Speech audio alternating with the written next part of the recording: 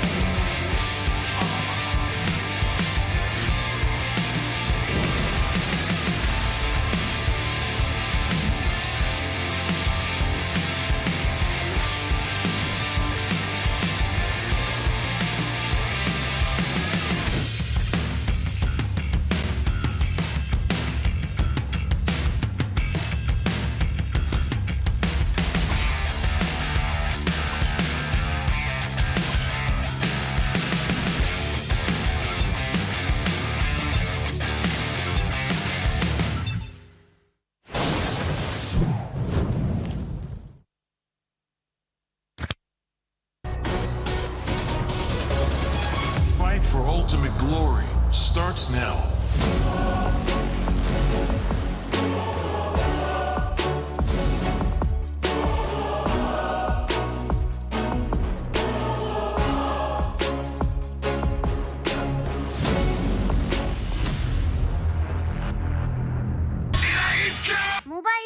M6 スイスウォッチ明治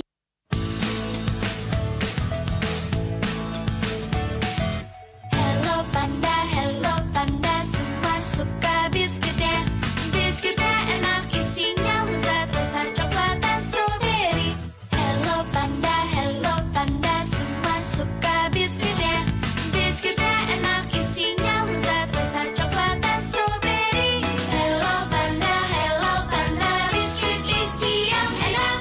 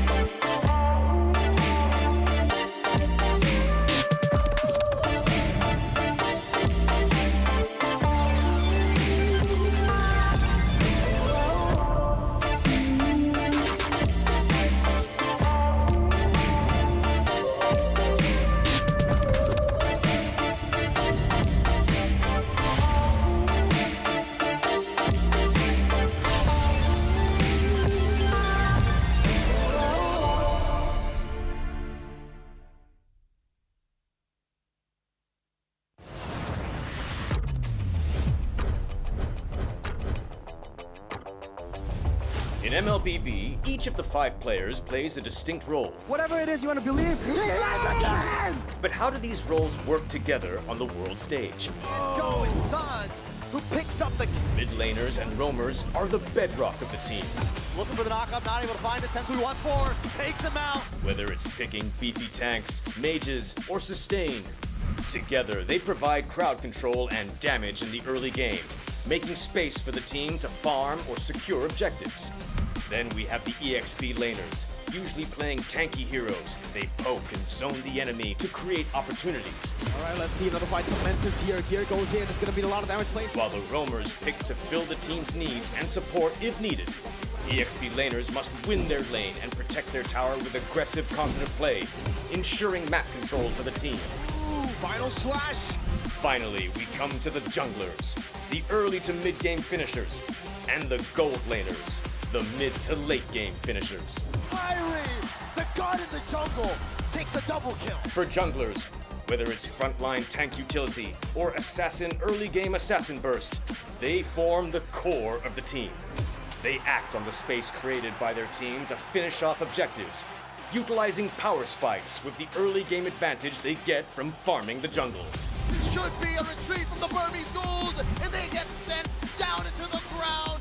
Gold laners focus on farming for gold to become late game monsters. 1v3. They are savvy observers, staying out of trouble and positioning well to deal the most damage with their fragile heroes. CW on releasing. Do you agree?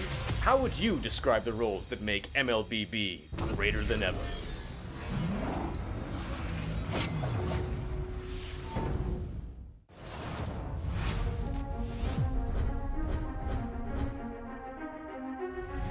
A new era begins at M6. But who are the rising superstars leading the way? In Latam, Maycam Evolve emerges as the new gem of the region. With Aurora's fierce adaptability and rookie sensation Super Nahuel, the Dynasty Enders made history, toppling the undefeated RRQ Akira after a 2.5-year reign. At MTC Turkey Championship, S2G Esports rises as a new challenger. Led by Sigibum's superstar performance at the gold lane, Pagu's playmaking, and Begin's rotation, they are ready to shine on the world stage.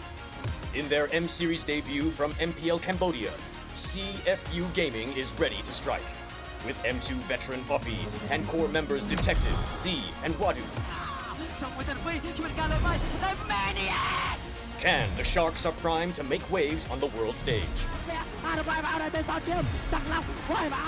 Returning to the M Series is RRQ Hoshi, the Sang Raja.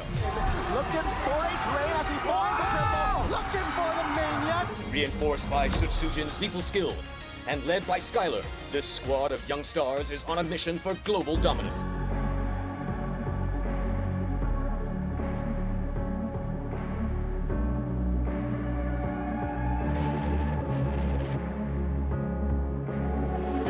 Lost in the shadows, feeling so small, but I've got a fire, won't let myself fall. Every hit taken, every scar earned, lessons in pain from which I've learned. When the world says I'm done, I'm just starting my run. Through the darkest of nights, I will find. You won't get me down, you won't get me down. I get back on track with a peaceful attack. I always come back around. I'll never back down, no, I'll never back down. At forced to behold any way to unfold. I always come back around. When worlds converge and dreams ignite, there are millions to witness the champion arise. With every challenge, we push with all our might, for we have only one goal, the ultimate prize. When hope seems so far, I'll reach for the stars. In the heart of the storm, I am reborn, I am reborn. You won't get me down, you won't get me down. I get back on track with a peaceful attack. I always come back around. I'll never back down, no, I'll never back down. Forced to behold any way to unfold. I always come back around. Battle, battle, taking the ride, make it, break it, hate it, I shine. You won't get me down, no, I'll never back down.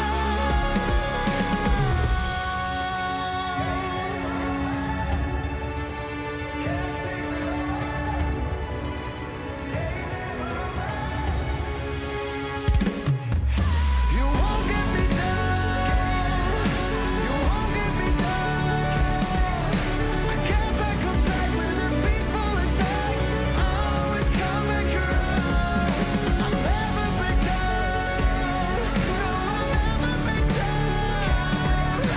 Forced to behold any way to unfold. I always come back around. You won't get me down, you won't get me down. I get back on track with a peaceful attack. I'll always come back around. I'll never back down, no, I'll never back down. Forced to behold any way to unfold. I always come back around, always come back around.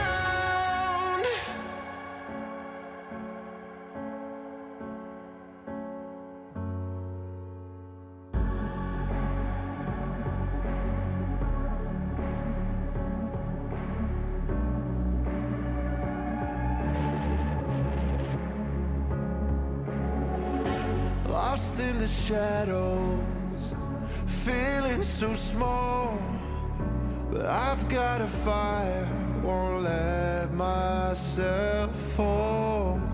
Every hit taken, every scar earned, lessons in pain from which I've learned. When the world says I'm done, I'm just starting my run. Through the darkest of nights, I will find.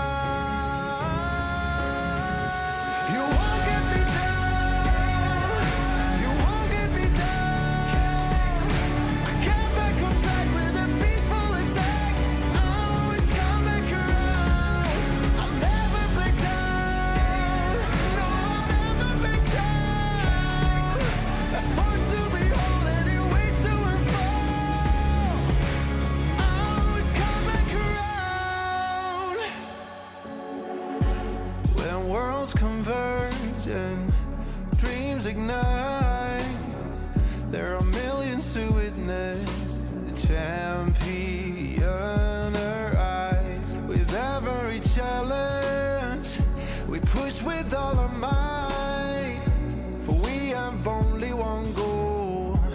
ultimate prize when hope seems so far.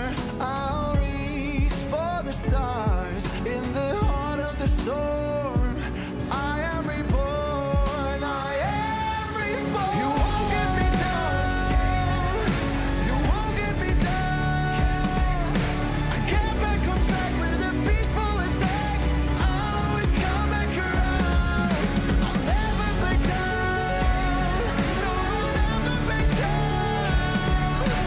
Forced to be whole and it waits till it fall. I'll always come back around.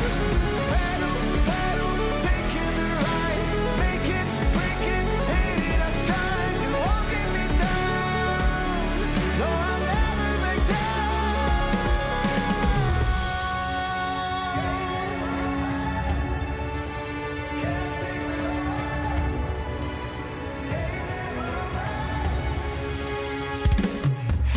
You won't get me down. You won't get me down. I get back on track with a peaceful attack. I'll always come back around. I'll never back down. No, I'll never back down. Forced to be whole and it waits till it fall. I'll always come back around. You won't get me down. You won't get me down. I get back on track with a peaceful attack. I'll always come back around. I'll never back down. No, I'll never back down. Forced to be whole and it waits till it fall. I'll always come back around. Always come back around.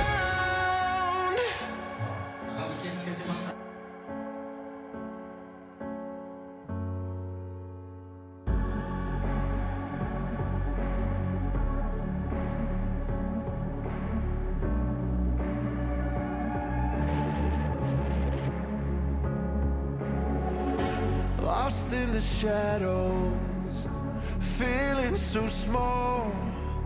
But I've got a fire, won't let myself fall.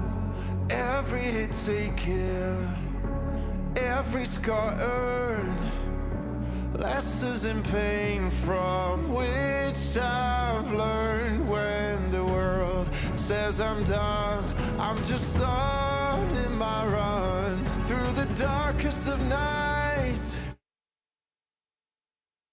以上，那这一次呢，我也会作为我们 M6 全球总决赛的场边记者，为大家带来现场的直击报道。 Hello Malaysia dan saya Poji adalah side reporter anda untuk bahasa Melayu. Hello Michelle. Hello, Poji, how are you today? Fine, thank you. And now, how do you feel about M6? It's pretty excited here, and what we just said is all about. We're gonna be like the court set reporter for you guys during M6, but somebody maybe doesn't know about what we're working for, right? Yes, true. About side reporter, it's quite easy. Side reporter, we provide gossip. We provide insights of what's happening behind backstage, and also we prepare gossip, lots of gossip for you guys, and many more.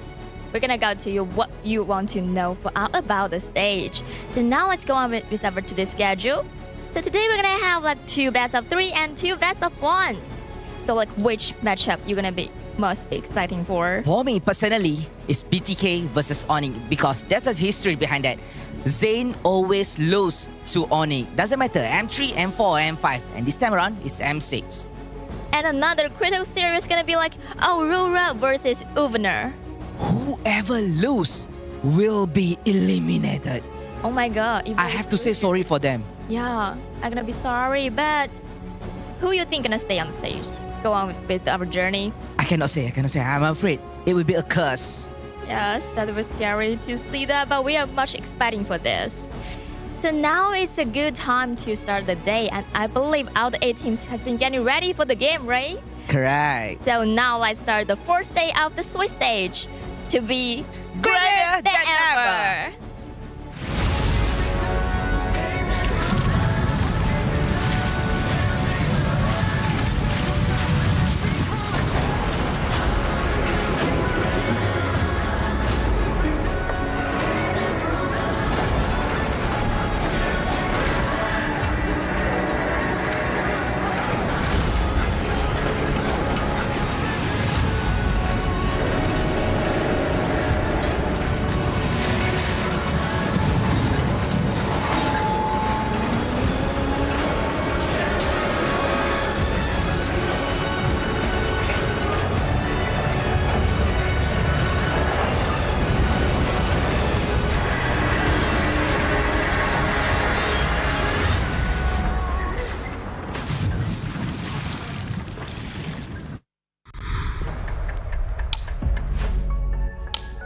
Imagine a world where two familiar teams who have long been part of the world stage, now on the brink of elimination. Why is it always you? Who are you even? Why every time I have a tough match, it's your face? You never even win. I think we're getting a little bit too close here. No.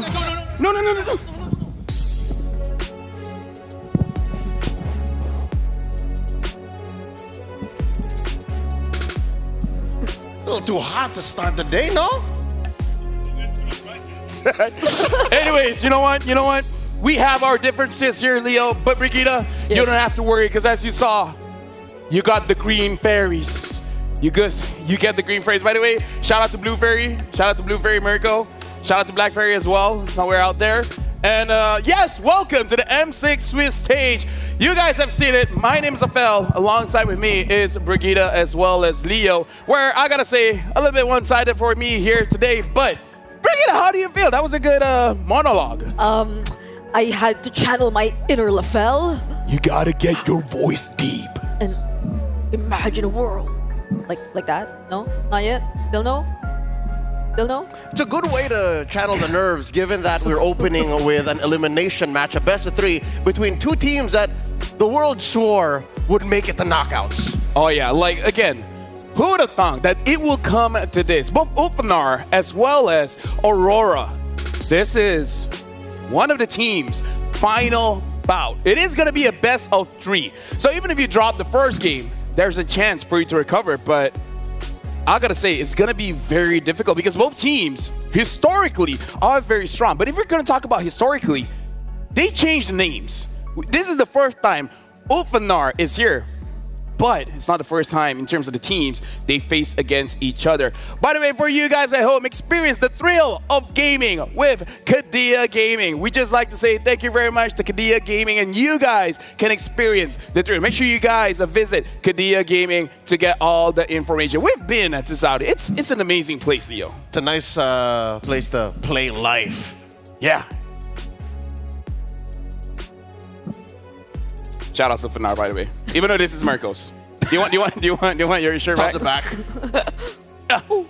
Hey, see, I got a good toss. But yeah. Right now, just to let you guys know, M6 ticket sales are still here. Even though, personally for me, Leo, I gotta say, even though we can't see what's going on in front of us, I would just like to let you guys know regular sales tickets are still online. You guys keep asking for it, and we're still giving out to you guys. If you guys don't get it, then you're missing out, because I saw people trying to buy, what do you call it? Walk-in? You can't. Oh, you gotta order beforehand. Yeah. Regular sale tickets.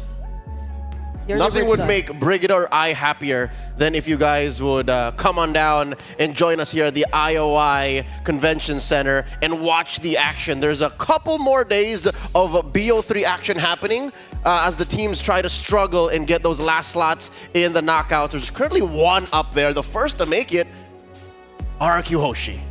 Can I just say as well, so far this Swiss stage has been amazing, has been mind-blowing. This is the first time, mind you, this is the first time we tried out the Swiss stage here in M6, and it hasn't been disappointing. A lot of teams are really struggling with this best of 1. So adaptations, this is the real test for all the teams. I mean, even for regions who've adapted the Swiss format prior to M6, they didn't find it that easy heading into this tournament, even with that much experience, because all the teams, they just brought in so much surprises, and all those who we thought would come in super prepared also were taken by surprise by those teams. I think it's unanimous. This is possibly the best group stage format we've had in the more than half a decade of MLBB esports. Yeah, and now we got to look at the faded matchup here, because again, both teams, different names, but they've met against each other so many times. Heck, Alien has met up against Edwards since like what? M4, M3? Even I can't remember. They've been at it for every single time. Look at this. So far, 0-1, 0-1, 1-3, changing names from Badel, Imperial, and then Fireflux. So far, Edward has always had the upper hand against Alien. It's the out-of-this-world XP laner versus Mr. Consistent.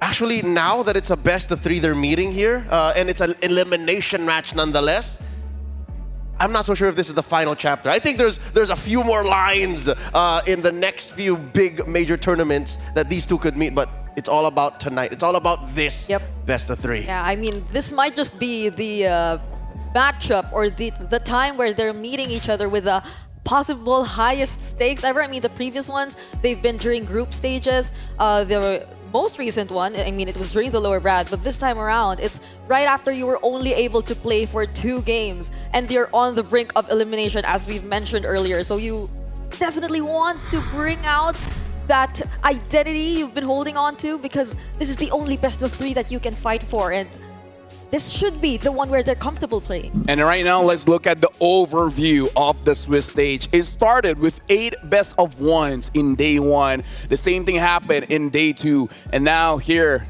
Sunday, this is day 4. RRQ has already qualified. Only one more team between BTK and Fnatic Onic Philippines can join RRQ, being the first 2 teams to qualify. But now we're looking at an elimination match between Aurora going up against Ulfandar, where yesterday Maycam Evolve lost against KBG and it was a 2-0. Aurora and Ulfandar, compared to other teams, they've been here many a times. Heck, Ulfandar, even though technically they were second place in their own region, but they're really the face of Turkey.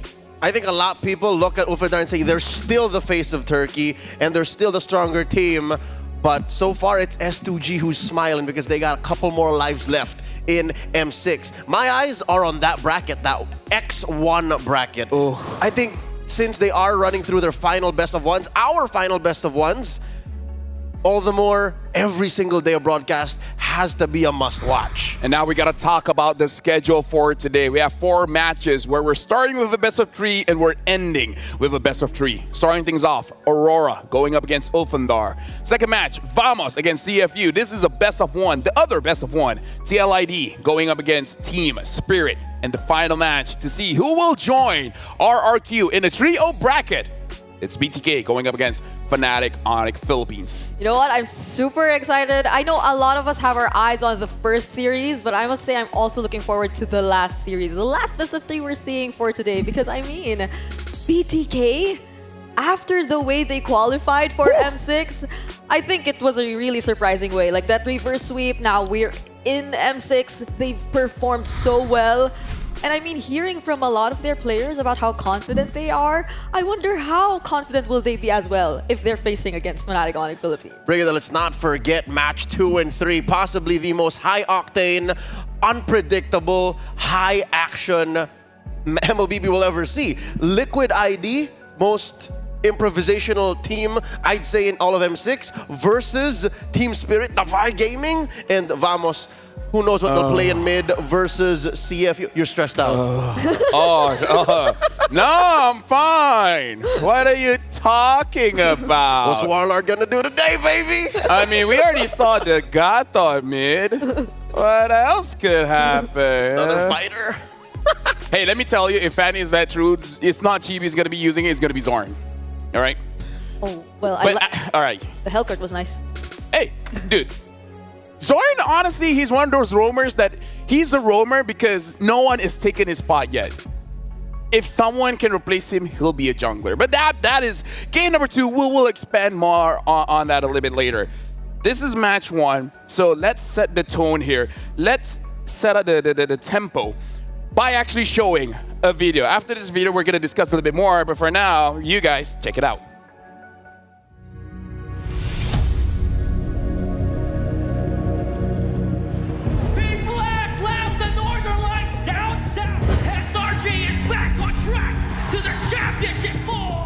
Give us 2 months before M6 at Malaysia, we will beat them.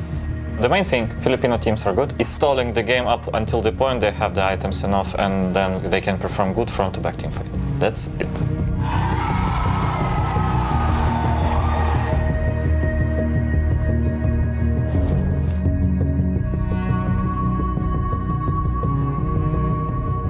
I think weaker teams really step up. I don't think there are really weak teams. All the regions now are really evolving and they really can be matched against anyone. the tournament that we are attending, it's most of best of 3. So this is the first time that we are in a best of 1 situation. It was hard for us because we are not expecting to go down 0-2. It's hard to like bounce back. The goal is to survive the Swiss. Claim the series and the ticket to the World Card Final. MTC'de ikinci olduk. Beklemiyorduk zaten bunu. Sonrasında Wildcard'a çıkabileceğimizi biliyorduk. TK is back on the world stage. Şu an M6 da bizim için iyi gittiği söylenemez. Tek bir kaybetme hakkımız kaldı. Bilmiyorum artık. En iyisini göstererek çıkmaya çalışacağız yani. We are strong as fuck and go fucking FF and cancel it, like go home. Yani aslında Bo1 bizim için iyiydi ama ne yazık ki bu sene Bo1'leri kötü geçirdik. Bo3'te umarım daha iyi oynarız ve yeneriz. I heard that Apex and Sigi made a promise between each other and that one of the teams will make it to playoffs. And I hope this promise will come true. Yarınki rakibiniz zor Furkan abi. Aurora ile oynuyorsunuz. Umarım birlikte ilk 8'e girmeyi başarırız. Yun, yung motivation ko syempre, yun pa rin, hindi pa rin naman nagbabago. Pati yung drive ko nandito pa rin naman. For NJ, I know there is a lot of responsibilities and there is a lot of like decisions that you need to make in game and outside the game. And I believe in you. Just make sure that all of us has your back and we trusted you as a captain. We're come back stronger in best of 3. Şimdi her şeyimizi verip kazanmamız lazım. Çünkü başka bir şansımız kalmadı.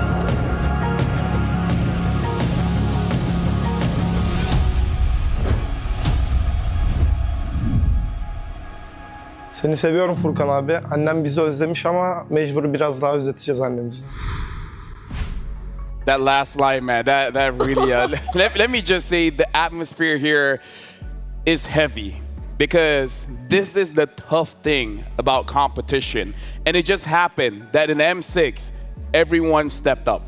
No team has really been lacking, and now we're at a point between Aurora and Ulfandar. Only one team can keep their promise. The beauty and the brutality of this Swiss rears its ugly head. And the layers in this storyline, the brothers, Sigiboom and Apex 47 promising each other, calling mom back home, hey, don't expect for us to come back just yet. We're still trying to make it the knockouts. The fact that Renegade came back, worked hard. What is this? Almost 6 months of your life. Yeah. Down the drain because of 2 best of 1s? Yeah. And we're seeing so many similarities in terms of these teams, in terms of what they're trying to fight for, in their like the stories behind what they want to prove as a team here in the world stage. And I really feel like there are a lot of aspects between these two teams that are so similar, which might potentially clash as we head into the game later on. I mean, when Coach Osprey mentioned about how he thinks the specialty of Filipino teams is really about stalling the game, I was thinking, could that apply really to Aurora MLBB? Because we know for one that that's kind of Aurora's struggle. That might actually be the pain point, because right now, if you ask me what the strength of Filipino teams is, it's finding that one thing that they need to get and going for it, bar none. Just all eyes on that goal. Aurora and Fnatic Onic, the Filipino representatives, that's what they're good at. And the fact that, was it just me watching those interviews? Please tell me if I'm wrong, there was a bit of a hesitation in the eyes and in the words of the Thorned Queen. Now, gentlemen, I have to put you in a tough spot. And yes, I called you gentlemen. No, she's a gentleman. She's one of us now. She's one of us. Yeah. Gentlemen, I'm putting you guys on a tough spot. In 3, we're going to show our predictions, including the score here. So I hope you guys got everything ready. Because in 3, 2, 1, predictions. Oh, score. Yeah, even the score. Yeah, this is mine. Okay. I gotta keep it real. I brought the shirt in. I'm all for Ulfanar. I'm a 2-1 kind of guy. And looks like Brigida, Aurora 2-1. And looks like, at least we're unanimous by saying it's not going to be a 2-0 here. Every one of us is going to be a 2-1. But you guys are going for Aurora. I'm going for Ulfanar. And one of the things is that I really believe in them. I really think that they're strong. And I believe that losses make you stronger. Oh. I mean, honestly, mentally, if they're there, they can do it. Honestly, like Ulfanar, they've been here for quite some time, right? Yeah. I feel like they just really were a little bit surprised by the sudden change into best of ones. But Aurora, it's different. It's a transition from best of one. Now it's just really best of 3. I'll tell you now, I think the worst part of being in a rut like this is when you're not sure of what's actually going wrong. Is it the draft? Is it the execution? And in my eyes, contrary to my prediction, Ulfanar have it cut out for them. They know what they need to work on. Their patience, the fact that they sometimes overthink their execution, and for Aurora, it's still up in the air. There's a lot that they need to work on. Now we're going to expand a little bit more on Aurora MLBB, but we're going to look at their team lineup first. One's playing today. It's going to be Domeng, Renegade, Yue, Demon Kite, as well as Edward. Yep, we knew for a fact that this is a new name that entered the MLBB competitive scene. They just debuted last season, but their chemistry, it clicked. It just suddenly clicked. But it didn't apply for the same when it came to their performance. It wasn't as consistent as we expected it to be heading into the season. So now, we know that Aurora tends to really take their time, but it's now or never that they're heading into this elimination match. Chemistry can only take you so far, and I understand what Matt said about having so much on the shoulders of the hitman Renegade. Over the past few days, the opening hours of the Swiss here at M6, he just can't find a hit, man. Oh, I see what you did there. But now we got to talk about their opponents. We're going to talk about Ulfanar, their team lineup here. And they have been impressive. They just haven't been able to close out games. Sunshine, Apex 47, Rosa, TNZ, as well as Alien. And might I remind you, Alien has gone up against Edward every year for the last 3 to 4 years. He has to do it again. I think one of the biggest parts or contrasts between Aurora and Ulfanar, which we have to see, is really playing out the early game. Because I think it was previously mentioned by a lot of us that Ulfanar, they really do great in the early, but they're just, it just so happens that come mid or late game, a particular mistake in the objective takes or a slight miscommunication costs them the game. So it's really just maintaining that lead and not allowing those windows of opportunities to go into the hands of your opponent. 563%, I agree. I think TNZ needs to stay on point. And Rosa's shown us amazing moves all throughout the wildcard. Even in Swiss, even in the games that they lost, Rosa's moves are undeniable. But once you get past Turtle 2, once you get past Lord 1, TNZ needs the help of everyone on the team to maintain whatever momentum they have to start with, or get a better position so that Sunshine can actually shine. It's been so hard for gold laners these days to win, especially when the opponents get their hands on like a Bruno. That's another trigger word, I think, that opens up a whole can of worms. Don't get me started, but panelists, I got to talk about something here, because we can talk about the draft all day, every day. But something, especially after that video, is we really got to talk about the mental state of both teams. Yeah. Because might I remind you, Ulfanar, after that win against Dianfeng Yaguai, TNZ broke down. He was in tears. Like, he was happy, but at the same time, it does show that the games affect them really, really deeply. So in a game, if Aurora puts on too much pressure to the point where Ulfanar does not know what to do, that might be their downfall. Yeah, but I hope Aurora themselves, they also aren't being pressured as much because they're in a really tight spot. And the past 2 games which they played, I didn't feel like they were really able to perform the way they wanted to. It feels like they were really held back. I really want to see a lot more options come in for Aurora MLBB, like their plan Bs coming into play, their plan Cs even, because for the past few games that we've been seeing them, it really felt like they had this idea, they came in prepared, but once it doesn't fall into place, it becomes so hard for them to look for another way to deal with everything. Yeah, and right now, as we're watching the ping test video over here, by the way, thank you very much to ROG Phone 9. Like, they are the one enabling the players to actually be able to do their very best on stage. You guys are witnessing the ping test here, but we heard the take coming in from Brigida. Now I gotta ask you, Leo, as a panelist as well, what are your thoughts on the mental state of both teams? Here's what's odd. A lot of Aurora's players, a majority of them, 4 out of 5, have international experience. Domeng, the next standard, I'm not so sure, but a lot of pundits, a lot of critics say he's just not the same on the world stage. So if they can fix that here in this best of 3, then all should be dandy for Aurora. Ulfednar, it's less about the mental. I do acknowledge that TNZ, whatever happened after that match against DFYG, that's real. Whatever's going on right now, that's real. It's just, that's less of a problem in my eyes. And now we have an M-chat with Osprey. We asked him, what did you learn from your recent losses? And then he said, we made some mistakes on the second turtle, which had led to a shaky performance. Because of this, securing the consecutive Lord or turtle became harder. Basically, we weren't able to execute the draft properly.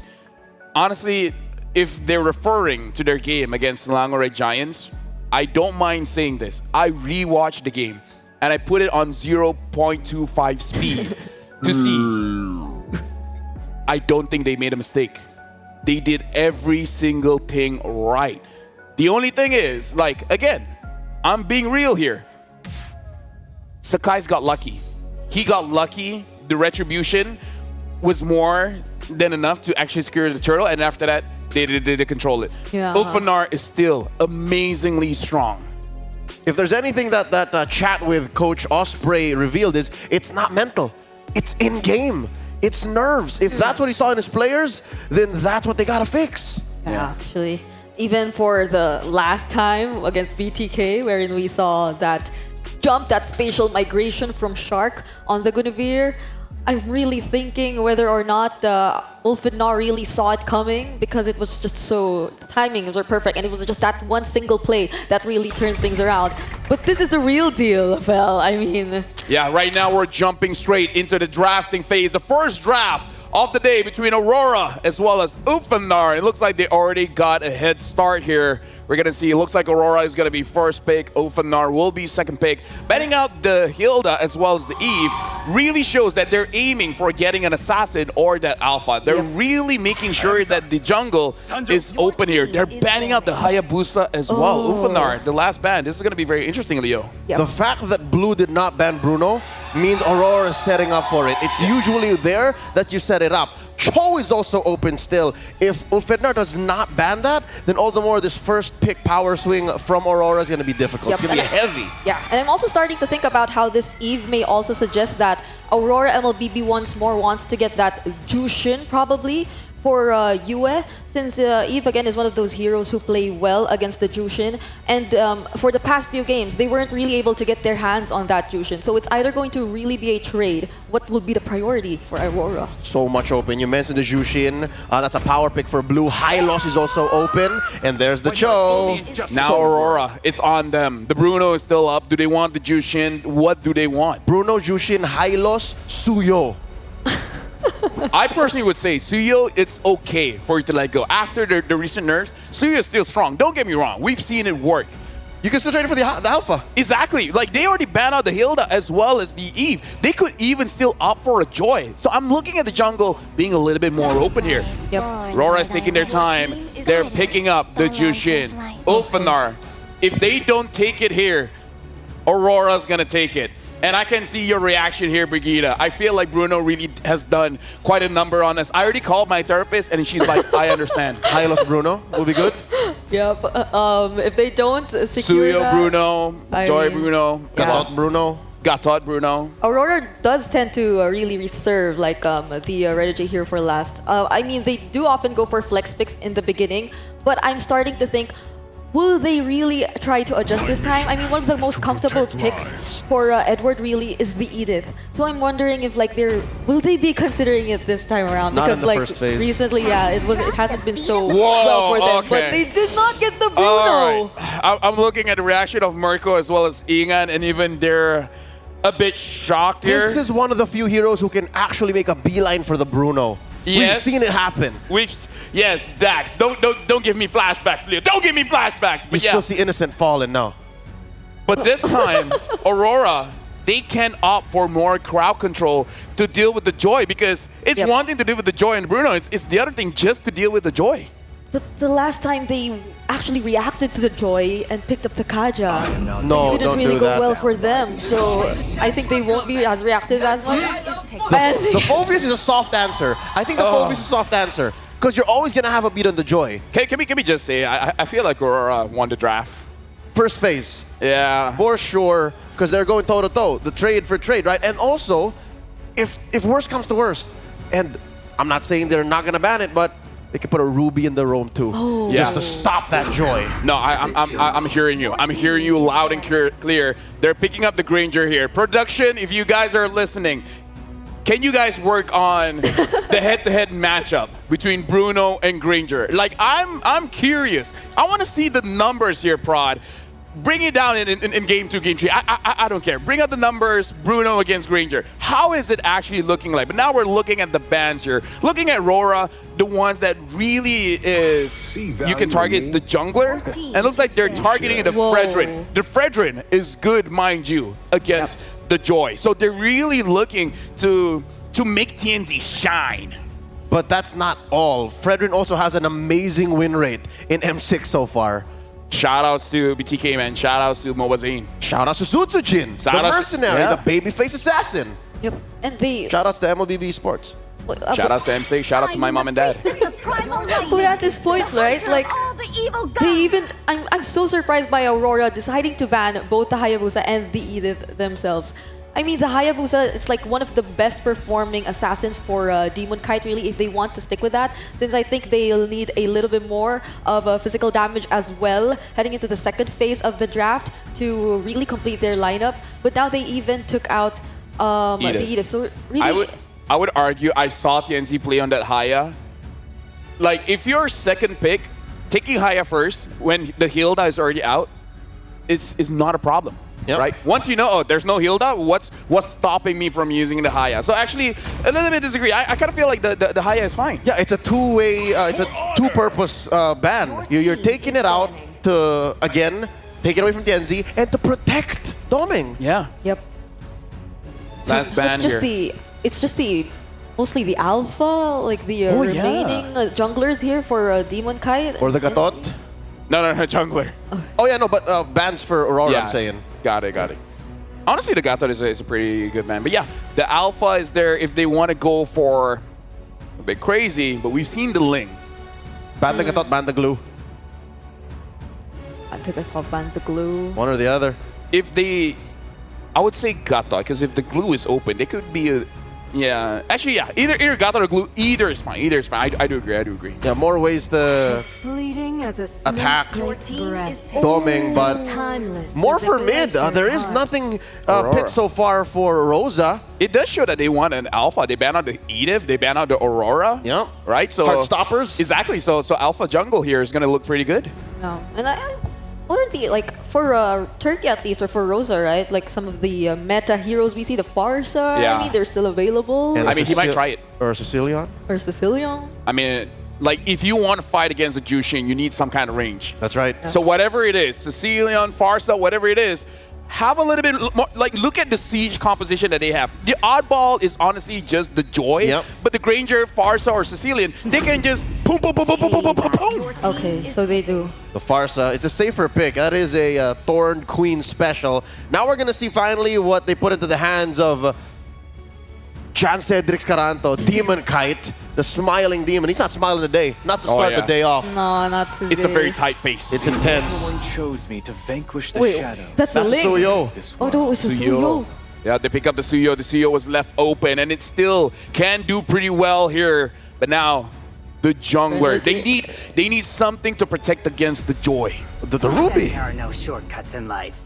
Wait, they got a chip? Oh my god. It's open, but I don't know if that's what they need. I agree with you, Leo. I don't know if that's the right call unless they want to do exactly the opposite of what Coach Osprey read the Filipino meta as and just go full on aggro. Just speed it up. You think we're going slow? Excuse me, my man. We have layers to how we play. Just fold the map in half, bear down on Sunshine, bear down on Rosa, forget about what TNZ's gonna do. All right, final hero here for Ulfanar. The Hylos is still flex. Can be XP. Gatot's still open. Gatot is still open, yeah. Glue is still open. Glue. Arlot's a good answer to the likes of the Loyi and the Chip. Like, whoever comes through, just... This place is like blood. Wait. Carmilla! So there have been a few isolated cases of Carmilla XP, so we don't know what Lunar's gonna pick here. Oh. This is all in my eyes. Alien rather. This is all in. This is all in on team fight. You got a good one, you're gonna win that one. Thank you very much to our panelists. Now we're taking it over. We're giving it to Mirko and Ingan. Oh, man. Oh, man. Ladies and gentlemen, welcome to the caster desk here. I'm here with Ingan. It's Mirko. The hunt continues for Ulfednar up against Aurora, the Northern Lights. And just as a reminder, this is an elimination match. Both are in the 0-2 bracket. Now the question is, will history repeat itself? Will Aurora once again upset or overtake Ulfednar? Just looking at the draft, Mirko, it was really intense right from the start. Again, though, for Ulfednar, their main vision, their main sight is still, we're going to counter the Bruno. We don't want to pick it up just yet, ladies and gentlemen. Without further ado, I know you guys are all hyped for this. Aurora MLBB takes on Ulfednar in game number 1. Momentum is very, very important in the best of 3, and both these teams are no stranger to the best of 3. Welcome to the Land of Dawn for game number 1. Tianzi and Demon Kite both starting on purple. Okay, so both of them aren't really, are actually used to pressure. Because if you can recall during MSC, Rosa actually said, and the rest of Ulfednar said that they always have a first game series curse where they always lose the first series, but this time they lost 2 already. And Aurora's used to climbing out of the lower bracket, so they're used to this pressure now. It's just going to boil down to who is going to rise above that pressure. Well, you guys can certainly rise in-game if you guys want to get, you know, some cool skins for you, some actual exclusive skins too, like the Claude M6 Challenger Spark. Go ahead and complete all active tasks during the event to reach level 75 for free. Get amazing rewards, including the Claude Battle Emote too, and also that Glory Avatar Border. Ulfednar, early on, I mean, taking a look at the Sunshine actually going for the Quantum Charge. Usually we see more of the Impure Rage for the Granger in the lane, and it is still the same though for the Festival of Blood and also the Rupture. Master Assassin for Domeng. Yeah. He's really gaining that confidence on the world stage. Again, he's not going to be considered the next standard if he hasn't proven himself, but this time he has to. Okay, an early engage coming in from both of these teams of First Blood onto the Hitman. Not looking good, but Yue wants to answer, and there is the Revitalize, the Sustain coming in from Ulfednar. Great start to the game for Ulfednar. Good timing too. Despite the fact that Renegade here has gone for the Concussive Blast. The mid-prio still, Ulfednar was able to fight it off. And unfortunately, they're going to have to wait a bit longer. Edward on the Brave Smite. It's all about sustain here in these team fights. And Edward with Yue, they'll both be able to get level 4. Apex 47 still level 3 with Renegade. And Alien's going to be delayed quite a bit. Ulfednar have to concede. And Aurora MLBB looks like it's going to be an uncontested turtle for them. Hey. But they still want to go for the clash. There you go.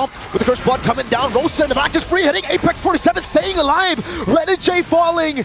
Apex picks up the kill. Yue goes in and brings down one more, but the counterattack coming in for Ulfednar. There's the Feathered Airstrike to bring down Yue, and it looks like Aurora a bit more than they could chew during that clash. They already got the turtle, but I think they got a bit of greedy. Oh, Domeng! Sunshine's gonna go and gun him down for a bit. He's gotta respect the damage. Tianzi! Okay, Tianzi. Very, very, very in a peculiar spot there. Got taken down once again from Aurora, so Aurora still, they're relaxed. They know that they can look for the trades that they're wanting for. They know their power spike, the capabilities of their lineup, so they're gonna try and be as disciplined as possible. But again, we know the playstyle of Ulfednar. They really rely on the mid-trio, the aggression. They invade as much as possible, and they could do this with the current composition that they have. Again, they have the Joy.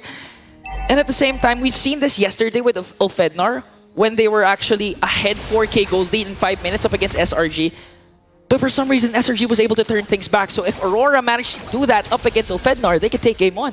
You got to be clinical in these initiations, though. We heard exactly what Lofel said earlier in the panel. Ulfednar, they played the game perfect up until turtle number 2. Even in turtle number 2, it was right. Apex stunned up, no pressure here. Apex will just take a bit of damage there. But Ulfednar's setup has been really, really good. It's just the fact that Sky's got that crazy retribution in turtle number 2. So Aurora, can they do the same thing? They have a chance to do it. They have Suyo. Now they're going to try to look for a possible dive, but Sunshine's holding in this lane so well. Okay, so this is where the discipline from Aurora is showing once again. They're showcasing their discipline, their macro. They know that they can go for the over-aggressive, over dives that they've been showing for the past 2 days. They really want to play this as safely as possible because they have the Bruno. And again, looking at the stats, Bruno has a 72% win rate all throughout the M6. Both teams are hovering over turtle number 2. This was the spot that Ulfednar lost their swing, their gold lead. It swung back to SRG. We also heard from Osprey, the coach of Ulfednar, that the PH teams, they like stalling the game. And so far, I think Aurora has been doing a good job at stalling, despite the fact that they are 3 kills down. The gold lead is non-existent. Ulfednar neutralized. It's completely neutralized, that gold lead. And Aurora are actually taking things real slow. They're not rushing into the neutral objectives. Because again, they have the chip. That when it comes to those neutral objectives, the late game objectives, the Enhanced Lord, the Evolved Lords, they have the chip. And we saw what Twisted Minds did against RRQ Hoshi for game number 1. That chip was crucial for their macro play. That's why they were able to turn things around. Even losing all the inhibitor turrets, they were able to still win. And now Ulfednar wanting to get the higher ground on this turtle pit as Aurora MLBB looks to find the trade up top, get the turret instead. Granger is already very low. Renegade pops a shortcut. Okay, here comes a shortcut, but will they go there in time? Trying to go for Rosa. Defender extra takes there with the flicker. Renegade taken down. Alien brought back to the team. Edward going for the front of pursuit. Tienzi gonna go on towards the turtle, but Demon Kite wins the red tree battle. Edward caught against 5, jumping in with in front of pursuit. Alien knocked up and taken down by Edward. Now it's Domeng, who slide tackles forward, will be thrown back again, and Apex can't run away. Demon Kite severs his soul. This time perfectly executed for Aurora. We have to give a lot of Edward for forcing out the flicker out from Rosa when he casted that feathered airstrike, really displacing the members of Ulfednar there. That's why they weren't able to maximize the capabilities of their skills, and now they have an established lead of 1.5k. Look at Renegade on the back line, stopping Rosa's feathered airstrike once again. UA with the lantern there. Here comes Tienzi, but Renegade is a bit too deep there, and Ulfednar will punish that. That was an interesting dive. I thought the crash course was ready together with the shortcut, but it turns out no. It was still on cooldown, so a bit of an off flank there. Ulfednar was able to just punish them. Apex wants to continue the charge. And charging for Domeng. Glorious Pathway is there. 3 members of Ulfednar might be able to take down the next stander. That was a good initiation from Ulfednar. And now it looks like they're giving Sunshine huge amount of space to work with. Renegade looking for the flanks. Tienzi catches him. Okay, does he have the shortcut though? Again, Renegade looks like he's gonna die, but he was able to cast the crash course right on time. Sunshine taken down. That's a killing spree for Edward. Tienzi's going wild in the back though as Edward gets isolated completely in front of Pursuit with the Crimson Beacon. It's a shutdown. Oh no, Yue looks like he's gonna fall down, but Demon Kite jumps in. No. Once again, one more kill will bring down Tienzi, but gets caught up by 3 members of Ulfednar. The answer is there, but Demon Kite escapes. Woo! Demon Kite, the smiling demon at the start of the game. He wasn't smiling, but I bet you he's smiling now. A clean escape. But still, it was Aurora losing in the trade. Ulfednar were able to clinically get the targeting down in the fight. And Renegade's got to be way, way more careful here. He's in the bush. Are they setting up for something? Let's see. Okay, they're chilling. They're chilling for now. Turtle number 3 will spawn in the game. Sunshine spots him out, and Ulfednar have rotated Sunshine together with Domeng. Domeng is actually almost 2 levels ahead. Yeah, and so far, Aurora MLBB still holding on to this 2k gold lead. They're going to approach this final turtle tick clinically. Yue just doing out his work, trying to zone out the members of Ulfednar with the Lantern Flare. On the other hand, Demon Kite working on the bottom lane. Again, they have the chip, so at any given moment, Demon Kite can be present in the clash, but they're going for Renegade!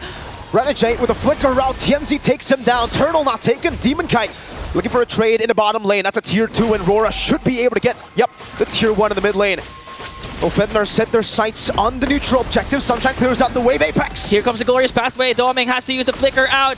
And Edward into the midst of everything, just casting the Infernal Pursuit. They want to fight it out because Demon Kite is right on time. Goes for the damage, and Edward cleans him up. Now Yue popping Sunshine out. That's a flicker. And Ulfednar disengaged. They get the turtle and trade it for Apex and Alien. Tienzi. No, there's no way he goes for that. Just goes for the wave clear in the mid lane. Whew. We got some action here. I did not expect this game to go this way. Action-packed, 8-12 scoreboard, 8 minutes in. Domeng gonna safely get the turret up top. So that was a good play coming in from Aurora MLBB. They were also able to get the turret down below when Demon Kite was working on it. And the rest of the members of Aurora bought enough time actually for Demon Kite to catch up all the way from the bottom lane to the top turtle pit. That's why they were able to take 2 kills although they traded for the turtle, it was well worth it for Aurora MLBB. Now they're ganging up on Renegade. Electrifying beats. TNZ looking for Renegade, gets caught. The immobilization. TNZ goes to the back, gets pulled down by Doming. Edward caught low. Edward was able to flicker out, and here comes the counter attack coming in from Aurora MLBB. Demon Kite onto the back line, gonna bring down Sunshine. Another kill. Alien as well will fall down. A double kill for the smiling Demon. The Demon smiling, all right, especially with that flank. A phenomenal play from Demon Kite to swing it again back to Ulfednar. 4 members down, and Domeng has that Melfic gun. Rosa goes in with a feathered airstrike to clear out and zone out the members of Aurora MLBB, saving the inhibitor turret down bottom. And now it's not looking good for Ulfednar. They have a 5.3k gold lead. Again, it looks like the meta as Bruno wins games. You have a 5.3k gold lead, you also have the chip, so it's not looking good for Ulfednar right now. You got that Melfic gun too, man. Ulfednar, they stuck to their guns by trying to counter the Bruno. Something that all of us kind of, reacted to already. Was like, oh man, they didn't go for the Bruno on second pick. Yeah, we thought it was Ulfednar's chance to showcase the Bruno, especially onto Sunshine, one of the best carries in the tournament. And if you know the rotation of Ulfednar, they feed a lot of their resources to their jungler and their gold laner, but this time around, it looked like all 5 of them are hungry for gold, are hungry for resources, just to match up the damage and the sustain Aurora MLBB has over them. Despite the talk about the Bruno, though, I will have to say, the shining member of Aurora so far, it's been Edward and Demon Kite. They've been the one holding Ulfednar back. Now, First Lord going to be contested. Renegade goes in with a crash course. Okay, feather airstrike coming in from Rosa, but Aurora MLBB will safely take away the Lord and will be disciplined enough to back away, not force anything. They want to actually use the Lord to their advantage as Doming picks up a Rose Gold Meteor. That's a Rose Gold, dog. A clean, neutral objective take for Aurora MLBB. 6,000 gold lead, and now we see the Filipino discipline. Now we see them take things slow. They were playing in the early game a bit aggressively, but now as they have that gold lead, there's really no reason for them to risk anything. You win? Oh, no. It was too close, but they were able to pop you as Flicker, though. So still, Feldnar, they were able to get the purple buff and at the same time expend a battle spell. So still win for Ulfednar. At the same time, they still have resources to defend up against an incoming Lord down bottom. Okay, let's take a look at the items here. Still for Sunshine, building towards his third. You can see a big gap in gold for the gold laners here. 9.4k to 6.9k, and that's why we're talking about the Bruno so much, It doesn't look like in this game he's doing too much based on KDA, but in the damage department and the fact that Ulfednar will have to save some of their resources for Doming, like the feathered airstrike, it's kind of tough knowing that he can just outrange so many of Ulfednar's members. Good clear though for Ulfednar. They have a Farsa, they have a Granger. It should still be okay with First Lord, but man, Rora, they're gonna go in. Doming just working on bringing down a bottom inhibitor turret. Now they're gonna transition onto the top lane. Ulfednar still has a lot of resources to expend for this defense, and Aurora MLBB, no overextensions, even though Renegade was off to a shaky start, 2-3 early kills onto the Hitman. He's playing this disciplined enough. He doesn't want to be over-aggressive, even though he has the flicker. He's just playing it safe right now. The poke from Sunshine, though it is great, it's not great enough to actually throw Aurora away from the siege. Doming Worldy. Look at the range. The poke from Aurora. They're the ones winning out on the poke battle despite the range disadvantage. And now we get to see the player head-to-head. Oh, plus 408 damage per minute, 226 gold per minute ahead as well. It's Bruno. Oh, Tianzi still gets that. Gets the red tree down. Demon Kite doesn't want to commit that retribution. So Tianzi is still a threat that is growing. We saw just how threatening a Joy could be in the late game yesterday in the SRG versus Falcon match. But now it's a bit different. Yeah. Aurora have the Bruno. Yeah. Or at the same time, we could see a repeat when I believe it was Twisted Minds. I forgot their opponent, wherein there was also a chip on the opposing team and a Joy on the opposing team. And the Joy who was defending actually used the shortcut to their advantage to get a win. So who knows, we might see a deja vu moment for Ulfednar with the Joy. It's all calm now. It's the calm before the storm as Aurora look to utilize their lead again. You mentioned this, Ingan, early on with the chip. They're waiting for the late game power spike so that they can use the macro advantage, similar to what Twisted Minds did yesterday. And for Ulfednar, it really is fight or flight. They're gonna have to look for a fight one of these days here. Aurora can play it as slow as they want to. it's going to depend a lot on Rosa effectively utilizing the feathered airstrike, because so far it always gets cancelled, or he always has to use the flicker to walk away because of the dives Edward is bringing in along with Yue. Yue almost all the time, Crimson beacons in, flickers in, just to make sure Rosa doesn't capitalize on the utilities that they have, and Aurora MLBB again will successfully take an uncontested Lord. Now it's an 8,000 goal lead, and it's an enhanced Lord in the 14th minute of the game. Though Fednar have good defenses, is it enough to deal with Domeng on the Bruno? Just constantly shooting from so far away with so much utility. Yue, Renegade, we'll see in the siege. Domeng already sieging mid lane. Oh, Lord coming in. Rosa in an opposition there. Casted the feathered airstrike, but cancelled it right away as Ulfednar trying to save their mid lane turret. They will successfully bring it down, and Domeng! That's a goal! The worldie connects Apex, 47 will fall! Domeng's going wild! Renegade onto the backline, they're going to bring down Alien, 2 members left! They're working on the Crystal! Domeng with a Maniac, and Aurora with a Game 1 win! The Northern Lights shine again! They start the tournament off 0-2. But this is Aurora. They always come from a deficit to defy expectations, to defy the odds. And in game number 1, finally, they get their first game win in the Swiss stage. For Ulfednar, this is a 3-game lose streak. The Hunt, what do they need to do? A few things. First of all, the Granger, Sunshine was already in the fountain, and Bruno still killed him, still had enough damage to get that Maniac. Where do we even begin? Let's talk about Bruno Granger matchup. Looks like, looking at the numbers here, Bruno has won 3 times, Granger has won twice, but now Bruno has won 4 times. Okay, to be fair, the draft was sound because they wanted to open the Bruno, take it down with the Joy and the Farsa. And I guess the Granger. Sure, but it just did not pan out because they didn't attack the Bruno enough. Yeah, and there was a response to the chip even. Like, they weren't so limited in terms of options. Even for their very last pick, they were able to adjust it a bit and pick up the Carmilla, which I think Ilion was able to play and use the Curse of Blood several times, quite on point. But it seemed like Aurora really found their timings already. They weren't really shaken. They could just like, oh, wait for a bit until like the Curse of Blood's already baited out, and then that's when we go in. And Renegade could even position himself like appropriately. So I put it here, but I attack the other people. So like you don't have anything else to think of when you just go into the portal. Gentlemen, including Brigida, you're a gentleman now. You're a gentleman now. Honestly, when we're talking about this game, I want to look at the macro here. I want to look at the trades, because if we're looking at the draft, I agree with what Leo said. Honestly, the draft, they're looking pretty good. Both sides have their logic, have their win condition, has their losing condition, but the way Aurora played, you take the turtle, I take 2 turrets.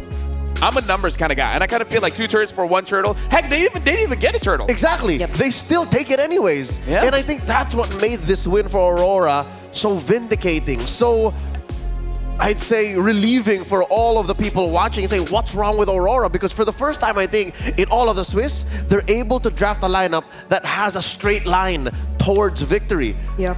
Talking about Ulfednar, let's look at the other side of the coin here. They drafted a lineup that can answer the Bruno. I'll tell you now, I think the way Ulfednar was thinking, they were still thinking of the Bruno even in the second phase. Yeah. And if you do that, you're already fighting a losing bout. Demon Kite was free. Heck, Yue was free. Hell, the last pick chip made sense. Yeah. So, I get it. You were talking about the Curse of Blood, Brigida. Yep. You were talking about how Renegade, all he had to do was lead the team post Curse of Blood. Yep. I think even that was part of Ulfednar's strategy. If you can, again, pop the Bruno even before he can start setting up his free hits, even before TNT can cut right through, you have to hit the Curse of Blood. So that it's extra combo, it's extra damage, it's extra setup. As long as you got that out of the equation, it was still Aurora's game. Yeah, and also, like, both of these teams, they really came into this game, they seemed well prepared. Ulfednar, they started it strong, supposedly, with those really fast rotations coming in from Chenzi. I mean, Joy is one of those junglers who can really rotate fast, even towards the mid lane. But this also feels like one of the most I would say one of UA's most careful games ever. Like, he wasn't the easiest target to look for in the early stages of the game. I mean, yes, Renegade, they found the kill on Renegade during like the first 2 minutes of the game, but after that, they did not hold back. They were still just as aggressive as ever, and they were able to shut down a lot of possibilities from Openar. Safe to say, Aurora gave up the kills that they could afford at that point in the game, and that was an economic trade that played into the long game. They were feeling the benefits of that decision 12, 13 minutes in the game 1. Can I talk about, like, bringing it back? We were talking about the mentality of the players, and we saw at one point TNZ was chasing after Renegade all the way to the territory of Aurora.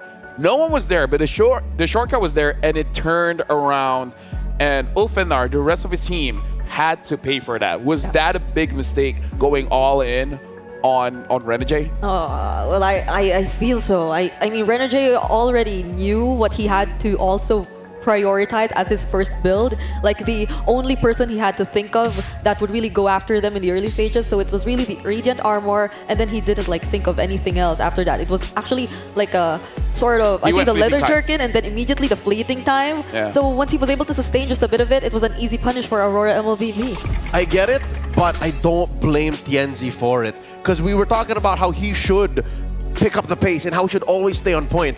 He had to make that decision, split-second timing.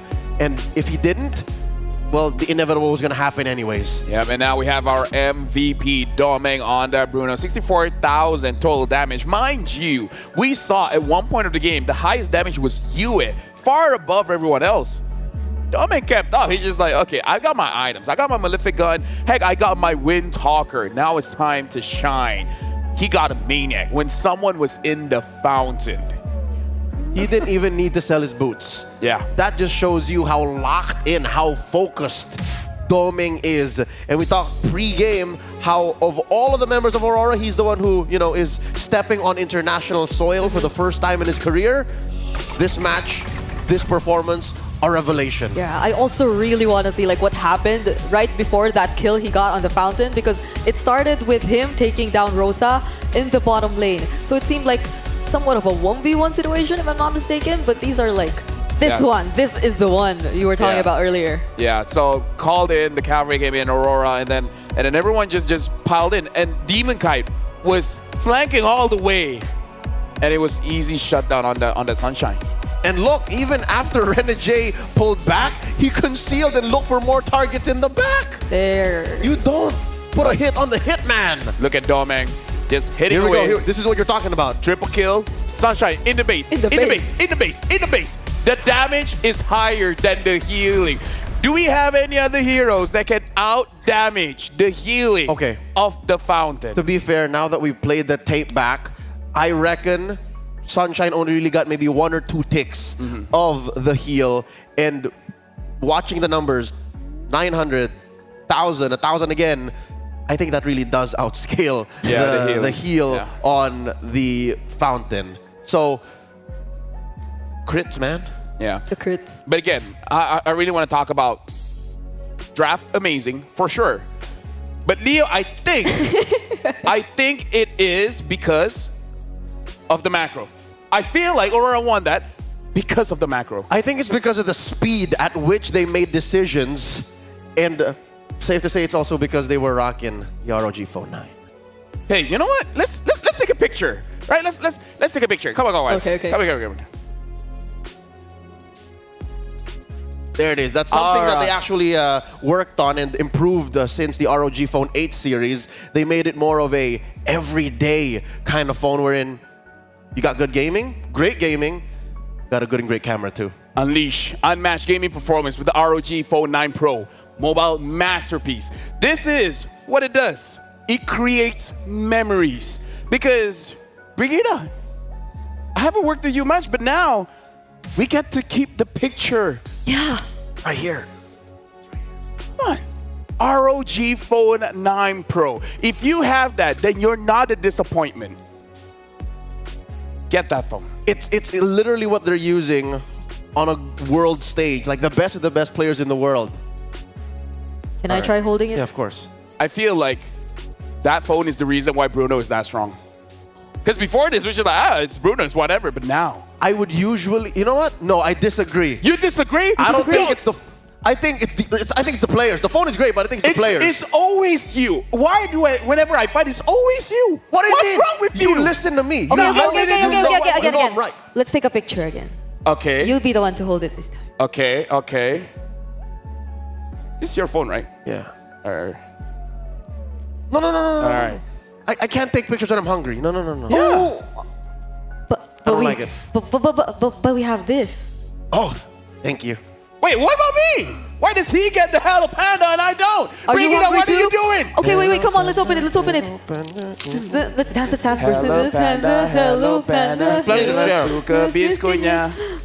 It's semua suka biskuitnya, which translates as everyone likes the biscuit. For you guys at home, fuel your game with Hello Panda. Crunchy biscuits filled with creamy chocolate, the ultimate snack to keep you energized. Level up your day and visit Hello Panda website for more. I can take a selfie now if you want that. No, I'm good. Okay. I already got my Hello Panda, yeah, that's what I'm saying. All right, switch yourself. Did he give your phone back? All right, here you go. ROG's gonna hear about this. Hey, if they send me a phone, I'll love it. Me too. Big Day, you take this. Okay, wait. What's this?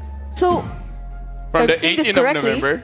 From November 18 to December 29, you guys have to participate in the M6 Lucky Gift. So guys, join the draw for a chance to win Claude's new Epic Skin, Challenger's Flare, and Beatrix's new M4 Epic Painted Skin Light Seeker. Don't miss this rare opportunity to get Beatrix M4 exclusive and M4 Prime skins returning for a limited time. You finish it? We've been told by Prod, keep some of it. Oh!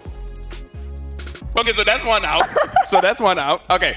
But you clearly see that there's... And Aurora is one away. I got it. You can... I think you can still... It ended up in your suit. You're fine. You're fine. Why is There it you slow-mo? We talked with Dexstar, by the way. Okay. In case you guys didn't know. We were able to catch Dexstar, and we got a quote from him. So now we have to see... That's really good, by the way, even though he entered the suit. We talked with Dexstar, turning setbacks into comebacks. He said, since this is our last chance, we're fully committed for the upcoming matches. In terms of drafting and execution, we'll go all in. Since our remaining matches will be a best of 3, we can adjust and adapt as the series progress. Unlike a best of 1, where we don't have a chance to switch the tables. I believe we will perform better under a best of 3. I think a lot of us would agree that Aurora, again, is really a team who takes their time. So, like, the best of 1 series, it felt like a struggle for them. So, I mean, it's a lot of pressure since from this point onwards, you're just on the brink of elimination. But, like, this might just be where they're most comfortable playing. The best of 1s were already them taking their time. I think the way they're looking at this is just an extended BO7. And we know that they do well in BO7s. For the first time in months, they were the only ones to really make the defending Filipino champion sweat in Fnatic Onic. So I trust Dexstar in them saying, this is it. Come the BO3, they're looking at it like an extended BO7, extended BO5. This is game 3, technically. By the way, small tangent. You know how every coach talks to the players and always tell them to have a best of 1 mindset? Yeah. Now we can see it's harder than you think.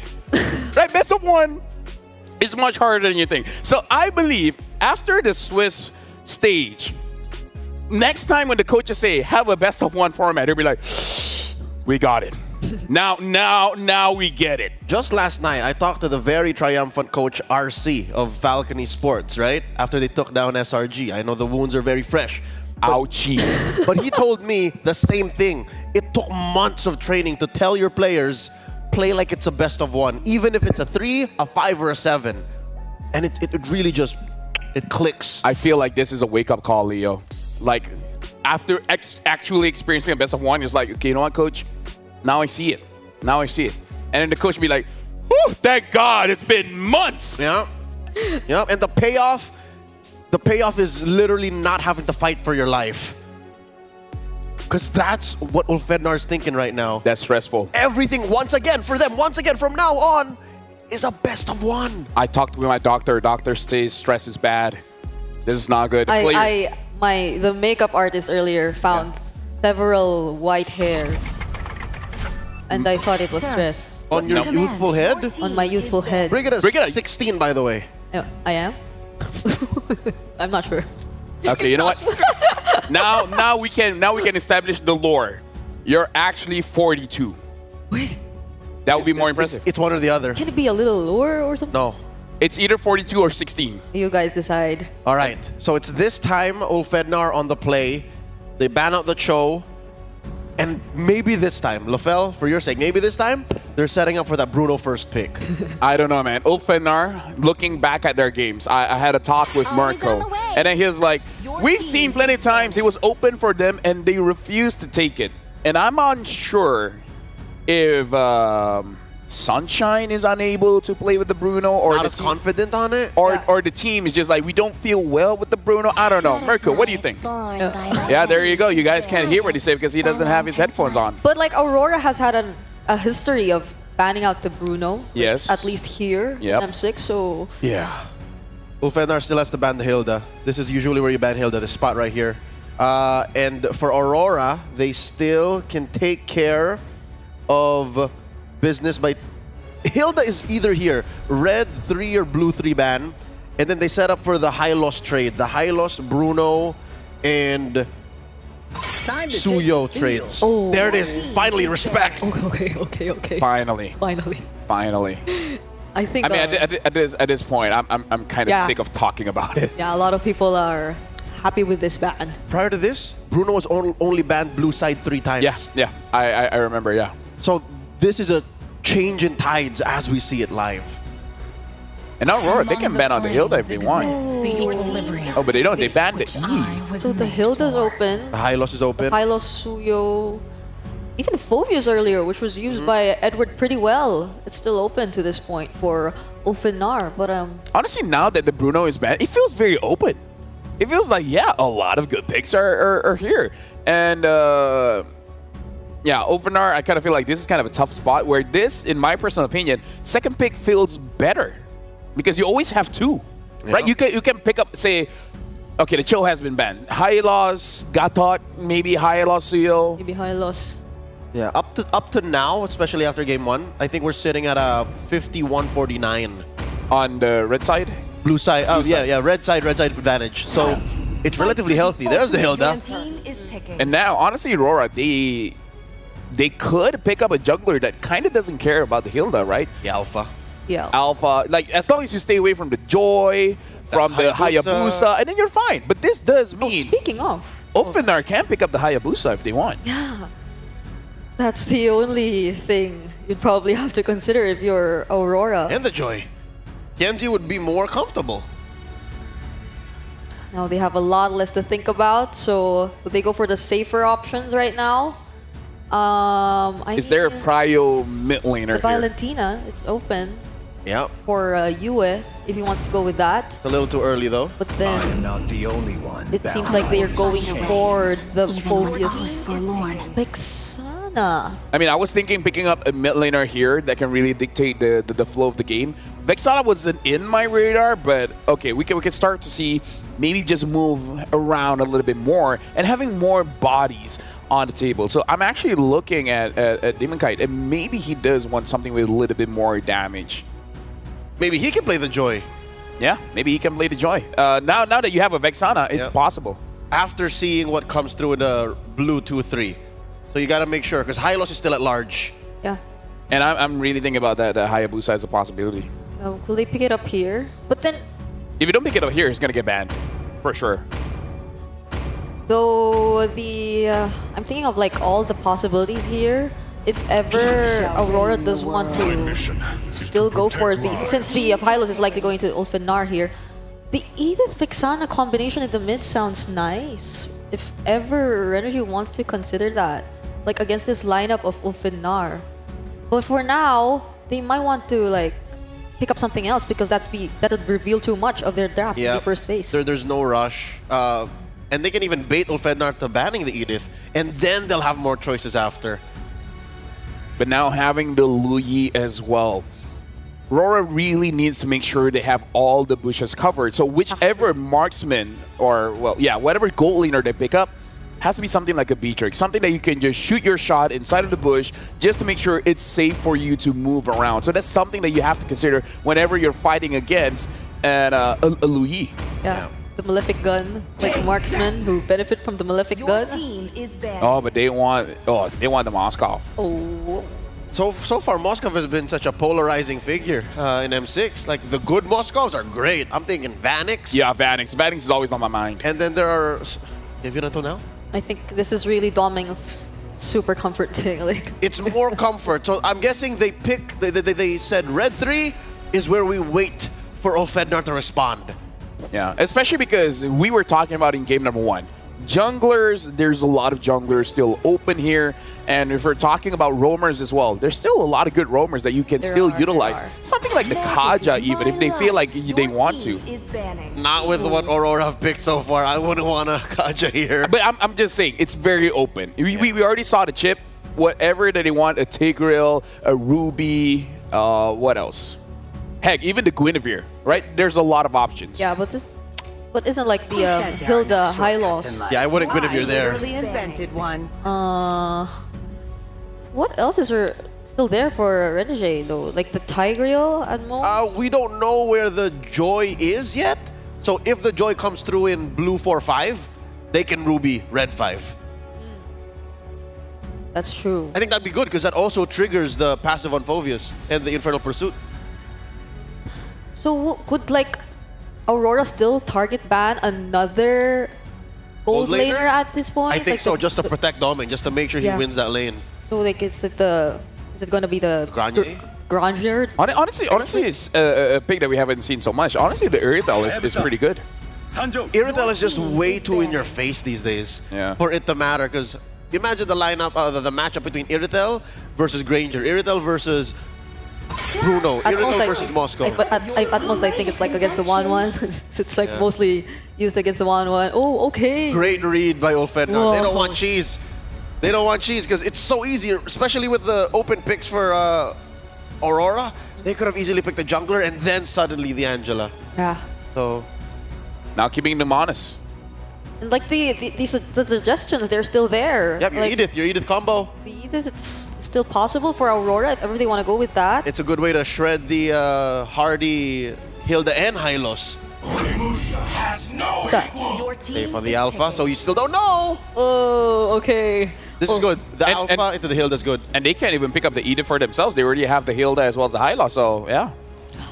Hey, what is the goal lane here going to be for Ulfednar? The Beatrix is still there. I mean, if you want to be safe, I guess the Beatrix is still fine. They could go Beatrix Joy. The Nolan also still available? That's true. Wait, is Suyo still open? It's... Yes. Yeah, Suyo is still open. Right. So I'd say Beatrix Suyo is safe. Beatrix safe. Suyo. If they want safe. Beatrix Nolan allows for you to play the map a little better. Yeah. So they go for either that or the Joy. Or if they want to go crazy, they can pick up a Claude with the Lee combination. I don't know if they want to go that local. Okay. They go for the Joy, and they go for the Granger. It seems like Sunshine really likes that Granger. I mean, Granger is fun to play. Let me tell you that. Granger is fun to play, but one of the weaknesses of a Granger is closing out the game. That's just one of the things. Yep, and closing in on range. Yeah. Despite the Death Sonata being almost at an infinite cap, theoretically, that's just a finisher. Yeah. It's just an initiator. You really can't win fights off of that alone. You're technically a mid-ranged marksman. So it's really like Granger just chunking everyone down and then letting Joy clean up shop. Yep. And does Aurora respond to the Joy? Like, do they react to it or pick a different option? Okay. I'd say this is both a reaction and a proactive move. Yes. This is a Renegade special. Joy comes in. How is she going to run away from the implosion? Thank you very much to our panelists. And now we're throwing over to Mirko as well as Inga. That might be the end of the game. I agree with you, Lafell. That might just be the end of the game. Welcome back to the caster desk here with Mirko and Ingan. And man, I don't know which one is worse. Leaving the Bruno open or giving Renegade the Tigreal? Giving Renegade the Tigreal, obviously it's a staple. That's why we call him the Hitman. And the Hitman is looking to be good with this pick. Let's see if he can hit. Man, on the Tigreal. Oh, dude. we haven't seen Renegade on a signature pick this Swiss stage at all. And now we get to see it, the Hitman on the Tigreal. Ladies and gentlemen, match point for Aurora. The Northern Lights shine brighter than ever up against Ulfednar, who must climb, who must try to equalize. Welcome to the Land of Dawn for game number 2. 1-0 to Aurora. And again, that signature pick with the Alpha 2 in the jungle against the Hilda. This is looking great for Aurora. You know, Aurora's really going to have a good time, especially if they don't get picked off, especially in the early game, because we know the power spike of the Alpha. Once the third turtle comes and they've secured it, it's going to be huge advantage. They can snowball and end the game early. And at the same time, I do agree with what Leo has been saying with the Granger. Although the Death Sonata is indeed a range type of attack skill. But the problem is when it comes to basic attacks, when it comes to pushing, it's not as wide as compared to a Bruno or a Moskov that could easily take down turrets without having to position themselves close to the vicinity of the turret.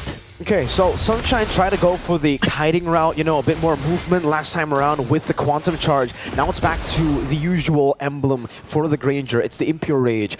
Does seem like Domeng, though, will still stick to that Master Assassin and work for him. Great Terrify from UA just to provide a bit more poke. But also, this is a safer choice from Rosa. Usually we see a lot of low Yis go for the Lethal Ignition. Renegade trying to go for that. Apex reading it really well. Everything else, though, quite normal, except, wait, Alien! Revitalize, Vengeance is usually the case for the Hilda choice of battle spell. This is Sprint from Mr. Alien. All right. Yeah, I think they want to go for the chase. Want to really outmaneuver, outposition Aurora MLBB, and I do agree. Although Rosa's pick is quite safer compared to what we've seen him using, I think it boils down to the macro of what they can do. Again, this team loves the macro, loves to pick their fights. They know their power spike, and with the presence of the diversion, they can actually play the type of the type of game Aurora MLBB is playing, which is dominate the macro later on. All right. Both teams taking it slow. First turtle spawns in. You would expect Aurora MLBB with the Alpha to just go in, but man, wait! Edward just won out that skirmish against Alien up top. Has to regen. Now Demon Kite's on at both junglers, level 5. Edward walking in. Okay, Edward just trying to clear out the zone. Alien has to walk away quite low. Edward goes in with the Infernal Pursuit, forcing out the Flicker, and Kenzie will get the turtle! But here comes the Spear of Destruction, but a Spear of Alpha! 2 spears connecting to bring down 2 from Ulfendar. Edward still on the chase with the Infernal Pursuit, forcing Rosa to recall. Yue, okay, try to go for the Curse Blast. Won't be able to find the range on that. The double spear from Aurora. It ends up being a trade. The turtle for 2 kills, and certainly I'm gonna have to say Aurora definitely got the value out of that trade. Way better than just getting the turtle. Tianzi though, now he's gotta be very careful when he decides to go in, because earlier, Renegade didn't have ult, bro. He got 2 kills just because of the setup from Demon Kite, and that's what's so scary. Demon Kite has been popping off in the Suyo earlier in game 1. Now we give him something like a playmaker, something like an Alpha. Sunshine. Oh, Sunshine. Whoa. Okay, no more Death Sonata. Domeng, although he got all the Death Sonata attacks coming in from Sunshine, he was able to out-sustain it. And this is what you can see. Why Sunshine is aggressive. Again, he has the Festival of Blood plus the Impure Rage, meaning he has a lot more sustain compared to Domeng. So let's just see how it falls down. But Demon Kite goes in with a Spear of Alpha to bring down Rosa. An Alien can't get the trade. Yue just flickers out. Rosa wasn't even given the chance to flicker out. He had the flicker. Demon Kite and Yue comboed in and chained their CC together so well. Well, Fender's got to be very careful here. Sunshine. Oh, man. Now. Oh, okay. No. Okay, we're good. We're good. Man. Renegade. No flicker for Renegade, but he has the Implosion, and Apex 47 will spot him out, so looks like Sunshine, the sun is still shining. He's safe on his lane.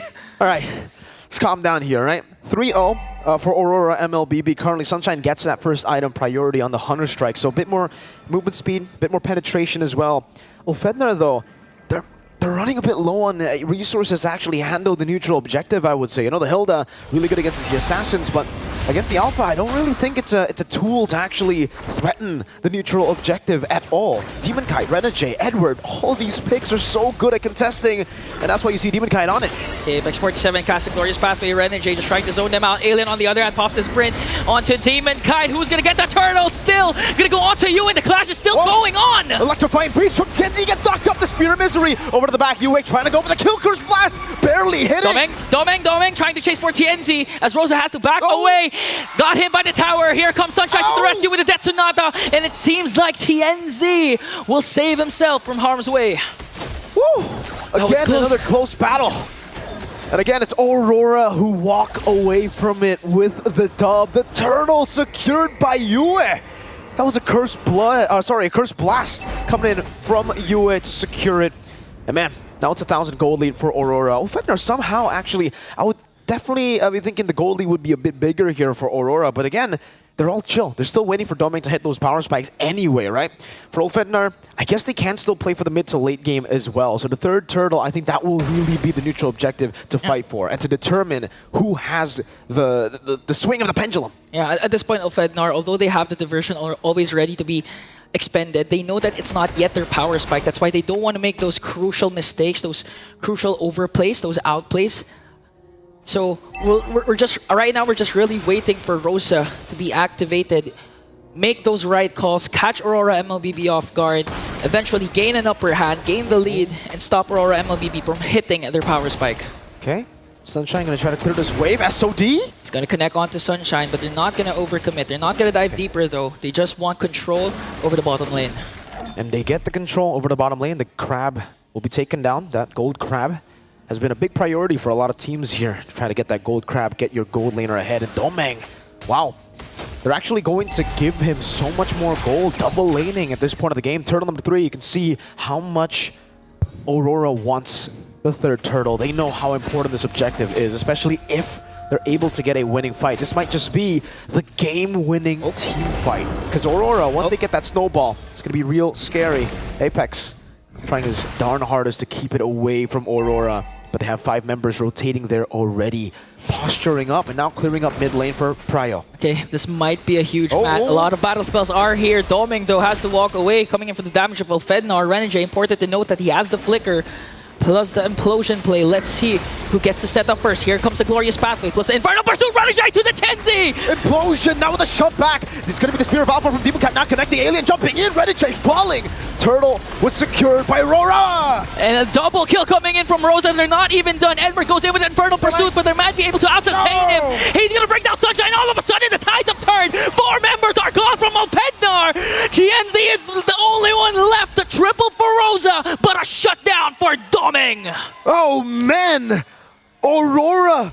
You see them take control of the fight, and it was Edward on a Phobius. Is this M3 or what? Last time we saw that kind of crazy Phobius carry the game, it was Edward, Mr. Man. Let's take a look at the highlights again. What the heck happened in that team fight? I'm not sure, and we have to clarify, but it starts things off with the Glorious Pathway coming in from Apex 47 as Renegade goes in with the implosion to try and zone out TNZ. But this is the good thing, Edward just dishing out the damage, being the sandbag at the same time, keeping Ulfednar at bay, enabling Doming to just burst down Sunshine. And a huge play for Doming also to cast that Spear of Destruction, and it connected to the backline. That's why they were able to chase down Ulfednar and get 4 kills of their own. That Spear of Misery landed on 3 members, I think. That's what enabled Edward to do that. Edward just constantly going at it. Rosa still respawning. Renegade there. Oh, SOD? No, it's just to zone them away. They're going to get a tier 1 off of this. And Ulfednar are back, just going for the defense. They didn't get the turtle. They didn't even get the favorable trade in kills. Aurora in a slow game. They're the masters at this. I like how Renegade is responding right now. He's not after those flashy hitman plays that we're used to see with the 3-man, 4-man implosions. He wants to go for the proper target. And for that previous clash, the proper target was TNZ. To have Ulfednar zoned out, although they got the turtle, Renegade's play was able to misposition the members of Ulfednar. That's why Edward was just actually able to wreak havoc and give enough space for Doming to just do the free hits. 2-0-6 for this Moskov compared to a 0-1 for Granger. It's not looking good for Ulfednar. And if Aurora MLBB manages to pull off something like that once again for this major objective, it could be the end for Ulfednar. 9 minutes, 31 seconds, the Marksman Trinity build.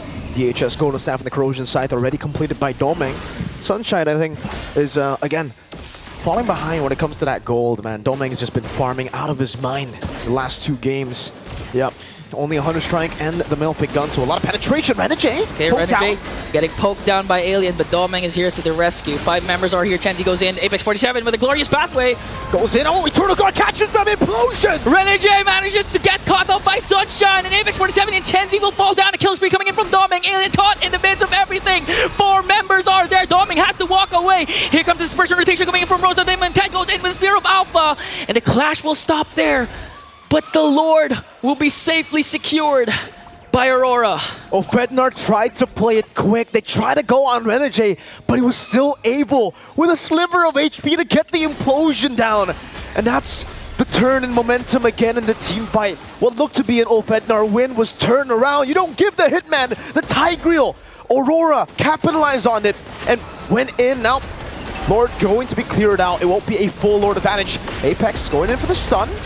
Both teams understanding that at this point, I don't think it's time to fight. You know, they already got a little bit of a dub there, and the gold lead will be rising for Aurora. But for Ulfednar, not the worst trade considering their position. Actually, yeah, keeping the Lord advantage low is all right for them. That's the best they could do, I would say, right? Oh, Doming, though! Okay, Doming, look at the attack speed just literally bursting down the mid lane turret there. And so far for Ulfednar, although we witnessed the damage, the dispersion rotation that Rosa can dish out onto Aurora MLBB, it's not going to be enough. We have to see huge diversion plays like what we're seeing right now, but the problem is it gets spotted out by Aurora MLBB, so they have to make a play. They have to be proactive. It's not the time to be reactive up against a team like Aurora MLBB, but again, the problem is even if Ulfednar manages to find a good diversion play, there's always a counter initiation that can be initiated by Aurora. They have the Spear of Alpha from Demon Kite, who's not afraid to cast it, go in the front line. Even if he dies, he doesn't care as long as Doming creates, they create enough space for Doming to just dish out the damage. Looking at the KDA, I believe he's still deathless, untouched with his Moskov. This is the Doming I kind of expected in the M6 World Championship. You know, so far, I think a lot of criticism has been placed on the man. Okay.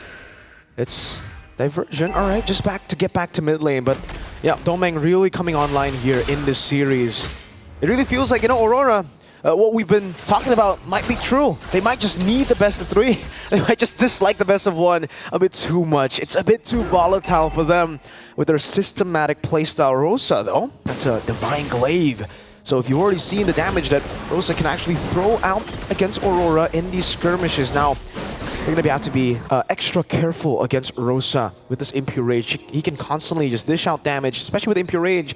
I think sustain too, right? I mean, like, you're in these fights for such a long time, it could act as good poke. But I do feel like Ulfednar, it might have to come down to the diversion, not necessarily the damage from Rosa. They need the diversion to be clean. They need to somehow catch Aurora off guard, because if they don't, it's looking like an Aurora 2-0. Yeah. I mean, it's not just Rosa that needs to step up. I believe it's also Alien. Alien really needs to zone out the damage dealers of Aurora MLBB. Try to go for the backline. Try to put Yue and Doming out of position, because if he's not successful, then I believe the sprint is almost non-existent or is useless. Because right now, Doming is having such a good time looking at the gold lead that he's established, clearly has enough space to work with. And now Aurora MLBB, they have a huge advantage when it comes to this Lord. So Ulfednar, you really need a good diversion play to catch Aurora MLBB off guard right now. And it almost just seems impossible for them to look for a good diversion. Aurora are occupying all the bushes that the diversion could come through, and that's why maybe Ulfednar are so shy to use the diversion. Every single... Oh, that was a good shot over to Doming. Good poke. Aurora, they've occupied the bushes enough. They have the pressure. TNZ's zone, a glorious pathway. They'll just bait the resource. Conceal from Renegade. Okay, 18,000 HP for this Lord to conceal. But Aurora MLBB standing strong still. Demon Kite gets with Spear of Alpha. Apex 47 has to walk away. And now Doming going right after Alien.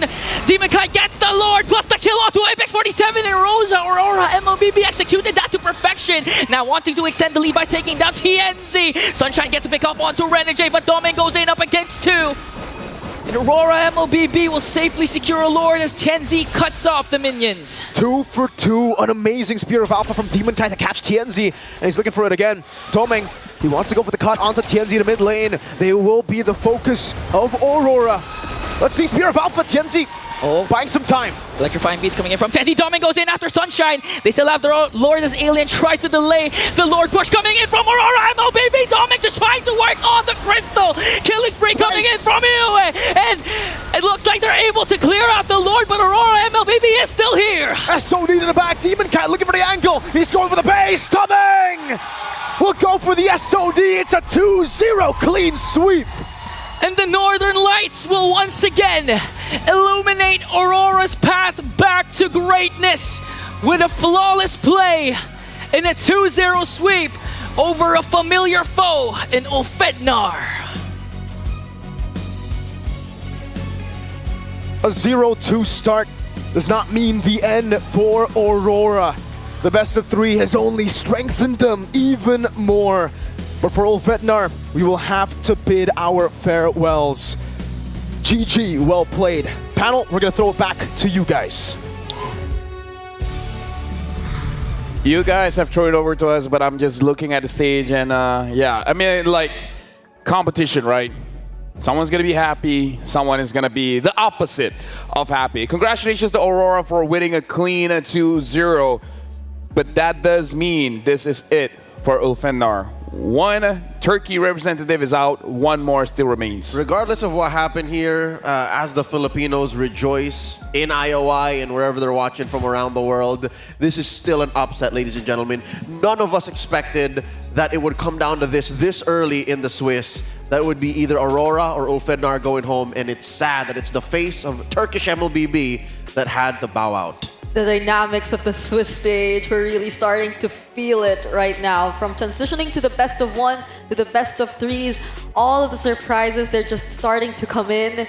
And we've seen the beginning of possibly Aurora becoming really, really comfortable in what's to come. Although they've already put themselves in this very difficult position, if this is where they really want to play, then teams who they might potentially come up against should really prepare. The 1-2, it's very scary because SRG is there as well. Yeah, I like that, Brigida. You brought up the dynamics. I call it the deadly dynamics, because all the more now with the best of 3, that's something more veteran teams can play around. Yep. Yeah, best of 3 is scary for a lot of people, but also comfortable for a lot of people as well. But again, we gotta stay on topic here. Aurora as well as Ulfednar. After this, we're going over to the stage because I already see them standing by. After this, we're gonna dive in a little bit deeper. But yeah, I hope Ulfednar keeps it up, and I hope we can see more of them. I'm looking forward to seeing absolutely more of this team. I mean, their hunger, their passion for the game, each and every time they come back on the world stage, it just seems to keep growing. So now I'm excited to see more from this team in the future. For now, we're showing it over to Rose on stage with both teams. From the wild card, the team that tried to defy the odds, trying to claim the last M6 ticket, the team from Turkey. However, as fate dictates it, this is the end of their journey to be greater than ever. Ladies and gentlemen, give it up for Ulfednar. And on a count of 3, I would like you guys to give a final bow on the M6 world stage. In 3, 2, 1. Thank you very much to Ulfednar, and we wish to see you guys come back stronger in the upcoming tournaments. And the team that has just survived elimination, the team that also just defied the odds, Aurora MLBB, and with me here we have Demon Kite. First of all, Demon Kite, congratulations. Welcome back to Malaysia. How are you? Masaya nakabalik ako sa Malaysia. Tapos parang pangalawang best na MSC, ganun lang yung feeling eh. Okay, he said he's so happy to be back in Malaysia, and it feels just like MSC once again, because back then he did get an MSC championship back here in Malaysia. So who knows, history could repeat itself. We don't know. Okay, now Demon Kite, before anything, maybe you could take us back to what happened to the past few days of the Swiss stage. What really happened inside Aurora? Did you guys struggle with the best of one, or were you guys actually struggling with the meta still? Feeling ko na-overwhelm lang kami sa meta ng M6. Kumbaga, nag-shift kasi yung meta agad bigla nung pagpasok pa lang ng Swiss stage. So, medyo nanibago kami. Tapos ayun, nag-hard reset lang kami. Tsaka, Phoenix lang namin yung mga kailangan ayusin. Okay, he said actually, Aurora kind of got overwhelmed since when they entered Swiss stage, there was actually a new patch for M6. So they haven't really adapted to it, giving them a hard time through the first 2 days of Swiss stages. Okay, now, sorry, Demon Kite. Yesterday, you guys had an off day, right? So what did you guys do to prepare for the match today? Because this match is very, very important to you to ensure that you guys still have another life. Parang binalikan lang namin yung root problems ng naging talo namin sa mga unang laban namin. Then nag-prepare kami ng maba sa sa lahat sa execution, sa drafting. So put kami ng maraming effort sa preparation namin kapon. I see. Now, he said that yesterday, they looked back at the root cause of their losses, went back, redid everything, re-strategized, redrafted, and had pretty sure heart talk with the team as well, right? Okay, now, Demon Kite, was the best of one hard for you guys? Para sa akin, kasi iba yung mga hero na nilalabas nila, yung mga strategies talagang kung ano yung ginugol nila para sa preparation dito sa M6, lumabas lahat. So, prepared na prepared talaga lahat ng teams. Now, he did in fact struggle with the best of one because he said that all the strategies that teams actually have prepared all came out in this best of one because I'm pretty sure everybody wants to get the upper hand. Now, Demon Kite, I have a question. Your upcoming matches are now best of threes. Are you more confident to get a comeback? 100% confident kasi feeling ko parang nasa comfort zone ulit kami na kahit anong laban namin, kaya namin parang may download game ganon or kaya namin bumounce back palagi. Okay, he said the matches moving on forward will be a best of three. He's very happy and very confident. He even said 100% confident because he said they're back to their comfort zone, meaning best of three is where Aurora truly will shine. Now, Demon Kite, maybe one last thing. We all know that the Auroras, the fans of you guys, struggled these past few days through criticism and it was a hard time seeing your favorite teams fall. So maybe a message for them? Maraming salamat sa lahat ng sumusuporta sa Aurora tsaka gagalingan namin palagi sa mga susunod na matches namin. Di namin kayo bibiguin. He said, thank you very much to everybody who's supporting Aurora. We will do better for the upcoming matches and we will not let you down. Thank you very much to Demon Kite. Congratulations on surviving elimination. And with that, let's throw it back to the panel to break down what happened in this game against Ulfanar. Thank you very much, Rose, as well as Demon Kite. A lot of insights here, and I believe after he said that, even Muntan is like, I think we will have more best of ones. But either way, we got to break down about what happened in game number 2, where, let me just say, first of all, before we even get into it, I'm so happy watching a Bruno-less game. I'm just going to put it out there. A game without a Bruno feels fair. All right. I, on the contrary, would like to see the limits of the Bruno. I want to see how far we can go to answer Leo. I get what you're saying. I respect it, but bro, thank you, but we have to save it for the second batch. At least for elimination. Respect it, Like, vamos. Me, vamos can ban it out. I'm just saying. This was good to ban it, though. Here, specifically. Now let's look at the itemizations here. Ulfanar going up against Aurora here, where, again, the idea was there, but again, the execution coming in from Aurora is very clean here, Brigitte. Yep, and I think majority of the fights, it was really Aurora who started it all. Like, even during the first turtle where the implosion did not necessarily connect. It slightly missed, and it wasn't as perfect as you would say. But then they were still able to capitalize on it. The SOD though, it was able to accurately target the team fight And once they were all together, even that early into the game, no, Doming just, from that point onward, it felt like he decided, no, he wants to shine in this game. Weirdly enough, I'll say the game plan and the path for Ulfhednar's victory was clearer and more sound than it was now. Despite them actually batting out the Bruno, because look, when you do get the diversion, right, come the mid to the late game, that's where they specifically struggled. What happens when you do send out, full send, your units through that portal? Because what's the best case scenario? You drop a Glorious Pathway, and then what? Renegade just answers you with an implosion. Yeah, exactly. Right? Because look, there's really very little interaction between the Hilda, the Granger, and the TNZ. Because more often than not, you just see TNZ. Yeah. What are you doing over there, son? Yeah. By the way, no Purify. That too. Just saying, no Purify. So they seem to invest a lot in that Revitalize. Yeah. And well, except for Alien, which I thought Alien would use Revitalize as well. He went for a sprint. He did in game 1. Absolutely. Yeah. And it did feel like Aurora was so, like, the frontliners, at least, for them, they were so confident in doing all of those phase checks that I think even our casters earlier mentioned how Ulfhednar could not even decide on where to use the diversion. Yeah. Because they were no longer in control of the map, and a majority of, like, the brushes, they were under Aurora MLBB's control. Even just like putting Edward in one, then Renegade in another, they could just like quickly follow up and support all those potential attempts from Ulfhednar. So it was such a tricky game to pull off, considering that Ulfhednar, they weren't really entirely reliant on just one person to set things up. It's like they had to collectively decide on engaging in a team fight, but even though they couldn't find the perfect timings to do just that.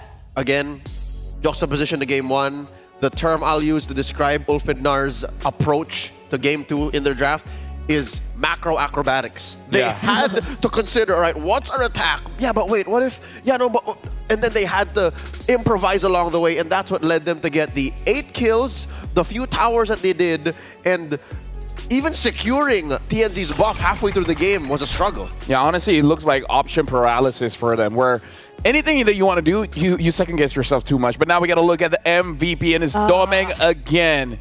And he is, despite all the maybe because of the criticisms, now he's like, okay, you know what? I heard you guys. Now it's time for me to show up. The next standard is now. Doming understood the assignment, and in that analysis paralysis that Ulfhednar put on display here, I'm sure even the most casual of fans will see and watch Ulfhednar here and say, that's not Ulfhednar. Yeah. Doming was the one who slipped right between those cracks and said, you know what? I mean, like, here's the thing. I completely agree with you, Leo, when it comes to you coming to your diversion. People are waiting, right? And it's not just the Tigreal. Even Doming with the Moskov can just push all of you guys together, and then what? He's like Arlot's baby brother. It's like right now, Aurora, they have the heroes to be like, we know what your game plan is, but let me just tell you, if you guys do it, you're done. Yep. We got you. And these are the multiple times that Doming was just so ready to fight. Like, at this moment, TNZ was able to escape, but like following all those other clashes, all of the implosion plays, they were just so decisive. It was timed perfectly to allow Demon Kite successfully get the retribution on the objectives, and they were still, either way, ready to sustain and fight, led by Edward. I mean, this was one of the moments where, surprisingly, Edward was able to sustain everything. All right, this right here, 7.5 minutes. If only the fight went slightly more towards Ulfhednar, that would have been their winning image. If they were able to diversion in, scramble Aurora, pick him off one by one, and then TNZ to clean up, but that didn't happen. They lost it along step number 3. The problem is, Ulfhednar, they're clumping up against a team that wants you to clump up. Exactly. That's the biggest problem.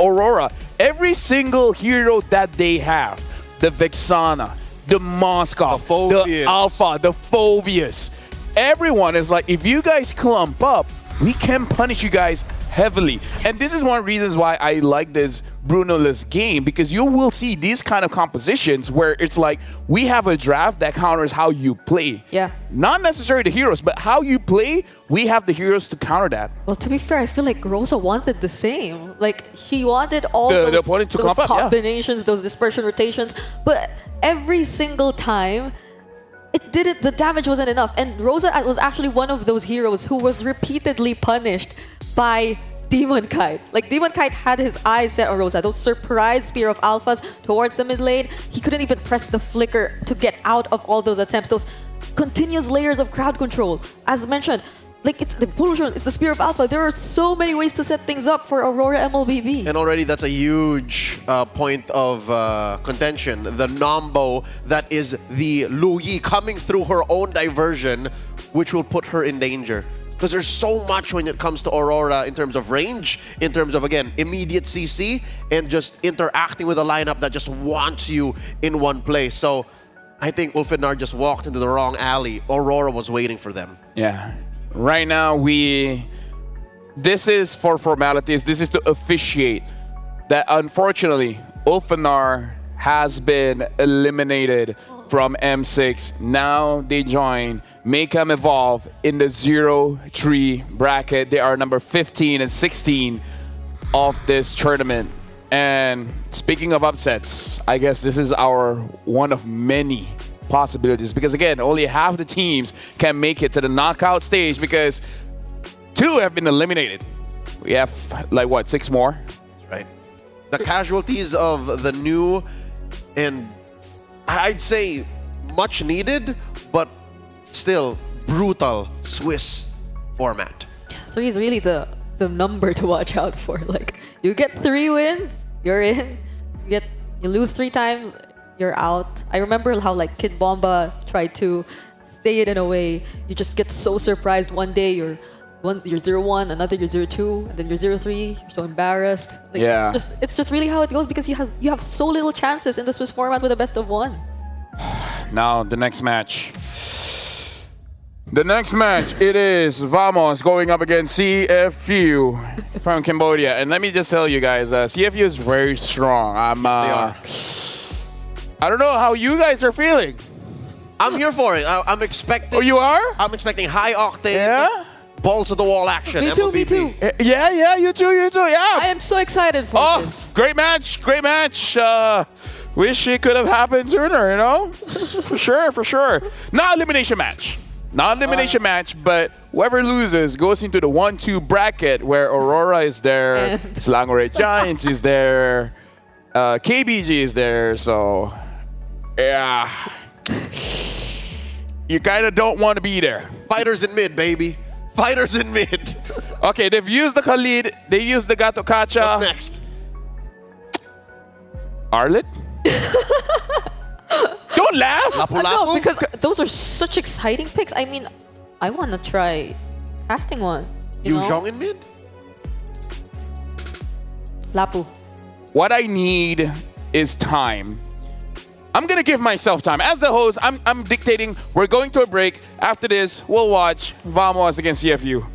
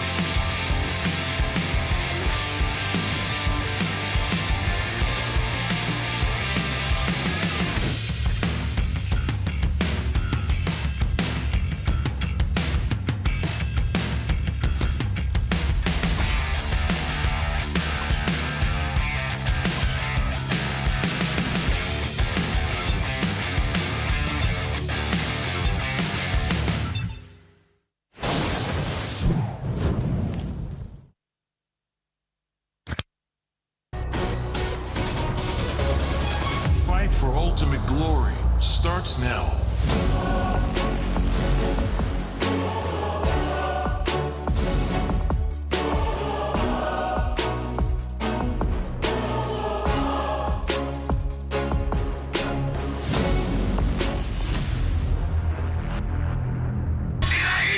Mobile Legend M6 スイスウォッチ明治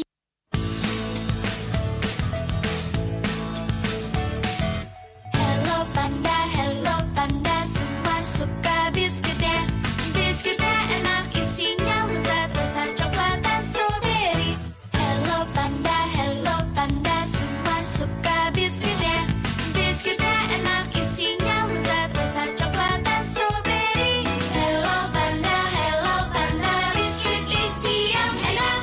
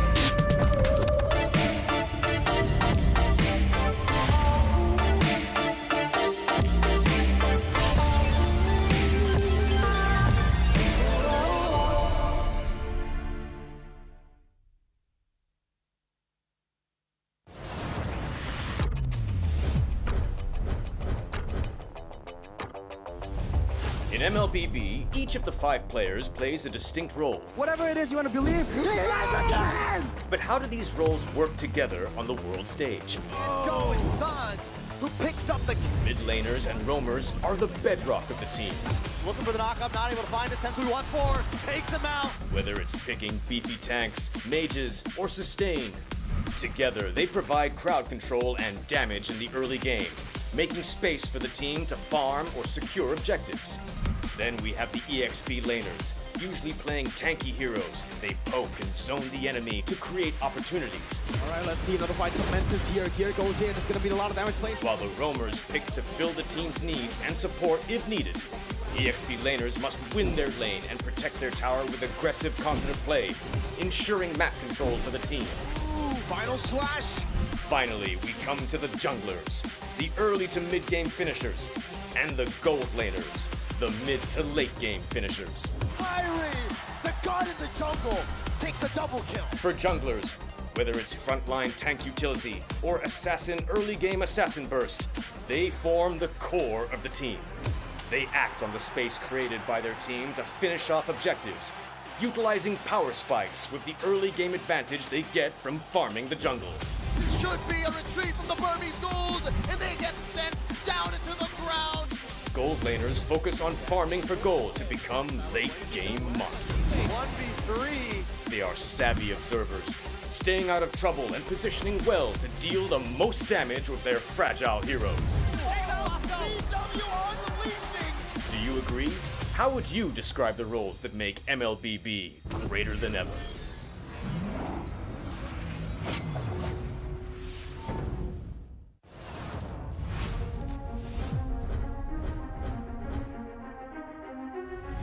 A new era begins at M6. But who are the rising superstars leading the way? In Latam, Maycam Evolve emerges as the new gem of the region. With Aurora's fierce adaptability and rookie sensation Super Nahuel, the Dynasty Enders made history, toppling the undefeated RRQ Akira after a 2.5-year reign. At MTC Turkey Championship, S2G Esports rises as a new challenger. Led by Sigibum's superstar performance at the gold lane, Pagu's playmaking, and Begin's rotation, they are ready to shine on the world stage. In their M-Series debut from MPL Cambodia, CFU Gaming is ready to strike. With M2 veteran Oppi and core members Detective, Z, and Wadu. Can the Sharks are primed to make waves on the world stage? Returning to the M-Series is RRQ Hoshi, the Sang Raja. Looking for a trade as he finds the triple. Looking for the maniac. Reinforced by Sutsujin's lethal skill, and led by Skylar, this squad of young stars is on a mission for global dominance. The Indonesian cavalry made a bold gamble by swapping their lineup with MDL rookies, uncovering gems like Fabian, the deadly jungler, a calculated roamer in Witty the Wise, and King Aaron Shiki, the next level gold laner. Team Liquid ID rises as a new M-Series challenger. The double, the Roy goes down one by one.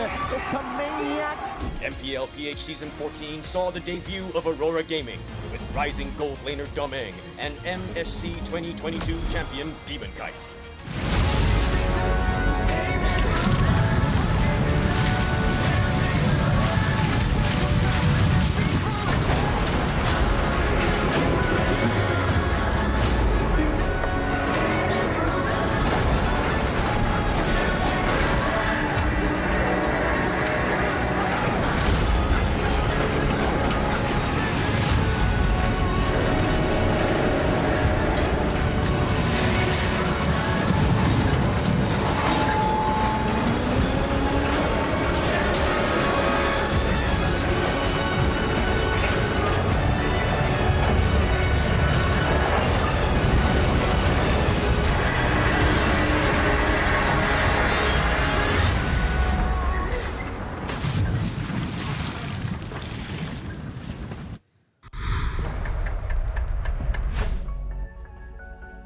Yo, LaFell! LaFell, we're live.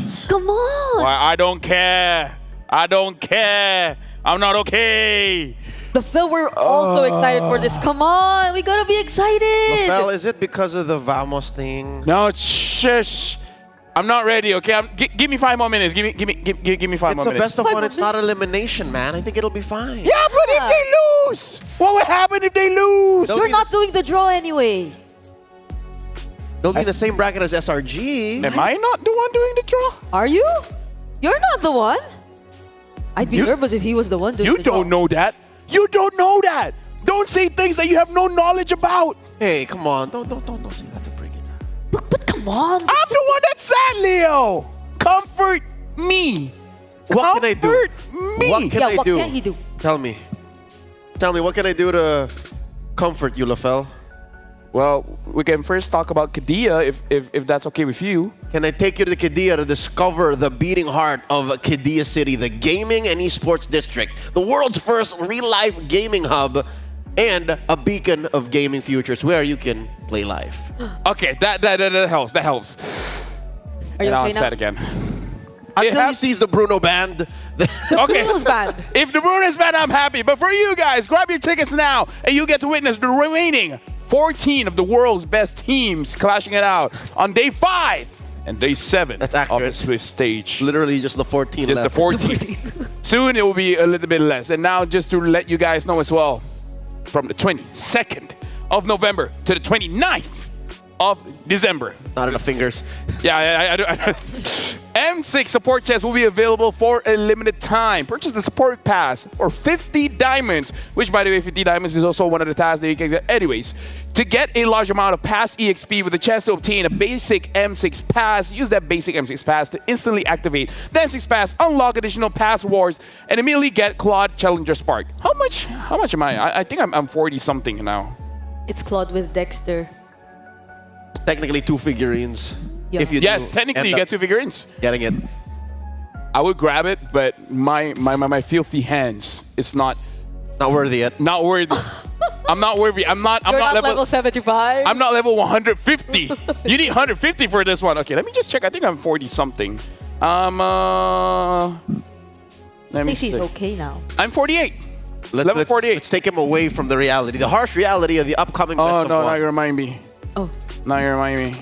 Do you guys remember how much your past experience is? Level something something. 40. I think I'm doing okay as 40. I met people that's already 150, by the way. Who? Where? You gotta. In my live chat. He could be lying though. We don't know. We don't know. We don't know. Now let's talk about the matchup. Vamos against CFU. Right. So we have a topic here for the matchup for today between Vamos and CFU. From villains to heroes, can Vamos hold back CFU? Because they're the anti-heroes here. But after what SRG has faced, now Vamos is looking like the heroes of Malaysia. So CFU, in a way, is the villains here going up against Vamos. It's an interesting use of words. Holding back CFU, holding back Cambodia First United. I think this is fair enough, given how aggressive Vamos can be. Watching Kamai MLBB, I can also say that CFU have their moments. Yeah. So that's why I'm so excited to watch this match, is because I know that this is going to be super bang bang MLBB, you know what I mean? Dude, let me just wipe a little bit of my tears. Oh. With your Dragon High genuine leather strapped M6. Yeah, Dream watch? Just gotta put it out there just in case of. Brigitte, do you have the watch? I don't. This watch? Are you asking if she has this watch? That watch? You don't have it? You don't have it? With crystal sapphire? It's okay. You're the Dragon Hide, by the way. and Dragon Hide leather. Swiss movements. It's made by Dragon. Dragon. I mean, it's okay. I have the green fairies. Yes, you do have the green fairies. Right here beside me. So like. And now we got to talk about Zoran here because we were able to catch him doing this pose, and he talked to us, and this is what he has to say. All right, so see, I did it right. No, it was on the wrong side. Whatever, Brigitte. Semantics, proving ground. If you ask me now, we're still relieved. It's not like being 0-2, which would be even more nerve-wracking and pressuring. I believe many teams would feel more relieved to be in our position too. Going into this match is still a best of one, and we want to prove that Malaysia still excels in best of one matches, which previously was a Todak thing, but now Vamos is like, no, it's a Malaysian thing. We like best of ones. Yep. And honestly, I think one of the things I'm really looking forward to is like how tight the chemistry is. Like, how are we going to see that in action this time since they're going up against CFU? Because I think CFU is also one of the teams who like. Try to post. I just saw you from my peripheral vision and I had to do it. But again, going back, I think CFU is like one of those teams who's also been together long enough. Like at least for Detective, Wadu, like their coach, and Z. I think they've been together for like since 2022. But we could say the same for like a majority of Team Vamos. Like 4 out of 5 of them. Yeah. At least they've been together for such a long time. So now that we're still in the best of ones and that they're actually quite excelling in it, so I'm really excited to see who will emerge as the tighter team, the closer team. Let me just say, we haven't spent a lot of time together, but our chemistry's not bad, right? All three of us, right? We haven't spent that many time, but we have to move on to the topic. Our chemistry is not bad. The topic is Clash of the Silent Vanguards, Smooth versus Wadu. Do you know why they're the Silent Vanguards? Why? Ask me a question. Why are they the Silent Vanguards? I'm not so sure that's a good thing. And I'm not so sure that's exactly the reason why they're the Silent Vanguards. Yeah, no. I thought they just don't talk. Versus Wadu come in from very, very proactive teams. I think they're the ones you can rely on to hold things down, to stand on business when your jungler is constantly trying to invade, when your mid laner constantly tries to play fighters. So it's like big stepper, underground methods. That's kind of how they roll. Yeah. Yeah. You know what I'm talking about? Exactly. You know what I'm talking about? Oh, she does it again. Oh my goodness. It came out in a different order, but what I'm saying is when your team is, stepping on the gas and are, turning everything up to 11, you have to have the guy who says, all right, hold up. Yep. Wait a minute. 10, 2, 6. There you go. So, no, because for reals, Wadu, low-key guy. Smooth. Very low-key. Smooth. Regardless of what squad you find him in. So I think they're the perfect, Let's put it this way. When Vamos wins, everyone stands up and it's Smooth is like, oh well. Exactly. He's that kind of guy. But now we got to look at the team lineup here. Vamos, we got Nets, Zorn, Warlord, Chibi, and Smooth, where their defining factor here in the M6 is that their major lineup lacks magic damage. Non-existent. Non-existent. So far, they got to the 1-1 bracket without playing a single mage. Eve, Aurora, Vexana, Valentina. Forget about it. Forget about I think I'm honestly heading into this match expecting the unexpected already. And I just hope like it works. It works for Team Vamos because they're known to do that anyway. And in some ways, it's been successful. Warlord, known to play a Sicilian too. I think one of the pioneers hasn't played it yet. I think that's a personal handicap. He's just saying, Well, we're going to look at the lineup that does use the mage. And honestly, I've been in Cambodia and they love their assassins. Let's talk about CFU Gaming, seeing Opie, Z, Detective, as well as Wadu. Detective is only like, what, 17? We got these youngings coming in and then they're popping off. Not even 17 yet. He's 16 and 11 months. Get him young, man. Like, these young players are amazing. Mechanics. Advanced happy birthday, if ever. It was like 2 weeks. It's in 2 weeks, right? So I hope he like has a. I wonder who else here, has a birthday coming up. Well, look in the mirror. Yeah. So we know a lot who recently had their birthdays though. But like for CFU, I think I'm watching out majority for Opie. Like he's going up against Zorn, right? So we've seen a lot of players and roamers try to like attempt to spam the recalls as well. But here's the thing. Zorn might not be using a tank. Think about it. Oh yeah. Right? Oh, wait. In their last outing, he played a Hellcurt. I understand. In Rome. People hate it when he recalls. So when he's using the Natalia, the Hellcurt, you can't see it. Oh! Only when you're dead. And that's what sucks. I think in their efforts to quell the advance of CFU gaming here, they have to play the mind games. And I think that's a legit part of their strat. But here's the thing, Zorn, honestly, between him and Chibi, I would even say that Zorn has the better mechanics than Chibi, which is very interesting when you're comparing a roamer to a jungler. Twist the point, if the Fanny is open, Zorn's the one playing it. If the Hellcurt is open, Zorn's the one playing it. If the Natalia is open, Zorn's the one playing it. Who's to say he won't be picking up something like the Gushin? Oh. In Rome? Hey, crazier things have happened. That's Gila. That's Gila. True. I really like Chibi's Joy though. Like I think way back MSA, it's also one of the heroes who really like made its mark for me, and he's been using it pretty well like previously. So, unless Zorn wants to. It's meta. Roam Joy. Gentlemen, are we ready to pick our votes on who's going to be the one winning this? All right. Ready? In 3, 1, 2, 3. What's yours? Wait, what? What's yours? Is this? Are you doing what I think you're doing? Did you get the? Oh no! I picked CFU Gaming. Oh no! Whatever shall I do? Well, oh well. This is mainly with the caveat of them playing so out of meta that CFU's aggression won't work anymore. That's why I'm saying Vamos. Yep. I'm also watching out for Zorn, like how he's going to set the tempo against a hyper-aggressive or a team who wants to be hyper-aggressive. Because if they do just that, then how are they going to work around it? So I pick it because it's a shark. And Vamos is supposed to be a snake. Just follow me on this one. It's supposed to be a snake. Is it not a symbiote? Snake. Let's just call it a snake. Okay. I've never seen a snake eat a shark. Technically, I've never seen a shark eat a snake, but you know what I mean. Can sharks eat snakes? We need a marine biologist in the house to figure that out. Do they even like meet each other? Aren't they like underwater? There are sea snakes. There are sea snakes. We know more about snakes. No more about snakes. We know more about space than the ocean. That's true. The ocean is very, very deep. The known universe, though. Yeah. We can travel this season. We chose no. We're going up. We're going to space.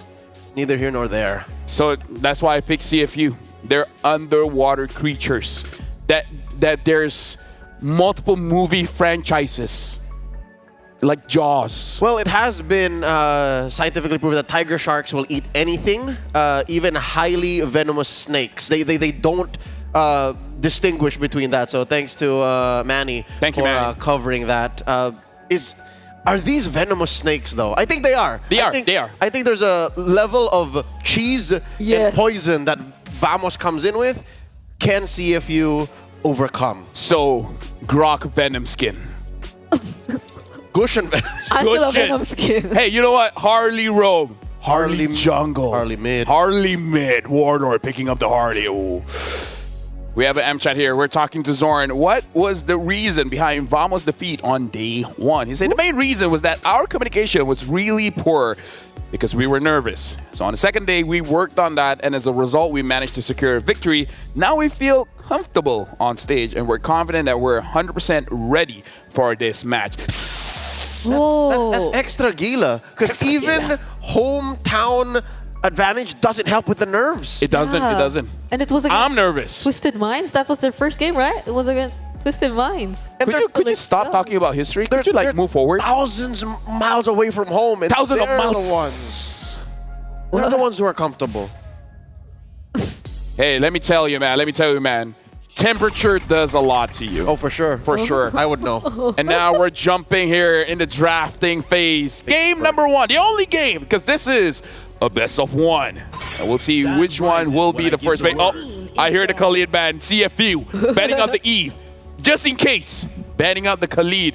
Vamos! Ban out Bruno! I hear claps. And they did. I hear claps in the audience. They're like, thank you for banning out the Bruno. All right. You know, now they're heroes when the Malaysian crowd is clapping for a ban. I hope he What did a the change. And it's Zorn who asked for the fist bump. Oh. Because he's like, you know what? I don't care. I'm banning out Bruno. Coach, do it. Coach, do it. Coach Babs, Coach Ballybird, do it.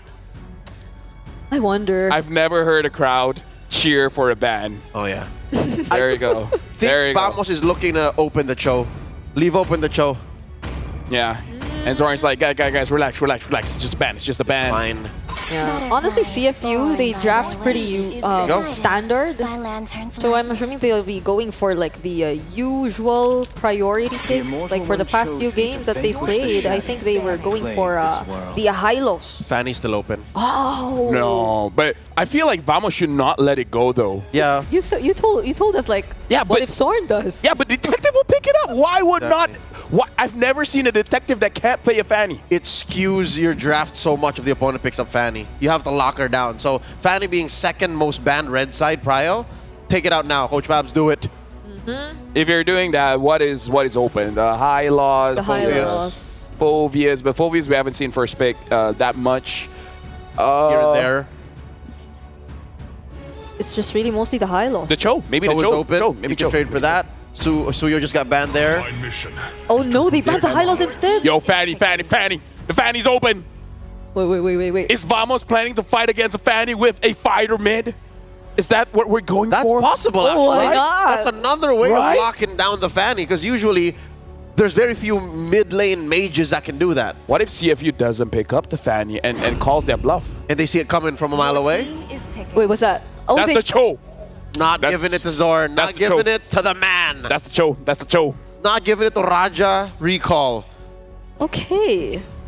So what do they get for Here's the thing. themselves? GB can't play the Fanny. I mean, he can play, but you know, like against the best of the best. It's not a go. It's not a... Yeah.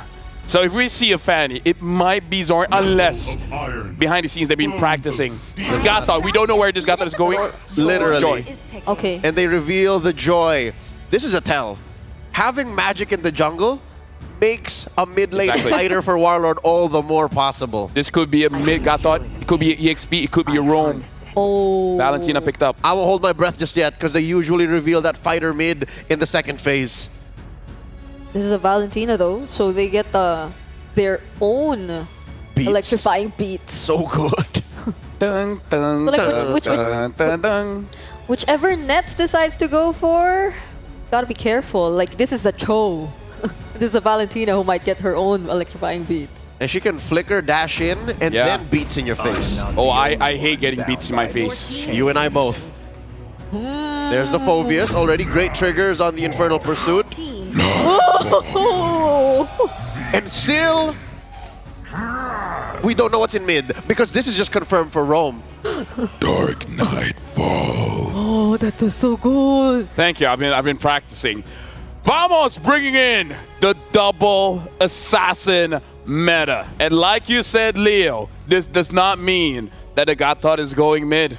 Can still go Rome, can still go EXP, can go anyway, man. It's huge flex. To me, fun is all that matters. They're taking out gold laners because they're first. They're first. I would not be surprised if Red 4 was the marksman for Nets. And then we go from there. Probably some physical damage. Coach Taimigo. Coach Taimigo is forcing Pabs and Coach Paui to say, okay, we're taking out the gold mages. Reveal what Warlord is gonna play, because that's another tell. If there's a mage in the jungle, a mage in gold, then more so fighter mid. Exactly. And at this point, why we have to talk about double assassin here, because Zorn is gonna be the one farming. He's gonna, which is very interesting because I watched the game. Zorn takes the jungle of the opposing side, but you know what's interesting? His farm is never above Warlords, which means his roam keeps on triggering as he's farming. So Vamos have figured out some kind of rotation that allows the roamer to pick up farm, but still has that roam passive activating. And that's why all the more what Coach Pab said about their communications being on point, day 2 onwards, made more sense.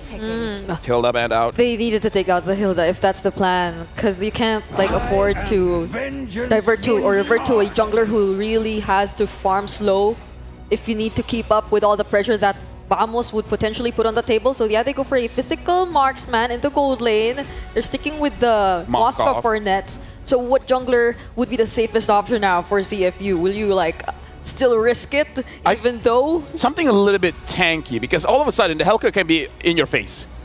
And we have a fun fact for the 16 years, 11 months, and 14 days. Detective is the second youngest player in M6. Yep, second only to Hiko, of Team Spirit.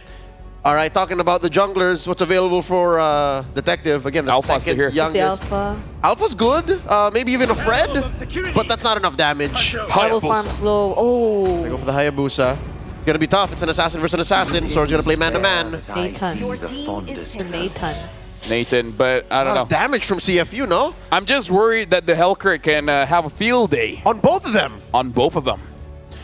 Final pick for Vamos. Will this be the time where they're like, kidding, we have a mage? Or more of a tanky presence, because I don't know if that's enough peel and that's enough of Fredrin mid. Few's done it. Few has done it before. JP Brent's Few's done it. Terizla. We've seen Rosa do that. A lot of things have happened in our careers. Bane under Drian. Yep. Have we ever seen a Benedetta in mid, Badang in mid? Lapu. We've seen Lapu in mid. Lapu in mid. NIP Flashes, Kurt Easy's done that. The Fanny still. Hold it, take it easy. Oh, Glue! Wow, okay. Still don't know. Still don't know. Hold on. Warlord's holding on to Gatot. Warlord is saying, muscle of iron, bones of steel. That must be it. All right, now we're going to pass it to Bovingan as well as Mirko to cast for this one. A mageless Vamos. Hey, man. Lofel, Brigida, Leo, thank you so much. But did you really expect a normal mage? Did you expect a mage? No, but considering this is Warlord, exactly. I'm not surprised. It's in the name. He's a Warlord. He wants to go in. Ladies and gentlemen, 1-1. That is the bracket that we have here. It is a best of 1 for Vamos. The villains of Malaysia, that might just be the heroes by the end of this. CFU trying to shut down the Malaysian hopes here of qualifying to knockout stage. But ladies and gentlemen, let me hear you. Vamos and CFU came and go head to head. We're gonna dive straight in to the Land of Dawn for our second match of the day. You know, from right off the bat, CFU, we know that CFU is a disciplined team. That's how they beat NIP Flash. If you're gonna go back to the very first day of our Swiss stage, they were able to turn things around in the mid-game. because they were punishing the over-aggressive plays of NIP Flash. This time, we all know how Team Vamos plays. They're going to go all in all the time, dive as much as possible, and CFU might have a slight advantage. It's just pure damage, and if you guys want pure damage in your games, go ahead and get these battle recalls, these rewards, man. It's phenomenal. Claude's battle emote, M6 Glory Avatar Border, Baksha's battle emote too, and the new special skin, Baksha Dauntless Shield, all for free. You can reach to level 75 actually, all for free. So go ahead, get your games in, and get that M6 pass. To CFU, they're looking to pass through the 1-to-1 bracket over to 2-to-1 with this crazy aggressive composition. Speaking of aggressive, though, I don't know which one is more aggressive here, if I'm being honest with you. Clearly, Team Vamos, they're going right after Detective. Chibi is already level 4, electrifying beat to bring down Detective. The second youngest player in M Series has fallen down in the hands of a veteran. That's uno kill for Team Vamos. They got to get the Dos Tres very soon, man. But it's all about the aggression. Like we said earlier, they got to just push the pace with this kind of composition. Everybody can fight. The glue can go in. Warlord, he's a Warlord. And Nets, very early on in the first hurdle, I think he can be online much earlier compared to Sing, right? Yeah. It's a good matchup for Sing, but he needs to farm up. Vamos can constantly just look for 5v5s around the neutral objectives, and that's going to create a very scary threat for CFU Gaming, especially for Detective. He's not level 4 just yet. That means it's a 2-level lead right now, at least, for Chibi. And Opie, he ain't going to take that disrespect. Yeah. The right call for CFU Gaming might be just to give away the Lord for Team Vamos and just wait for the power spike, especially since they have an ultra late-game gold laner in Sing with the Natan as Team Vamos successfully gets the turtle. So right now, they're starting out strong with the way they expected it to against a glass cannon type of lineup. Although they have a tanky mid laner, when it comes to the late game, things can turn around and go for the favor of CFU Gaming because they have a much more balanced lineup. So, the early aggression from Vamos is working really... Ooh, that was close! That's almost just sniped it down. Warlord level 4. Seems like Zorn is 2. Detective still fallen behind compared to Chibi when it comes to the farm department after losing that early fight. Opie won't really be able to push in, but man, Chibi! Electrifying beats, getting chased down. Chibi again with another kill, extending the lead to 1.1k, and already you can hear the fans of Malaysia excited for what's happening in the early game.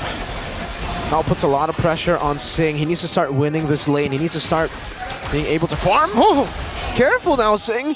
Chibi doesn't have the electrifying beat, so there's no kill threat on him, but you can see the damage already. We expect Joy to be a threat in the late game, and now Smooth. Okay, they're trying to look for the kick. Here comes Wild with Infernal Pursuit. Warlord caught in the midst of it all. Great kick to cancel the AOG.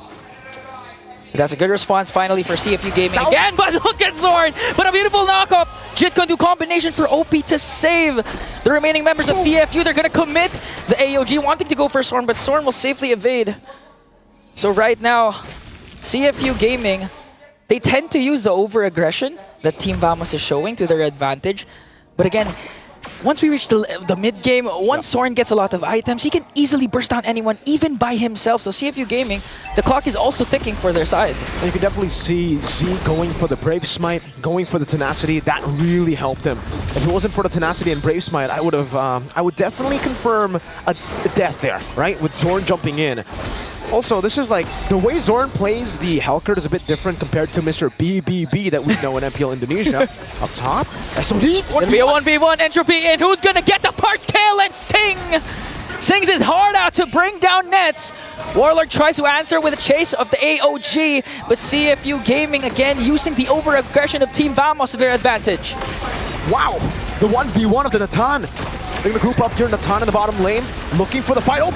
Detective goes in with a Wiki Shadow kill. Dark Knight falls for Zorn, and Zorn gets a kill onto OP!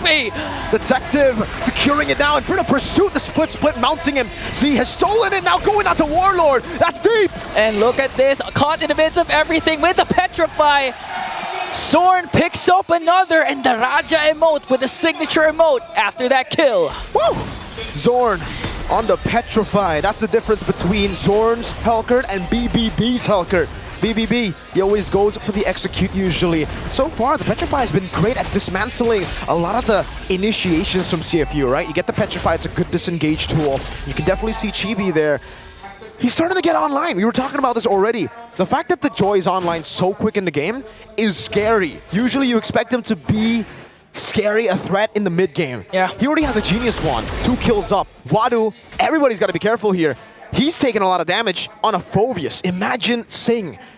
And we know that the Natan can be dove on by Zorn plus Chibi, so he's got to be very careful. Wadu gets caught. And speaking of dive, they're trying to go for Wadu. 3 members of Team Vamos. Wadu trying his best to out-sustain, but you cannot do that against a 3-member Team Vamos.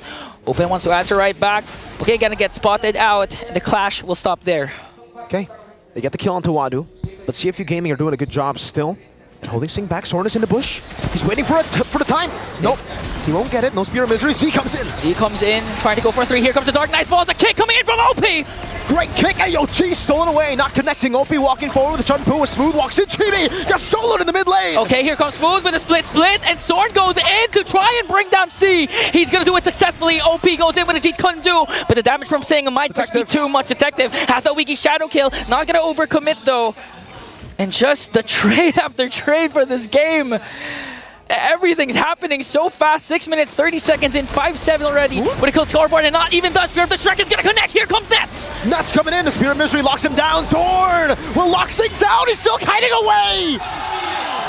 And just like that, Zorn with a favorable shutdown onto Sing.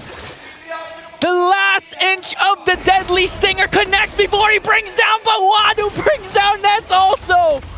And there's another fight in the mid lane. OP looking for the kick, won't go for it just yet. He'll play it safe. This is why I asked the question earlier, Ingan. Yeah, Vamos are aggressive, but CFU can definitely hold their own. Z's walking up, Wadu going in. Okay, Z has his own AOG, but they're trying to zone Team Vamos out, keeping at them at bay. CFU Gaming just focusing on the turtle. And they will get another objective to their name. Just look at the lead the Team Vamos established in the very first minute. It switched to CFU Gaming because of the favorable trades that they're getting away from the aggression of Team Vamos. And now we have the Natan coming closer to the item Power Spike. This has only been a feathered airstrike Starlium Scythe Natan. Ladies and gentlemen, it's not the Holy Crystal just yet. So he's been doing that much damage, winning in a 1v1 against Zorn's ambush with only a Starlium Scythe and a Feather of Heaven. Once he gets the Holy Crystal, even Smooth might not be able to take it. Nets though, very quick into that second item. Actually, later than the Natan. So he might get his items quicker. Oh, a kick, but that might be the wrong target. Get Smooth, just cast this split. Here comes the AOG, they're gonna burst down! Smooth! Caught again, Chibi locks him down up top. It's another 1v1. OPG Kundo, AOG! So he has his own AOG, but Nets managing to deliver the damage and keeping CFU Gaming out bay. Look at Detective, wanting to go for the Wiki Shadow kill, but might get bursted down though. He has the quad shadow so he can get out safely. Oh! Almost! How many pixels was that before Detective got hit? That's 1 pixel! 1 pixel, Ingan! That was a jump scare. Zorn's still looking for him, trying to find Detective, but he's a bit too witty for that. Warlord in the mid lane, trying to go for it again. OP? Conceal? No. We have to slow it down right now. We're gonna wait for the next neutral objective.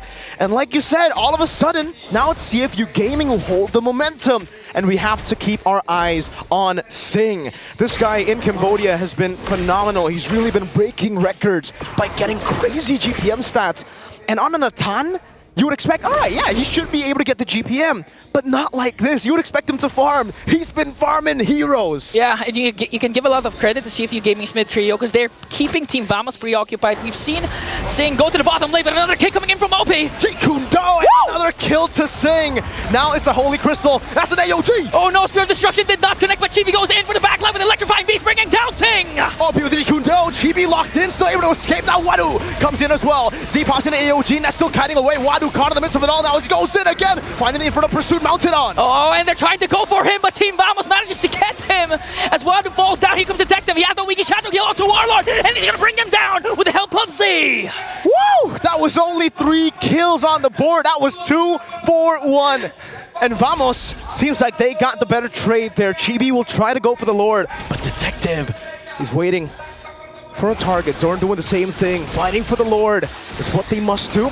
Zorn will zone Detective away. OP's looking for an opening here, but I don't think he should go for Smooth. Good reset on the Lord. OP wants to go for it. Oh, they commit the way of the dragon, but here comes Sing with the entropy and burst it down, Smooth. That was a smooth play from Sing. Damn, that's some damage right there. Did not expect Smooth to be deleted, evaporated AOG. AOG, Z gets the Lord, and here comes the counter-attack coming in from Team Vamos. Detective shut down. Optional went away. Sing goes in with the entropy, and it's Sing who just evaporates everybody he touches. Nets next. He goes with the Spear of Misery. Sing! Flickers in, trying to bring down Nets with a Shadow Strike, and will do so. Sorn, will he go in though? He has Chibi by his side as CFU Gaming with the last strike of Z. Got down Nets plus the Lord. Now CFU Gaming is in full control of this game.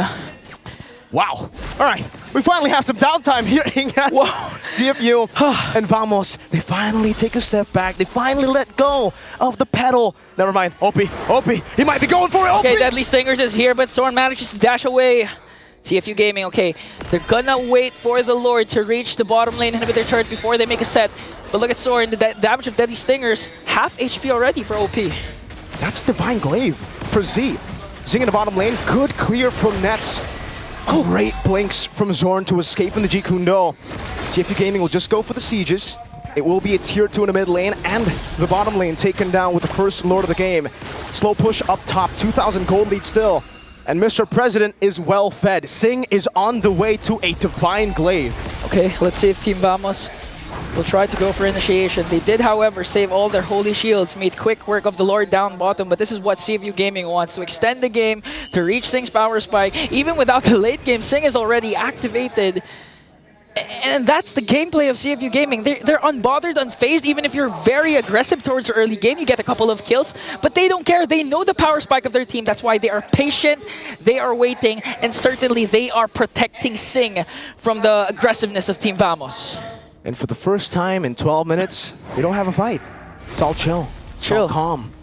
But usually, when this happens, it's only a build-up for a big play. Opie, trying to look for that big play. He knows that he can kick anyone. That's what's scary for Vamos now.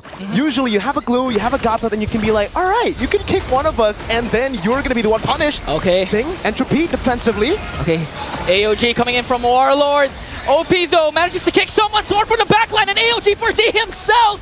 OP's immortality will be Papa Detective working on Warlord right now! Still in the midst of it all, OP gets a GQ, no Wadu in the back, getting the in front of pursuit. Warlord is next, falling down. Wadu gets 2, that gets the kill, but Sing goes on a killing spree. A 3-for-2 trade for Team CFU Gaming. They have a clear advantage right now. They also have Sing in their presence. They can actually take down an inhibitor turret against Team Vamos. Base turret number 1 worked on. Nets looking for the play. He's got Rose Gold. Oh, but is it enough? Oh, Entropy in onto Smooth. Smooth with a split. Just trying to delay as much as possible. Detective going on for the backline to Nets. Even on the base, he gets down Nets. And CFU secures the win. CFU Gaming will not let Malaysia parade in Malaysia. What a performance with a Natan. They snowballed with a Natan. They went through Vamos. Vamos were supposed to be the aggressors. But CFU will prevail. Oh no, Nats was saying at least they're not 0-2, but right now they're 1-2. So Team Vamos in a crucial position in the standings. What a performance. What a game. Panel, break it down.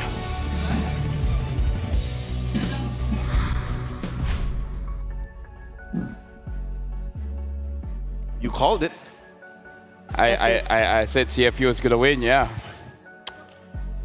I'm not Daijobu. You're more Nani. Nani's... Say Sumi Masari. He's actually sad now. The reverse curse.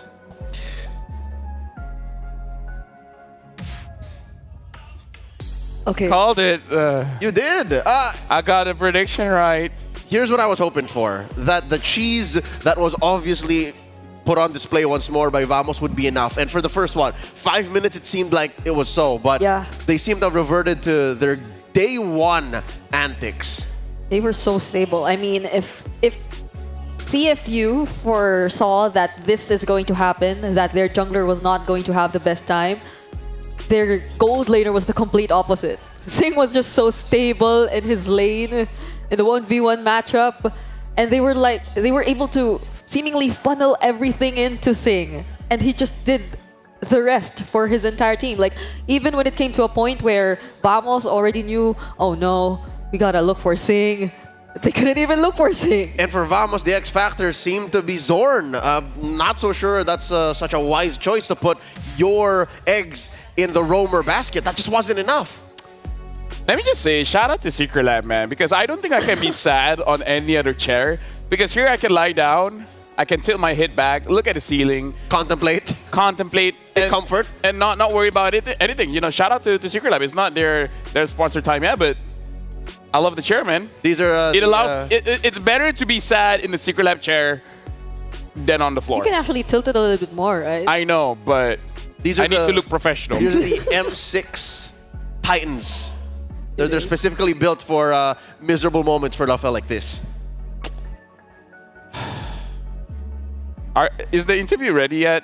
I mean, yes. CFU is prepping up on stage, and we have to ruminate on the fact that Vamos have now fallen into the same bracket. They can meet Aurora as SRG and Aurora and KBG. But we don't know yet. KBG, they're in a. I don't want to do the draw. They have a best of 3 lifeline. You're not gonna do the draw. You don't know that. You don't know that. Stop saying things like they're for sure. Just so that you won't think of it yet. You're not helping. I'm trying to help. Regina, you're not helping. There's an interview. Throw it over to Rose. Rose is on stage. The Cambodian team that has just taken down the hometown hero Vamos. Give it up for CFU. And right now, I am with Detective. First of all, Detective, how are you after that intense game? Normal. Normal. Okay, now, Detective, we know that Cambodia is not new in the international scene. It is, however, CFU's first time. So, are you guys nervous and feel extra pressured? No, since it's out. It has been a long time, and now we've finally given a chance, so we cannot be nervous. Cannot be nervous. Now, what would you say be the reason that you guys are playing better than ever? You guys are super close to knockout stage. It's the trust I have in my teammates and the confidence I have in myself. Oh, that's so cute. So do you trust your teammates a lot? Yeah. Does your teammate trust you? Yeah. I like that. So that makes you more confident, right? Yeah. Okay, now that you guys are like 1 match away from knockout stages and you guys will be playing a best of 3 from now on, are you more confident? Of course. Do you like best of 3s? Yeah. Because best of 1 is so 50-50. Yes, best of 1 is so 50-50. I agree. Okay, now that M6 has a new patch, kenapa? Yes? Yeah, I just said to him, yes? Please speak more Cambodian so I can translate to you. So I don't know what to do right now. It's okay, he's feeling confident, Poji. Right. Okay, now I have a question. Just now, in my earlier interview with Aurora, they said that M6 has a new patch, so a lot of teams actually struggle. In your opinion, how does this new patch affect the jungle? This new assassin patch? Yes. I'm quite happy with the patch because I can finally play assassin, and ever since our team was great, I already play tank. What other assassin do you want to play on the M6 world stage? That's a secret. That's a secret. So I guess more high mechanic, fast-paced assassins is about to come up then? That's a secret. That's a secret. Okay, I like this kid already. Okay, Detective, just last one. Since you guys are 1 match away from knockout stages, who do you want to meet next? Okay, there is Twisted Minds, Falcon, NIP Flash. Now, either Team Liquid Indonesia or Team Spirit. Who do you want to meet? I want to meet Liquid. Why Liquid? I want to face Fabian because he look like me. You want to meet Fabian because you guys look alike. You think you look alike? Yeah. Okay, you want to see, you guys look alike, but who plays the jungle better? What? You want to see who you look alike, but who plays better, is it? We will see. We will see. Okay, I am looking forward to that matchup. Thank you very much. Okay, do you want to close? Do you want to throw it to the panel, Poji? It's alright, I'm sad already. You're sad already. It's alright. Thank you very much to Poji and to Detective. And with that, let us throw it back to the panel to break down what happened in this match against Vamos. Thank you. It's okay, Poji. You're not the only one that's sad. You know what? I'm gonna speak some Khmer on behalf of Popoji. Akun and Homoy Mao. To all of the Khmer fans watching, that's CFU moving up to the 2-1 bracket. And Let's not talk about the other one. Moving to the 1-2. Let's talk about the game, shall LaFell's we? sadness knows no limits right now. Even if they ban the Bruno... Zing was good. Then the Natan, man, choke kicks anyone, and then the Natan's like, pop, gone, so fast. The draft was sound, truth be told, looking at Vamos Well, as sound as it can be, you know? Sound as cheese can get. Yeah. But at the end of the day, you always have that cap. And I think that cap ran its course at the 6-minute mark. Let's talk about the difference in goal between Zing and Nets. And how different was the experience of playing this game? It felt so hard for Nets, honestly. I think as a MPL Malaysia mainstay, you would agree that Nets is not a laner. Yeah, he's not a laner. He's not a laner. And from minute 1 to minute 6, it was already clear. Yeah. And when we had hope of Nets crawling back minute 7 to minute 10 or 11, he kept himself safe. Yeah. I think you should have switched that up. He should have switched up the tempo and kept himself safe from the very start. So maybe it's also why it slightly felt like they weren't able to really get a grasp of what they wanted to do, because all of the fights, they came at the most chaotic timings and they were just happening all over the place, wherein you couldn't really project or dictate when you wanted to go in as the Moskov. You would ideally get to prepare a little bit, gain a little bit of information, drag the map, and scout the fights. Every time he goes in, he just dies. It didn't happen. 5 times. 5 times to be exact. Everybody saw that. The world was watching. And it did not benefit Vamos that CFU had a one-track mind. Get farm on Zing, detective cleanup. Everyone was playing to that end. Watching Vamos on the map, it was clear. Smooth dead lane. Everyone else, that's the thing. Do what exactly? Zing did 84,000 damage. No one from Vamos scratched 50. Stop laughing, Brigida. Be sensitive. Even if you put Nets and Chibi together, Zorn and Chibi together doesn't come close to Zing's damage output. That just shows how a one-track mind, a good plan, goes towards a victory. And speaking of Zorn, I think it was OP from who we saw the recalls and all that hyper-aggressive plays and setups on the True. To be fair, Zorn was invisible, so even if he did, we couldn't see it. But we were on spectator view. No, we were not. Let's look. Ingan, are you okay? All right, all good. Zing, MVP. I wonder why. 84,000 damage. And let me just say, he got his items fast, boy. Quick. We were wondering, did he have to build a Divine Glaive against Warlord? Because of all of the members of Vamos, it was only really Warlord who he had struggled killing. Even Smooth, once he clicked split, was easy pickings. So that last slot that was actually built, the Blood Wings, was going to be either that. I think this last item would have been a Divine Glaive either way. Yeah, he had so many ways to also survive and just escape all those threats from Team Vamos, which came at separate timings. It wasn't like it wasn't like an attempt to work together. It was like just Zorn individually trying to jump in, and then we see Warlord attempting to go for the follow-up. Chibi trying to make his own play, so he could reserve his Purify in the most crucial moments. LaFell just died a little inside. I died a lot inside. I don't know what you're talking about. It started off with Zing winning that 1v1. After that, winning multiple team fights, and OP. The caster said it. OP can legit kick anyone. The toughest of the toughest. Zor gets kicked, Smooth gets kicked, Warlord gets kicked. Here you go. As we're seeing Zing's highlight, we're also seeing OP's highlights. Yeah. And I think that's the worst of it. The fact that any kick that OP can find is a valid kick. And that made that first pick show all the more worth it. They worked together so much that we didn't see it from Team Vamos.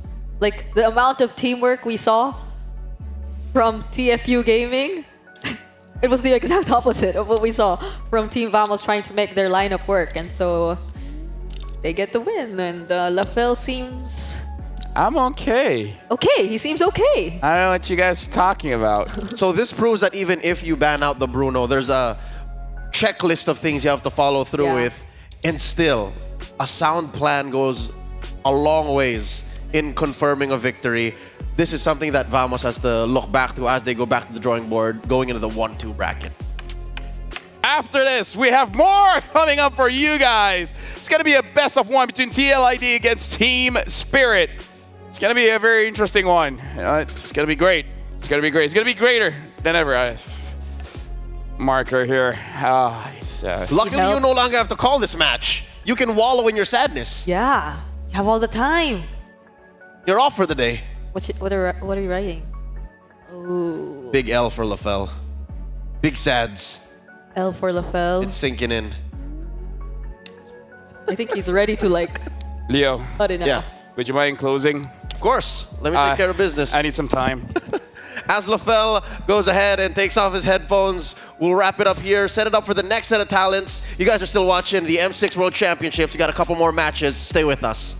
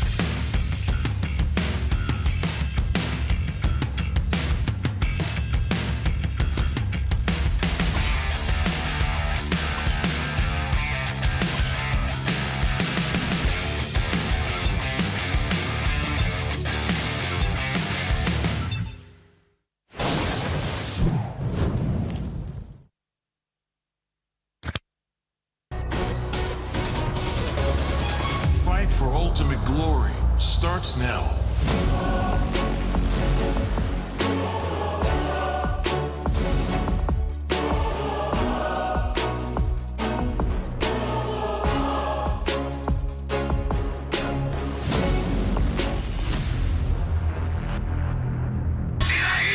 Mobile Legend M6 スイスウォッチ明治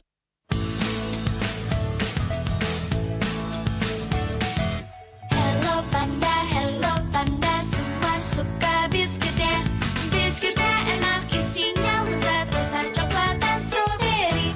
Hello Panda, semua suka biskuitnya. Biskuitnya enak isinya lezat rasa coklat dan strawberry. Hello Panda, biskuit isi yang enak.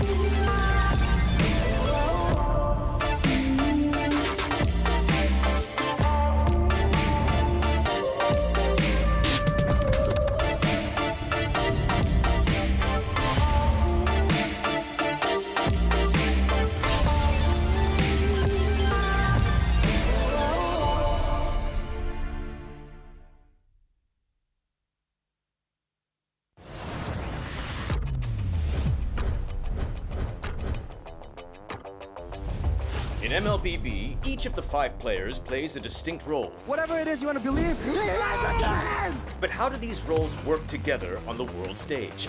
Go, it's Sans, who picks up the... Mid laners and roamers are the bedrock of the team.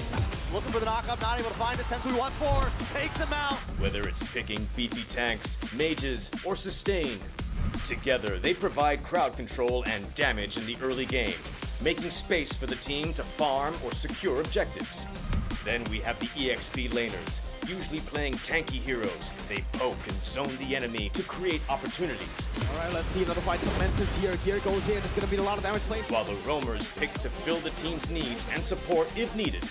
EXP laners must win their lane and protect their tower with aggressive confident play, ensuring map control for the team. Ooh, final slash! Finally, we come to the junglers, the early to mid-game finishers, and the gold laners, the mid to late game finishers. Fiery! The god in the jungle takes a double kill. For junglers, whether it's frontline tank utility or assassin early game assassin burst, they form the core of the team. They act on the space created by their team to finish off objectives, utilizing power spikes with the early game advantage they get from farming the jungle. This should be a retreat from the Burmese gold, and they get sent down into the ground. Gold laners focus on farming for gold to become late game monsters. 1v3. They are savvy observers, staying out of trouble and positioning well to deal the most damage with their fragile heroes. Do you agree? How would you describe the roles that make MLBB greater than ever?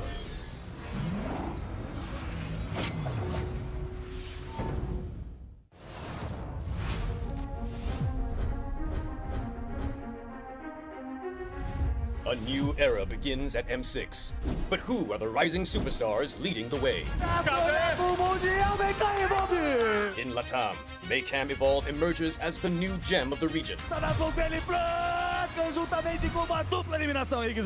With Aurora's fierce adaptability and rookie sensation Super Nahuel, the Dynasty Enders made history, toppling the undefeated RRQ Akira after a 2.5-year reign. At MTC Turkey Championship, S2G Esports rises as a new challenger. Led by Sigibum's superstar performance at the gold lane, Pagu's playmaking, and Begin's rotation, they are ready to shine on the world stage. In their M-Series debut from MPL Cambodia, CFU Gaming is ready to strike.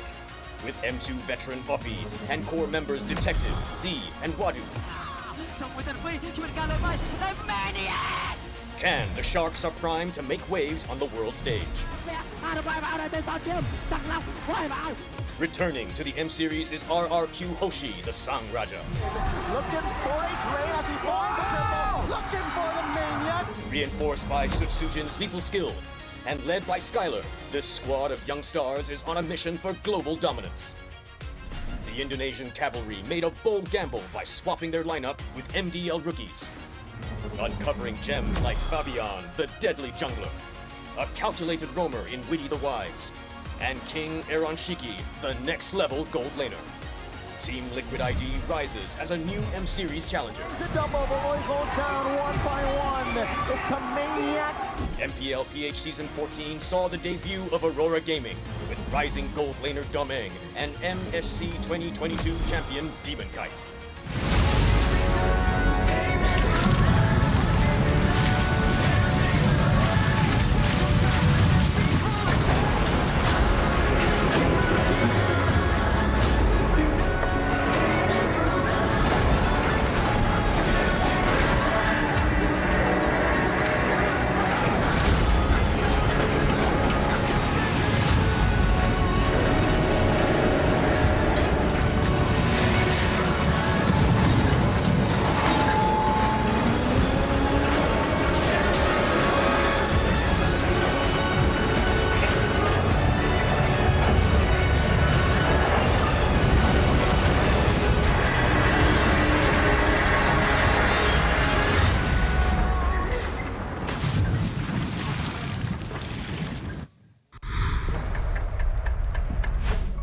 The internationally renowned organizations are about to put on another classic esports banger. Team Liquid, Team Spirit, they are going to fight off in the land of dawn here for the M6 World Championship. My name is Renmar Santa Cruz. Welcome back to the panel. And of course, I'm joined by Gideon and Naisu. Anyone else freaking out that we're having a Team Liquid versus Team Spirit in the M6 World Championship? Look, me and Naisu, we were able to do at least host the draw. We, with bossing game, and I mean, he called it. Yeah. He called what he wanted, and we got exactly what we were expecting here today. Yeah, it was a little weird. You know how accurate that he was with the draw, and we got to witness that, and this is where we now find ourselves. I think either way, though, Renmar, based on what we've seen today, maybe this is going to be an upset. Maybe it's a surprise, but I love to see it because both the teams have showed great things up to this point. Yeah, be an upset for who or happiness for whom we shall see. By the way, if you want to relate with me and know something a little bit upsetting, let's put a little tight focus on our two gentlemen over there. Let's look at Gideon first. Look at what's on Gideon's wrist. Oh, that looks great. Which colorway is that? This is the Black Fairy, of course. The Swiss, inspired by MLBB. It's got little features on it that you guys probably can't see. It's got a little M-Series, little niceness on it, little flashy bits on the side as well. Yeah, there's a detailing of the M6 World Championship logo as well on the back. Yeah, good. Right on the back. So luxury meets gaming with Fairy's first M6 Swiss watches. And they also have special jewelry collection based off of Juicin and Mia, and brand new championship rings and medals. Follow at Fairy World on TikTok and our website for updates. Do you have one? I unfortunately don't. I have my own watch here, but if they want to hook me up, that'd be great. But we did get a chance to try those medals on. You were did? There. When? Yep. So, we had a little exclusive access on that. And I specifically put on the Mage. Was it the championship medal? Medallion? Yeah. It was super heavy, but obviously I had to try that on because, Gord made. Oh, all right. So I want to mess with Naisu's macros. So add a little bit more sugar, protein, a little bit of fiber as well. Take a nom-nom out of that Hello Panda. Go for it. Oh, you want me to actually eat it? Yeah, eat it. Let me I got to get my tracker out. Yeah. Let's get a tight shot onto Naisu. And while he's eating the Hello Panda, I will sing the Hello Panda theme song, but slowly. Hello Panda. Hello Panda. Semua suka biskuitnya. Oh my goodness. That's pretty good, man. I'm feeling it. I'm really enjoying this Hello Panda. All right. You can keep enjoying it if you want. Okay, you guys, you can take over. And look at him not sharing with you. Right? I mean, it's as expected. Yeah. Trex does it, LaFell does. Oh, thank you. Oh, that's a little different. Sharing. He's not giving me the whole box, that's for sure. Yeah. Fuel your game with Hello Panda, the crunchy biscuits filled with creamy chocolate and the ultimate snack to keep you energized. Level up your day and visit Hello Panda's website for more. But this panda is saying hello to our next matchup. Again, it's Team Spirit versus Team Liquid Indonesia. As we've mentioned before, the storyline of Team Spirit is they are the long-held kings over at EECA, while Team Liquid ID are new to, well, their throne. So if you want to see this happen, or the other matches that we have here for the M6 World Championship, you can grab your tickets now and you'll get to witness the remaining 14 of the world's best teams clashing it out on day 5 to 7 of the Swiss stage. We still have the regular sale on those tickets. Now, let's first start with the Northern Dragons. So when you guys hear Team Spirit in MLBB, what's the first thing that comes to your mind? Spirit. Oh, I mean, that's kind of unfair, dude. That's just off the bat, you know?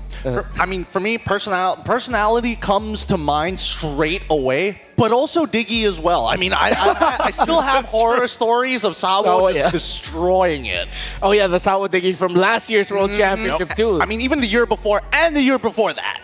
Oh right, it seems like every World Championship he's brought it out at least like once or twice just to mess with everyone. Has it showed up yet? No. Not yet. Not in this one. Hopefully, like we get to see it, because I feel like against a team like TLID, someone like Diggy might actually be able to help control the Stampede. What's the first word that comes to your mind when you hear TLID, Team Liquid in MLBB, Naisu? I'll tell you what, it's the fact that I've been saying cavalry wrong this whole time. Wait, what? And you know what? I just was surprised because I've always said Calvary instead of cavalry. Oh, so you mixed up the L and the... I mixed it up, but that's the first thing that comes to mind. Oh. Pronouncing it correctly. All right, so you were a proud member of the Cavalry. Yes. Now you're a proud member of the Cavalry. Let's hear from the coaches, if I'm not mistaken, of both of these two teams. I know Coach Shane DeLucas also brought something up. Yeah, it's the two coaches. So let's start first with Team Spirit. There's fun in building up veterans. You will meet great individuals with high ego because of their experience. While for Coach Shane DeLucas, he actually prefers to work with the rookies because it allows him to develop the young talent a little bit more. That's interesting that these two teams have such a different perspective on it. What do you think about it, Gideon? I think it's very varying, right? Because again, I would say that at least from Bren's opinion, yes, it's good to have smarter players that actually show you a different perspective when you're inside of the game. Because I think that's the biggest problem with some of these coaches who haven't been in that professional scene. They don't know what it feels like, if not the perspective when you're on that stage. Yeah, I think for me, I think both work great because even for Coach St. DeLucas, you work with the newer members and you kind of fill that bottle of knowledge. It can actually really help build that up. And then, of course, I think that's why you usually see some staff have both those dynamics filled by both coaches and their squad. Yeah, so now on the Team Spirit side, of course, Coach Vren, I feel like he gets what he wants. He gets to work with Sawo and Sunset Lover, who's been playing and performing in the world stage of MLBB esports since the M1 days. They go way back. While on the other side, for Coach Shane DeLucas and Team Liquid ID, these are M-Series firsts. These are first-time champions who are suddenly put into this position of you have to represent a very high-pressure and proud MLBB region in Indonesia. Have you seen anything so far from the performances of Team Liquid ID, Gideon, that maybe that pressure is starting to get to them, or is it just growing pains? I think it is a little bit of the growing pains. It has been a bunch of best of ones. I think they're going to do a lot better in the BO3s. But hopefully when they do get to the BO3s, it's for the right reasons, like advancing to the knockouts, rather than getting knocked out themselves. Yeah, now for the side of Team Spirit, this is now a back-to-back matchup against an Indonesian squad. So are there any brimming qualities that you've seen from the performance of Team Spirit, Naisu, that you'd want to point out before we talk about them a little bit more? Oh, for Team Spirit specifically, I think, well, in general, maybe all the teams felt kind of pressure, in all these best of ones that we had, especially the first day and the second day. But at this point now, too, for Team Spirit specifically, I think it's just, there's a lot of young talent there. I mean, again, the youngest player in M6. Hiko. Oh yeah, he is. Correct. Yes. Right? He's like 16 years old, and this is the thing, like you have the empty bottle that we just saw from the quotes there from the coaches that you can continue to fill up. This experience alone is a massive, experience to go ahead and give these young players. But then even the more experienced ones that have already been to the international stage, they are in an opportunity to go ahead and share that knowledge, and in performances from their games have been phenomenal up to this point. I just love to see them work a little bit more on their shot calls, on how they want to approach the games and the team fights. Honestly, the way that I'm looking at it, it's good to have, optimally and logically, some veterans and some rookies to make sure that this squad work well. But this is like East versus West, and honestly, with the Eastern side coming up with rookies that are malleable and clearly have the mechanics to do so, I think, the sky's the limit. So veterancy, rookies, and filling up the bottle of knowledge, that is how you understand MLBB esports. It's a big theme for this Team Liquid Indonesia versus Team Spirit matchup. So to know more about this, we actually had a moment for a side interview alongside Michelle and Poji, so let's hear from them. Hi guys, here is Michelle. Welcome to the Courtside Report. I'm here with Poji. Hello world, hello MC. But now we have a special guest from Indonesia, Pika. How are you? Hi, I'm fine. Okay, do you enjoy the vibes here? Yeah, I really enjoy the food and the crowds are amazing, especially today. Yeah, everything's fantastic. But I'm pretty sure you're coming here to rooting for your home team, right? Yeah, of course. So your home team, Team Liquid Indonesia, are gonna face against Team Spirit in the upcoming best of one. What do you think about that matchup? I'm confident that Liquid will win this one. Yeah, you are confident about your team, right? But now, so far, RRQ secured a knockout slot. How confident is the ID community that Team Liquid ID can also go to knockout stage? I'm pretty sure our Indonesian community is very confident because they already seen RRQ already qualified to the knockout stage, and now Liquid also gonna face the Team Spirit, and I think Liquid will do so much better today than yesterday. Sure, your fans has got the buff on them. And let's quick talk about the players. You think which player in your home team, Team Liquid Indonesia, are gonna cut up eyes through the game? I think Fabian will do well today. Okay, Fabian should do well. Or any suggestion to your players? You think they need to pay attention to each player in the Team Spirit? They need to pay attention to WD. Really? Yeah, it's a big threat for them, right? Alright, so before the match begin, any words to the players before the game start? Okay, I wish you guys good luck and hope to see you in the knockout stage and also in the grand finals maybe. Or maybe you can do it in Bahasa so all the Indonesian fan can feel the hype, can feel the spirit. Yep, sure. Okay, halo guys semuanya, aku Pika. Jangan lupa buat dukung tim Indonesia yang lagi bertanding di M6 sekarang. Thank you, Vika. Hope you enjoy your stay here, enjoy your watcher. So now it's a good time to steer it back to the panel. Panel, back over to you. Makasih, Pika, Poji, and of course to our lovely side reporter, Michelle. Now I think it's time for us to talk about predictions because Pika got to touch on some key figures for Team Liquid ID, especially Fabian. So keep that in mind. So gentlemen, I think the predictions are ready for y'all. Gideon, I'm excited to actually see yours first because I'm wondering where you hit it this time. Hopefully it's somewhere we can show. Well, I mean, calm down here for a moment. Obviously, people are seeing a little bit. They know where it's going to be, but I need people to understand that this has been a difficult prediction. I love Team Spirit, and I also love TL as an organization, ID or PH. Doesn't matter to me. My call on this one, I'm going to have to say it. It's a 2-1 victory going in for TLID. All right, what about you, Mr. Calvary? I didn't know you could stick it like that. Don't you touch this logo. It's close to the chest for a reason. All right, well, you know what? I'm gonna go ahead and I'm gonna put it up here for the cavalry. Wait, the cavalry. Yeah, there we go. The cavalry. I'm gonna go ahead and say, wait, what did you put? It's a best of one. Yeah. It's a best of one. You know what? So why was it? Did you just? Oh my! Did you put up 2-1 just to mess with us? Yeah, of course. That and also because the way that I think about this is more so if this was always going to be a best of 3, we have expectations already set, but it's always prime time for anybody to shake things up in the best of 1s. That's true. Mine, it's simple. It's 1. Just to be clear, and then it's Team Spirit. Okay. Yeah, this one is a little bit harder to decide, but I don't know. For some reason, I woke up today, thought about it for a few minutes, and I was like, you know what? Yeah, maybe Team Spirit is going to take the cake. Something about it.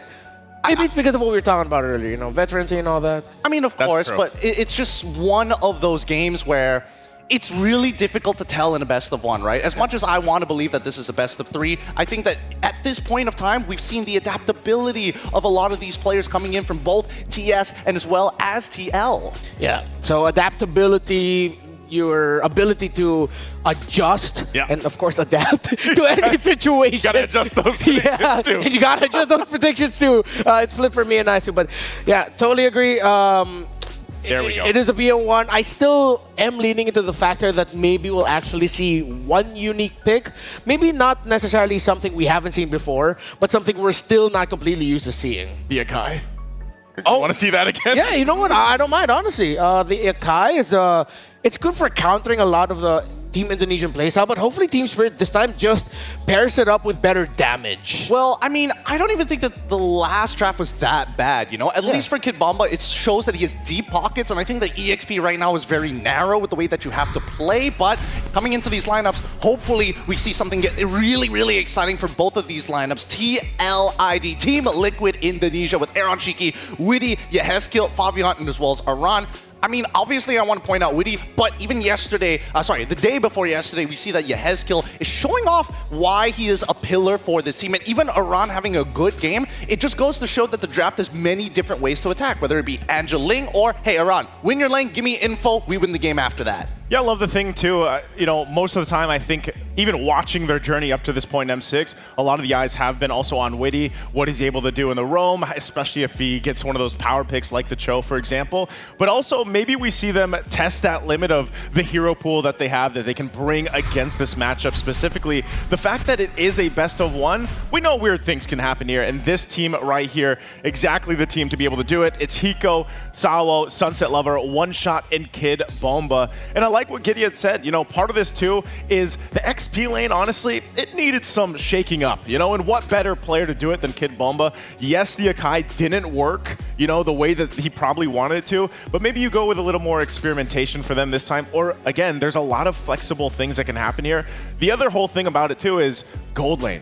There's been so much discussion, and I know our previous panel already talked about, you know, extensively what's been all said about Bruno right now, but even the gold lane can change things up, but Hiko's done an amazing job. As young as he is, I love to keep an eye on him. Yeah, 100%. In their game against RRQ Hoshi, you could argue that he even managed to steal the spotlight from Skylar despite the loss. That's how talented this young gold laner on the side of Team Spirit is. That is Hiko. And when you get a chance to talk about or talk to coaches and players that are familiar with Hiko's game, a lot of them are speak very glowingly about the performance of Hiko. So we asked Team Spirit, you guys had a close match against RRQ. What do you think about your performance? Sawo, ever the veteran, Gideon, actually so honest.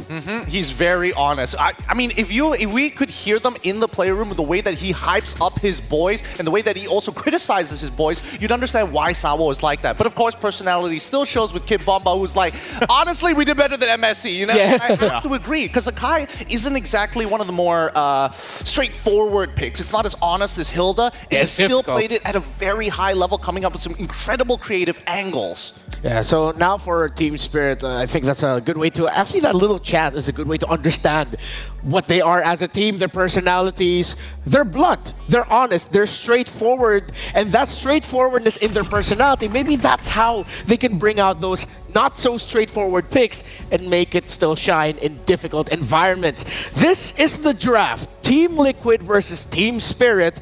Question is, the Ling, Angela actually even gets taken out by Team Spirit. So even though it didn't fare well against Fnatic Onic PH, they're respecting it. I mean, we say that Angela, yes, it is dangerous in the hands of TLID, one of their signature combinations, but that opens up the draft so much more, right? Again, we're not seeing the Jushin. Bruno, also a big question mark in everybody's minds. We've seen a couple of answers to it with the Grange and the Beatrix, obviously, but even then, it just takes one bad fight, and I'm concerned specifically about Cho.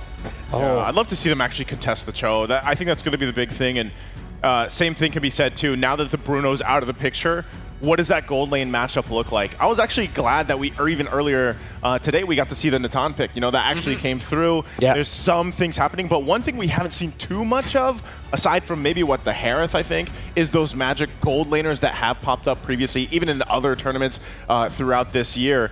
And, you know, I'm still expecting at least Moscov's to come through. Please no. Yeah, I know you don't feel good about it. Please no. That's the reality we're in here, Renmar. Okay, so with Team Spirit taking out the Eve, I feel like this is them saying they still want to continue with their line of thinking against RRQ Hoshi and Indonesian teams. We will still do our best to dance with them in the fights. So a little bit of a background check on the draft pattern of Team Spirit so far in the M6 World Championship. They pick at least one core in the first phase, especially when they're on the blue side. A mid laner, and then one flexible pick. We talked about adaptability, Gideon. I feel like I agree with you now. The flex pick coming up in the first phase for Team Spirit will be a big thing. I'm hoping that it's going to be a big thing, but Fanny is wide open, and this is one shot's moment. He really needs to live up to his IGM for his namesake. Yeah, he needs to be able to accelerate this game really, really quickly, because I'm not seeing a Cho ban either, so there's still a lot of ways for TLID to completely shut down the Fanny pick. And Moskov, one of those few answers. There it is. You know, that Moskov coming through, the Phobius too. We've seen so much of this pick right now. I'm still wondering if they go with what I like to call the purple trifecta. You know, at least go that way. It's true though, right? So even earlier on from Rora, I think we saw, was it the Vexana that actually came through with a similar lineup already, but also the Valentina obviously still available. They don't have to get it now, but they can play around it, and that sounds like it's that's going purple? to be, yeah, that's purple. So it's still the purple trifecta. Oh, but it's one of the newer ones popping up. Oh, interesting. Well, I mean, it was old and then went out of meta, and now it's coming back in there once again. And I think it's a great pick against the Phobius. Yeah, 100%. And of course, they lock in the pick for Hiko. So instead of showing just one core, they show both of their cores, and they pick up a glue to instantly respond into the Phobius. And there is as well the Joy, which because of the Fanny, because of the glue, now I think Team Spirit needs another chunkier presence just to help heal for the back line, because this Joy pick to me makes a lot of sense. The two other picks paired with the Beatrix right now looks like they might actually leave the Beatrix alone, making it easy for the Joy to pop off against Hiko. Well, I mean, we got to start thinking about answers towards the Joy, right? And I think that from TLID's perspective, it makes sense if you want to pick up the Troll on your side. It is more on Team Spirit's prerogative to get rid of it. But even then, yes, get rid of that Loi, get rid of the global presence. That's so good. I actually thought that maybe Team Spirit might want to go for a let's fight very tight together, like a Ruby Loi last two picks for Team Spirit. Especially because of the fact we saw how good the Ruby worked against those, those heroes that do get away, or even the Cho, for example. They're still going to kind of focus down on those counters into a Fanny, the possibility, because that was my next question, how do you protect this Fanny? How do you allow that Fanny to have that, freedom to get the buffs that they need? Because you guys know it's always the same. When Fanny is picked up, it's such a high-risk, high-reward hero, and eventually if you fall behind, you don't even get a chance to really see your purple buff, because there's just so much pressure. So I think part of it too is, what do they use to actually protect this and make it the best case scenario, where then again you can also shift things as the game goes on and then rely on the Beatrix later on? Well, I've got the answer for you right here, and I think this is why Team Spirit showed their cores really early on. Well, not cores, they're side laners, right? Beatrix can force priority. Glue has a winning matchup against Phobius, but can also force priority at the cost of a little bit of health. When your side laners are able to collapse towards that purple buff side of the map, the only thing that Team Spirit is missing right now is how do we get mid to push out just as fast? So whatever the roam mid combo for Team Spirit is going to be, it needs to be something that clears minion waves fast. We're not going to, you know what? Yeah, this Phovis is probably going to go into the EXP lane because, again, one of the off-kilter ideas we've seen in the past that has worked. Roam Phovis?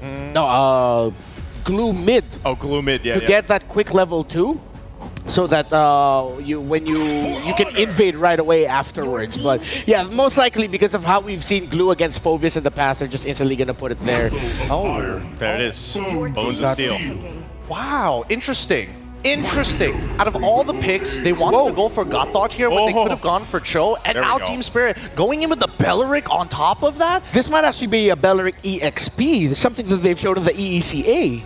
Yeah. No, but then they've got, then glue goes as a means to an end? Can Constable as glue as a roam support? Yeah. Could be. You know, we were talking about leading into this, guys. We were saying, you know, this is a time, the best of one. This is the last best of one, at least for the Swiss stage, for the most part, right? Yeah. This is the last one, so why not actually go with something a little more flexible if they do that? Again, this is all kind of theory right now, also depending on what this last pick's going to be. But if it might be enough to go ahead and test that limit against TLID, there's the Valentina. Really, really great stuff coming in from Coach Vren here. He's looking at it from many different angles because both Belleric and as well as Glue, Glue specifically, even if he goes into the support against a Gothard or even the Phovius, doesn't matter which, that Glue is going to beat up these tanks. Yeah, and honestly now, I'm looking to see just how well Team Spirit is going to be able to play around this Belleric.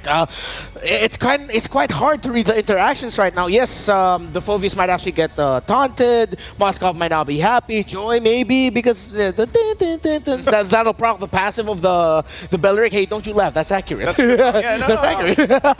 I'm having a hard time reading it. I can agree with you because we don't get to see Belleric very often, but it's about counter-engage. It deals well with the Phovius if he gets into your backline. It deals with the Joy. It's a huge deterrent. As long as you hold on to the Wrath of the Dryads, TLID has to think twice about going into your backline. All right, real quick, name me a team. Who do you think it goes to? I'm going TLID. TLID. Yeah, the Belleric's too crazy a pick, but we'll see. Husky, Trex, what about you guys? Thank you very much to our esteemed panelists, Renma, Gideon, and Naisu. You got Trexki here on the table. Team Spirit against Team Liquid Indonesia. It's a second encounter with the Indonesian team for Team Spirit. I'm liking what Team Spirit has brought out because I have an affinity for Kid Bomba, but we're also looking at the rookies from both ends going up against each other as we are about to head into the land of Dawn for this best of one. Yeah, I mean, it's going to be definitely exciting as we jump in. I like, you mentioned the rookies. We got Hiko, we got One Shot, but One Shot gets the Fanny, which is even more hype. I mean, it's definitely going to be exciting, but take us in, Husky. Here we go, Land of Dawn beckons. Last series between Vamos and CFU, Fanny was completely ignored, but this time Team Spirit will not let it go to waste. One Shot has a chance, and he has that one shot, and he better not let it slip. Both junglers starting on the purple buff. It will be a mirrored path for One Shot and Fabian. All right, so taking a look at both drafts, I mean, both of them quick moving. They have these aggressive junglers. They have the ability to scale, but I will say One Shot, we know how the Fanny is. We know if those pop-offs can happen early on, if he can start this game in the laning phase with a 1-0, with a 2-0, lock in some of those first items quickly. It can get really bad for Team Liquid ID. And I'm also looking at the adjustments to the Fanny, right, with the more energy regen mid-side. A little bit of damage, though, in there with the Litho. One Shot looking for that first kill already. Easy goal goes down. One Shot able to find it quickly within the first minute. A nice start for the side of Team Spirit. Absolutely amazing opening. Yehescu, he had no other choice having to flicker into open area. That is just a wet dream for One Shot. Not only getting that first blood, but now able to head towards that bottom side, get that crab for himself, get that experienced lead. Very good setup. And Team Spirit, you have this draft that is always ready to fight off cooldown, and they have very short cooldowns that enable them to constantly step on the gas. Yeah, and we heard it from the panel, they need something that can clear mid quickly. They need something that can get them around this map fast, and having Sunset Lover on this Valentina, having Sawo on this Belleric, it's giving them that answer, and you add One Shot on the Fanny. I mean, it's an aggressive composition that not only can have a decent early game, but has some late game potential as well. Yeah, and not only that, you also are looking at Team Liquid ID, how are they going to deal with the glue, right? The glue is going to sandbag your Phobias. He's winning Phobias in a 1v1 in any situation, and if you try to dive him, there's always Wrath of Dryad from the Bellaric, from Savo. You gotta look after your backline. You don't want one shot to get on top of Aaron Shiki, because that would be a one shot for sure. Spirit looking to set up at this turtle. If Liquid ID wants to fight, Team Spirit will be ready. Yeah, one shot, hanging out, waiting for it. Aaron and the rest of the team as well. In comes the taunt, a lot of damage. Guardian comes down, and Fabian able to pick up the kill on Kid Bomba. Easygle in trouble though, one shot trying to get the finish, but he just can't do it. Turtle still up, Sunset Lover in trouble as Aaron fends him away. Now Fabian still able to steal it. One shot now on the run, can he get away? Aaron with the Demonic Force tries to get the last hit, but he can't quite do it. Fabian does find a kill on to Sunset Lover. Witty taking the kill. One shot down, the game quickly turns into the hands of Team Liquid ID. Very unfortunate for Team Spirit. They had the right idea, but Kid Bomba hit. The rest of his team were not ready to respond, so he ended up taking way too much damage before Team Spirit arrived to help him. Kid Bomba going down means that front line for Team Spirit collapsed. Sabo couldn't hang on all of his own. He got the Wrath of Dryad, but your damage dealers is in the back line, and not being able to take down your Heskio is just icing on the cake, at least if you're a Team Liquid ID fan. I mean, I feel like at this point, we're going to have some of this back and forth, right? They already want to kind of kick things off aggressively. Team Liquid ID has a little bit of something back into their hands. They get that first turtle, but the gold is still essentially nil. It's only 650. It could still go any way. But do we think Team Spirit wants to maybe slow things down now? And does Team Liquid ID want to match that, or is this the time that maybe you press on the gas a bit? I think if you're Team Spirit, you probably have no choice but to slow down. Like that first turtle fight is going to decide whether the pacing remains, right? But if for Team Liquid ID, I don't think you mind playing slow. You got pretty good late game scaling, but if you are Fabian with a 2-0 lead, you're going to be looking to fight every objective. Yeah, so at this point, this game really, I think both teams really kind of start hitting major spikes around First Lord. Maybe nothing too early, both with marksmans that need a few items to really start popping off. Yes, one shot can maybe get some cheeky kills here and there, but other than that, the rest of the team needs some time to scale. Both teams taking it slow. Yes, we had some action in the beginning, but next turtle's going to be up in about 13 seconds. I think I see both XP laners now moving to turtle area. Aran will arrive first, and he does have a minor lead over Kid Bomba. Here we go. One shot, looking for an angle, decides not to go. Aaron Shiki at any point can knock him back, create that little bit of space, but down comes Bennett's Rage. A lot of damage backside. AOG unable to connect onto anyone. One shot trying to make his way in. The Miro's Passion finds the target. Fabian drops. Witty drops. Sunset Lover picking up the kill. This should translate into a turtle. And that is the ideal environment for Team Spirit to fight. Team Liquid ID, they do lose the objective, but you have Aaron Shiki just feeding off of these gold, these free platings on that bottom side. Kid Bomba will try to match that lane to try to stem out the bleeding, but Team Spirit have found an equalizer, and now they can start pressing that advantage on the top side. One shot here again. Ooh, one shot's getting aggressive. Aaron on the run. Aaron goes down. In comes Fabian. The SOD able to connect. Hiko falls as well. Fabian decides to back off. It's back and forth right now. Prime time in the land of Dawn. Because the Spirit of Destruction landed, Aaron Shiki gets a free lane swap from across the globe, all the way from ID. Moves to top side as Hiko went down, so no one is going to be taking care of that turret, which means that Aaron Shiki continues to get free resources. So on the macro sense, I think for Team Liquid ID, they are okay with that trade. I feel like Team Spirit made a bit of an error. They want to put pressure onto Aran, but having Hiko walk past that tier 1 without much info is a bit of an overextension.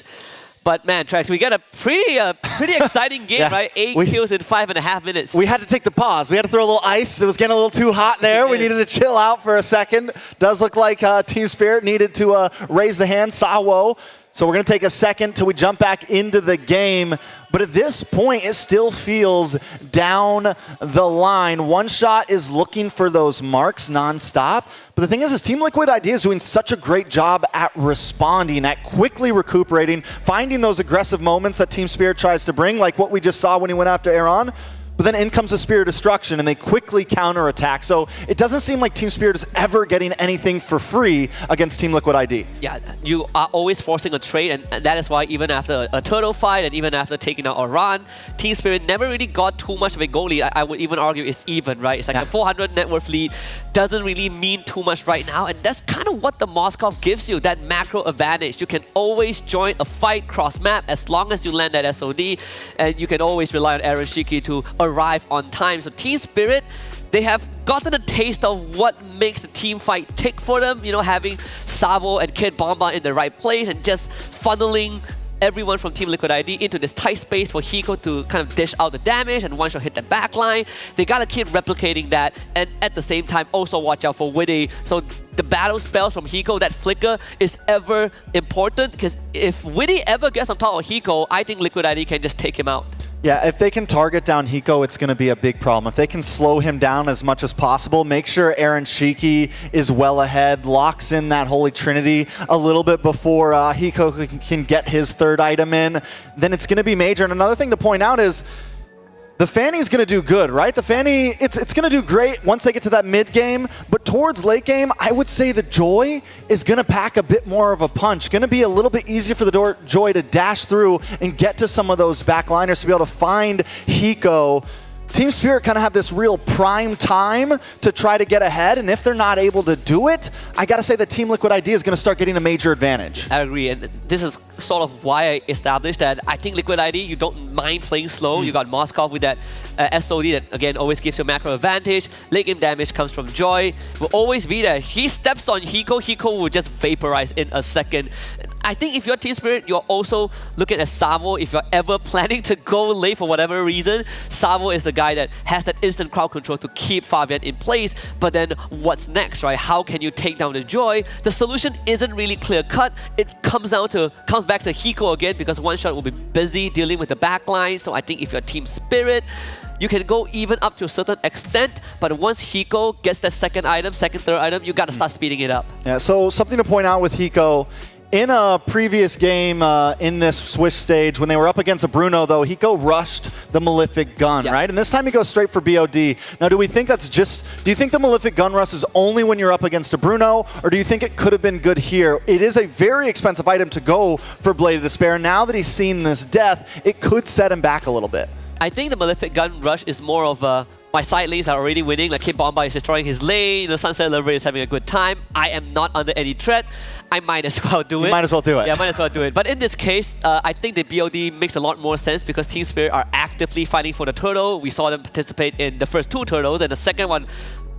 ended in a very, on a high note, I would say, for Hiko at least. So that one there was very unfortunate. He could have entirely prevented that, just trusting one shot to kind of dive those turrets. But at the end of the day, I think after this BOD, you probably will be looking at the Hunter Strike, or if you want to go Malefic Gun at this rate, I wouldn't blame you. It does buy you distance, you know, from away from Widdy and Fabian.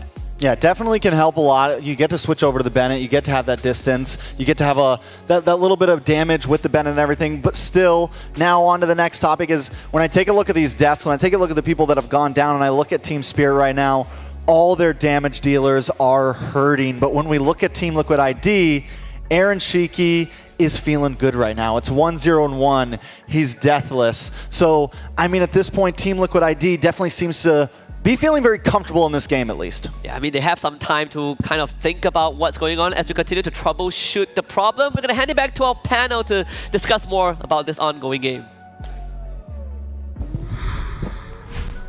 All right, so we're around 5 minutes and 30 seconds into this game between Team Liquid Indonesia and Team Spirit. We're back here to break down a bit of the madness. I think it'll be a good point to start off with the Belleric first. One by one, how are we feeling about the Belleric performance so far? Personally, for me, I think that the Belleric is a really interesting nuclear option, especially when you're thinking about like TLID wanting to go into the backline, right? With the Wrath of the Dryads, and especially with Hiko on this dangerous, very, very dangerous ult-dependent Beatrix, the combos can be very clean, and we already witnessed it prior.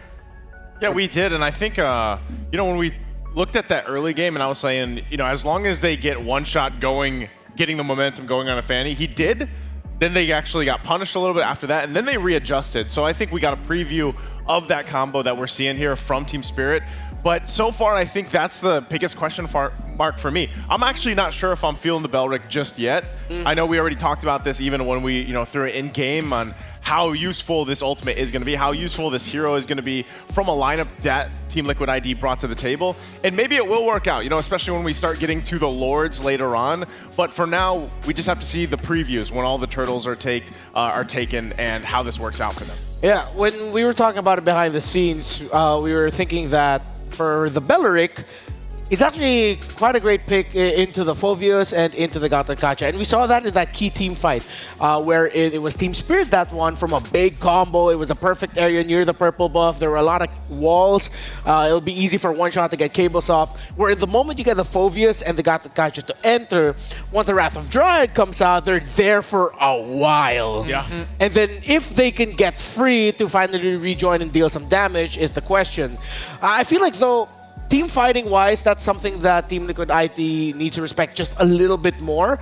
But at the same time, Team Spirit, they're overheating a little bit too often. Well, I mean, overheating is one thing, right? Because at the end of the day, what exactly does the comp want to achieve? And I think that their composition needs to play defensively because Wrath of the Dryads is a very defensive spell, right? The only way to make it offensive is if you flicker on top of their carry and then unleash hell, right? Yeah. But keep in mind that at least from the side of Team Liquid ID, they don't have a lot of disengage. So their fights must be extremely decisive. It's either overwhelming victory or you're going to crumble as soon as you miss those ults. All right, that's it for us right now. So if you are just joining us, remember, Team Spirit, they have a Belric with them for Team Liquid Indonesia. They are running a lineup that has a few loose cannons, but it's a bit tough for the team fighting. Let's go back to Husky and Trex for the game.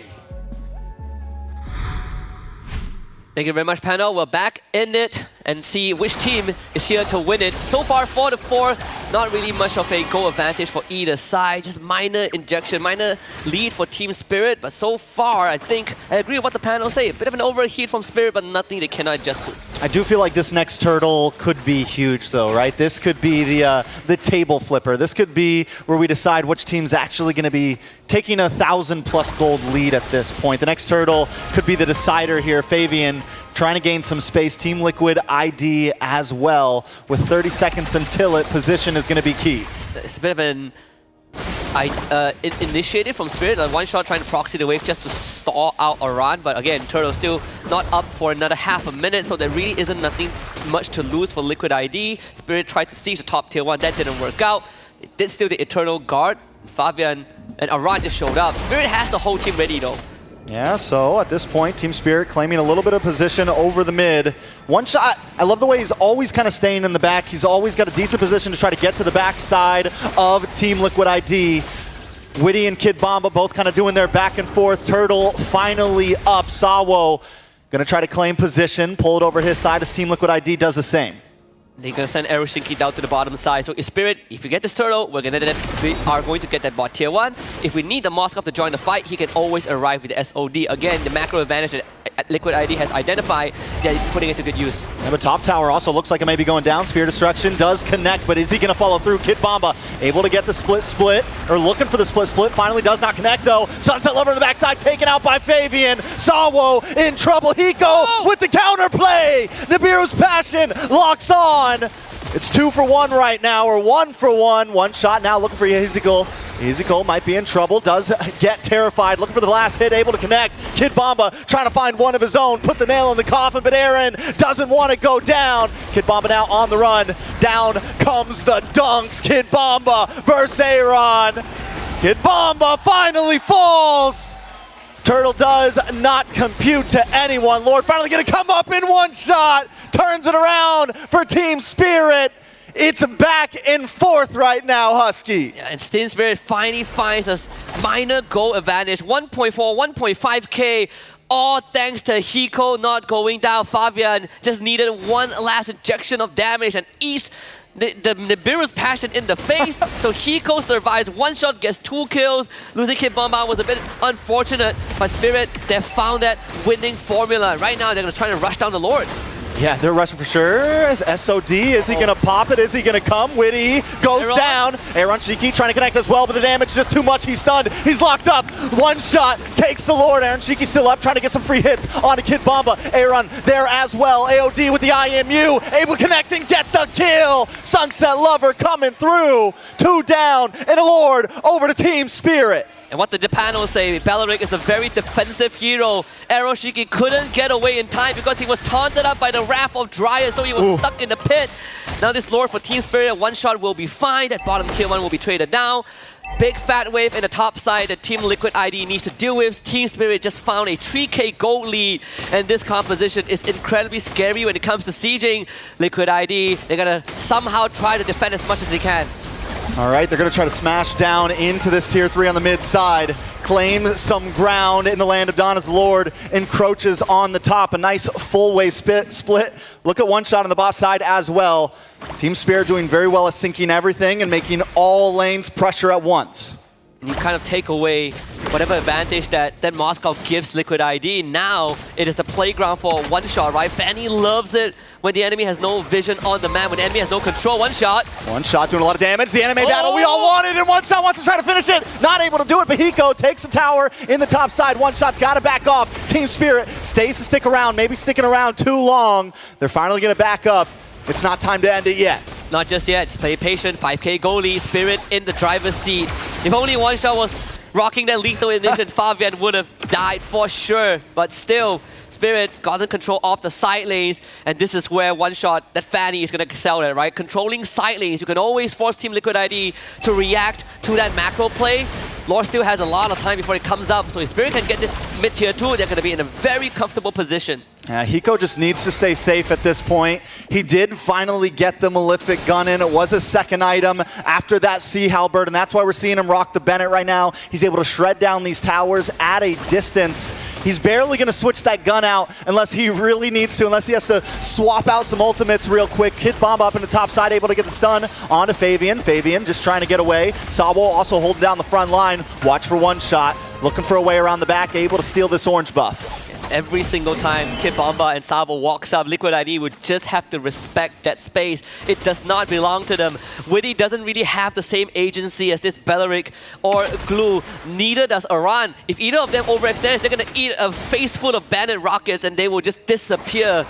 So Liquid ID, they got to somehow be able to stabilize the macro. Nice stun. Hiko in trouble, able to dish back. Able to flick back. Come out with the damage. Witty, Fabian. Next might just be Ezekiel.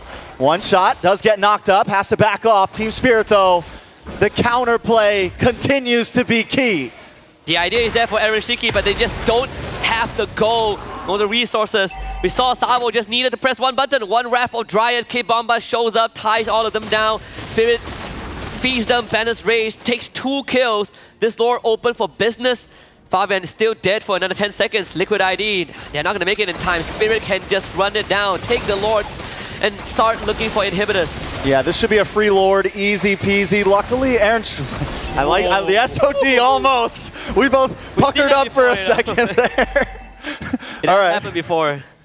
So they do get a little bit of pressure on the bot. He doesn't get that tower though, so at this point Team Liquid has to defend. They do have some siege capability. Having Aaron Shiki, having the shredding ability, having some front line, they should be able to melt down this Lord and hopefully only lose a little bit. Unfortunately, Team Spirit didn't really sync out the wave that well, so this Lord might not yield the value that they're looking for, but Prestige is still there thanks to Hiko with the Bandit.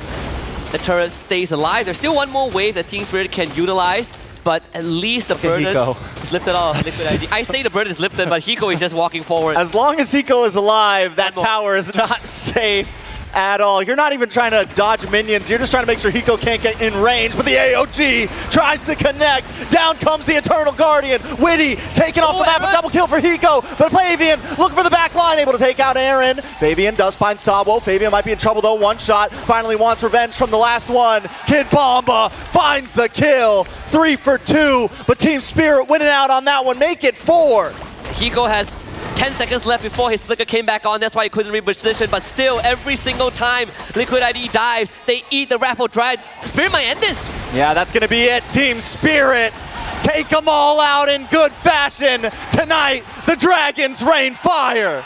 From the north to Southeast Asia, Team Spirit continues that reign of terror. The mythical beast no longer a myth.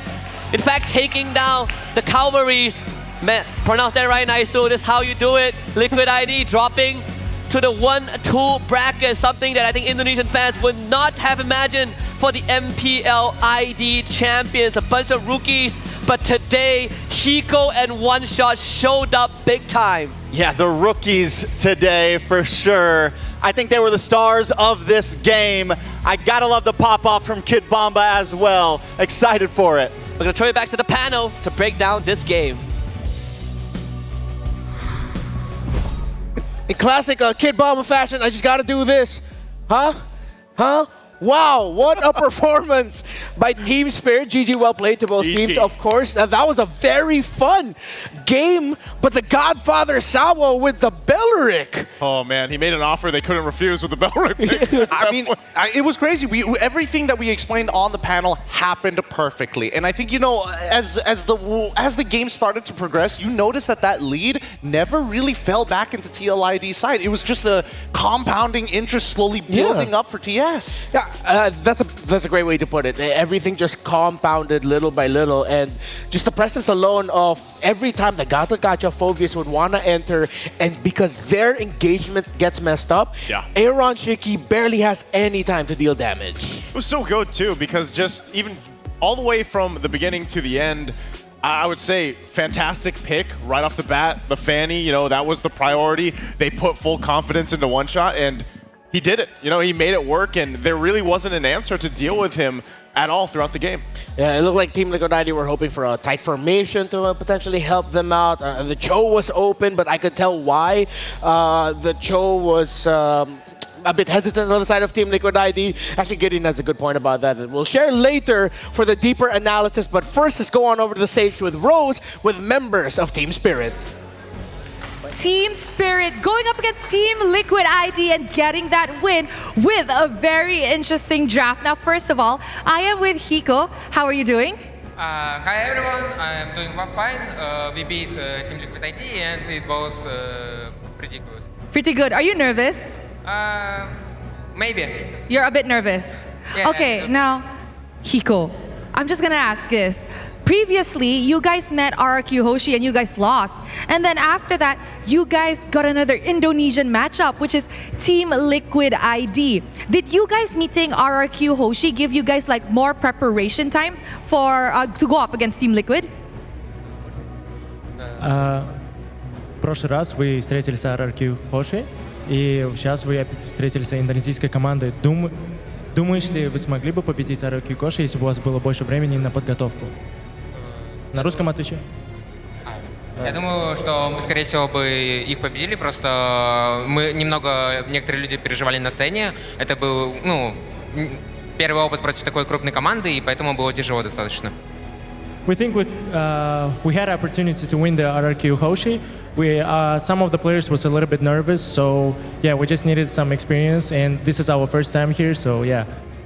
Okay, now I do agree that sometimes you guys need to warm up a little bit. Now, Hiko, I want to ask, how did you guys react when you found out you guys are going up against another Indonesian? When you guys saw the matchup draw? Как вы будете себя чувствовать, если вы узнаете, что вы будете идти против другой индонезийской команды? Как вы себя чувствовали? Да, какое у вас ощущение было? Для нас это было немного неудачно, то, что попались одни из самых сильных оппонентов, которые могли быть, но в целом мы были готовы к бою и дальше проходить к нокаут-стейдж.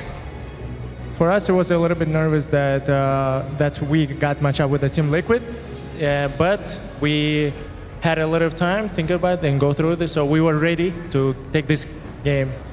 Okay, I love it. Amazing game, by the way. Now, speaking of the amazing game, we see that you guys brought a pretty interesting draft for the matchup against Team Liquid ID. So maybe you can share with us, do you think this is just the beginning? This is just a glimpse? Because we will be able to see more interesting drafts in the M6? У вас был очень интересный пик. Думаешь ли, что будет ли дальше какой-нибудь более интересный пик? Или это только начало вашего такого пика? Да, в целом у нас было несколько заготовленных героев заранее, которых мы уже тренировали на праках. Условно тот же Белерик, вот. Ну, и Гул тоже достаточно необычный пик, но в целом, ну, обычный будет для этого турнира, я думаю. We already have like some prepared drafts for the games, and we already did train those drafts. So yeah, I think in the future we will have more. Okay, I am very excited to see more. Now guys, if you guys don't know, Hiko here is actually one of the youngest, sorry, he is the youngest, not one of the youngest, but the youngest player that we have in M6. Hiko, can you share with us, how are you so good yet you're so young? Расскажи, каково это быть самым молодым и при этом быть самым лучшим, одним из лучших. Для меня это первый M-Series турнир, и я покажу на все 100, на что я готов. То, что возраст это не проблема, и я думаю, мы выиграем M6.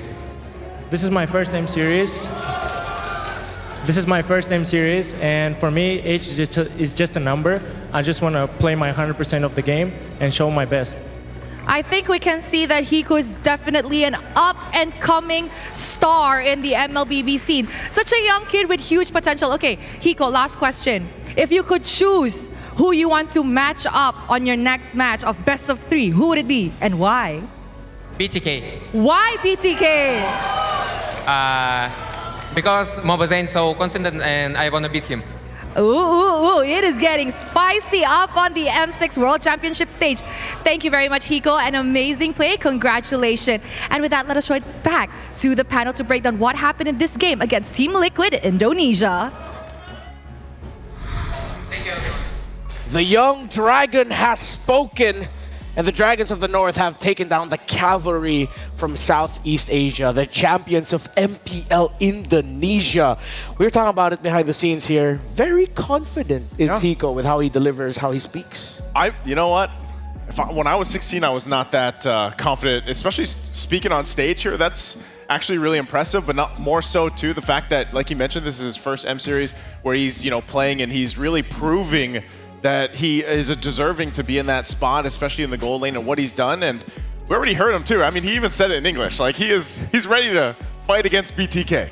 I love that level of confidence, but at the same time, hopefully, as we look at the item builds, right, there's a lot of actually minute, interesting details, and that I really want to point out here. Number one, looking towards Sawo's side, what was his first item? Straight away went for Athena Shield. He did not go for the Dom Ice first. And initially, I was looking at Kid Bomba, right? He is still holding on to the Mana Regen necklace, and then went straight for the Dom Ice in the middle of the game when he could have been looking to rush other items. So again, these very minute details is what's helping them make their presence stick. And talking about making their presence stick, we haven't seen this item in a very long time. The Guardian help coming in from Sawo. You would have imagined that it's counterintuitive, especially with the DHS, Aaron Cheeky with the Trinity. Yeah. But it allows him to take a bit of damage, walk away, chill for a little bit, just wait it out, come back to full without having to take a full recall. It's a whole bunch of healing that can be done just in that hero alone, and then on top of that, right, he went with the Revitalize to help him out, because this is something that we've talked about. Whenever a Belric does pop up,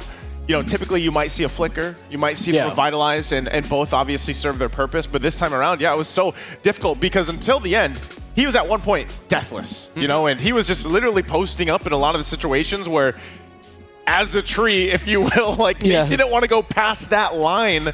That was Sawo. I find this incredibly relatable. When I would find myself playing in the Indonesian server, there's one here I would love to spam, Belric with a Revitalize. Yeah? Yeah, when you're going up against a young hotshot team like Team Liquid ID, who again, have proven time and time again just how good they are at team fighting, why not bring out one of the best heroes that actually mess up team fightings in your ranked games alone? That's one of the reasons why Belric is so good with that big AoE taunt that he does. On the side of Team Liquid ID, when it comes to the emblems, anything that you gentlemen would want to point out? Honestly, everything is very standardized all across the board. You can see that even TLID is giving a lot of respect over to TS. Again, 3 tenacities, even on Witty, even on Aaron Shiki as well, against Hiko. If he was looking to try and ego him, we would probably see Master Assassin. And you can see that even Hiko respecting Aaron Shiki with a tenacity of his own. But the one thing that really surprises me in this particular matchup is that TLID, at some point in the draft, I don't know if it's Coach Ren or maybe even Sawo who made the call for the Belric and not to take the Flicker,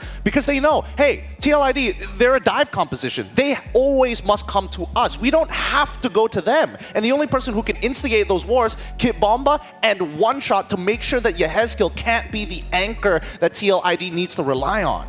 Yeah, it's like Team Spirit just realized they needed, as you mentioned, they needed anchors and they needed to hold on. What's crazy is their damage dealt is quite evenly distributed amongst 3 members, with the Matrix, with the Valentina, and the Fanny, all doing respectable amounts of damage. So I think that also shows why TLID, it looked like it was difficult for them to set up nicely.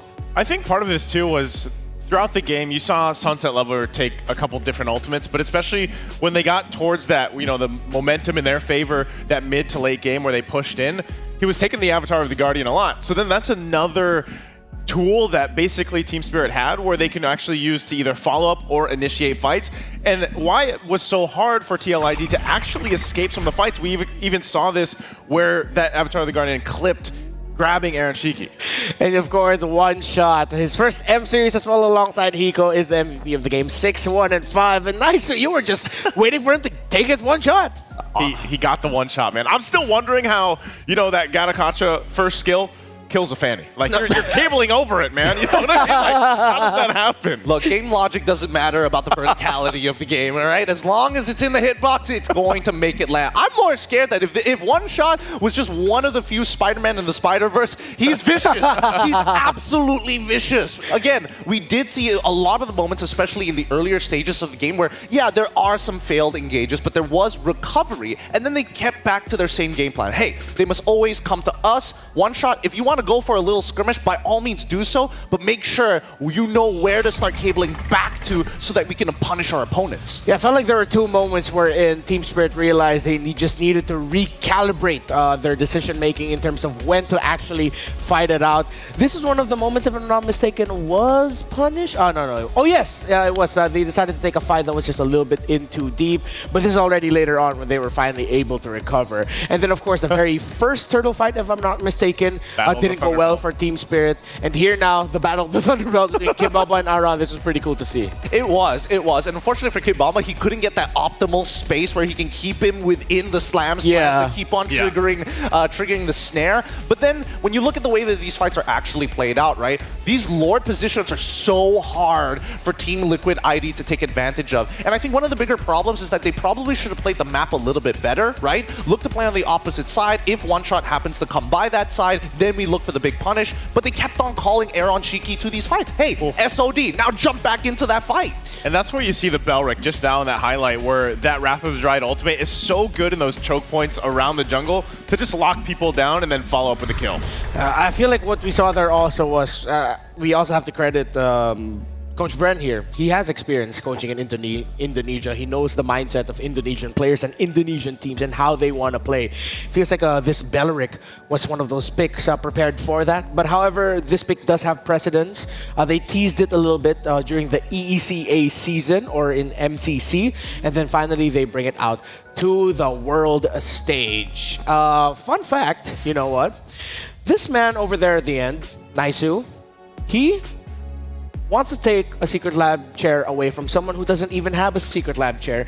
And he has a secret lab chair already. But I don't have this one, Renmar. I don't have this special secret lab chair. Like, this is a very special secret lab chair. What makes it so special then? Well, I'll tell you what. You can play better for longer and just play better at the top of your game. If you're running for rank 1, get a secret lab chair. They're ergonomic chairs designed to keep you at the top of your game. Of course, the Secret Lab Titan Evo is designed to adapt to different postures like this or that.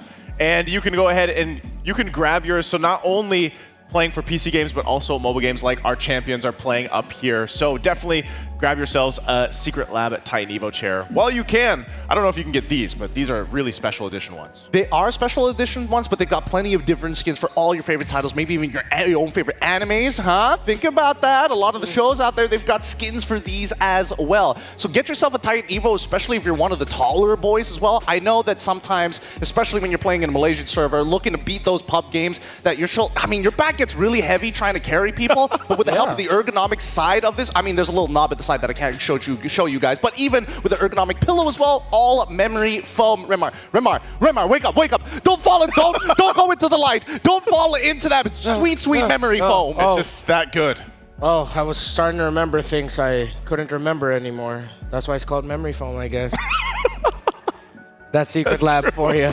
So, I mean, we are MLBB fans here, so why not go get yourself an MLBB themed one? I'm not sure if they're widely available, but I know, you know, they should be out there somewhere. So this is very nice. Next match, let's bring it up before I lose myself in the comfort this right is a now. tough one, man. Oh, This is what we've been all waiting for. This one's hard for me. Why is it hard for you? You know, this is my citizenship on the line. I'm a dual citizen. I'm a Filipino citizen. I'm also a U.S. citizen. I have 2 passports. And so please flex. don't ask me to predict here, guys, because Yeah, nah, it's gonna be part of it later. Gideon, as a Malaysian, how do you feel looking about or looking into this match? Honestly, I think this is going to be really exciting. I think it might just be one of the bigger upsets if BTK is able to take it away. Again, obviously, people with the red, white, and blue are going to be cheering for them, but Fnatic have been looking great this Swiss stage in all manners, whether team fighting, micro, macro. It's just 10 out of 10. Well, leading up into the M6 World Championship, Fly Chicken was vocal about how strong Fnatic Onic Philippines is. They had a chance to scrim against them, if I'm not mistaken. Ooh. And yeah, even BTK admitted FNOP are strong. Let's see if BTK has learned from that and their experiences so far as they fight for qualification into the knockout stage. The second team to qualify. Will it be BTK? Will it be Fnatic Onic PH? We'll find out.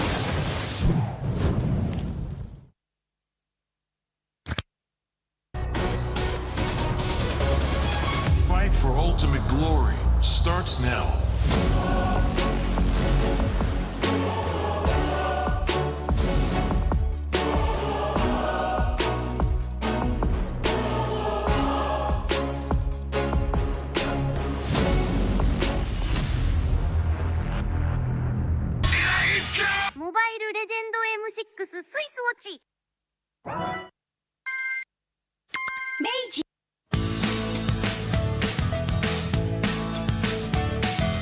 Hello Panda, Hello Panda, semua suka biskuitnya.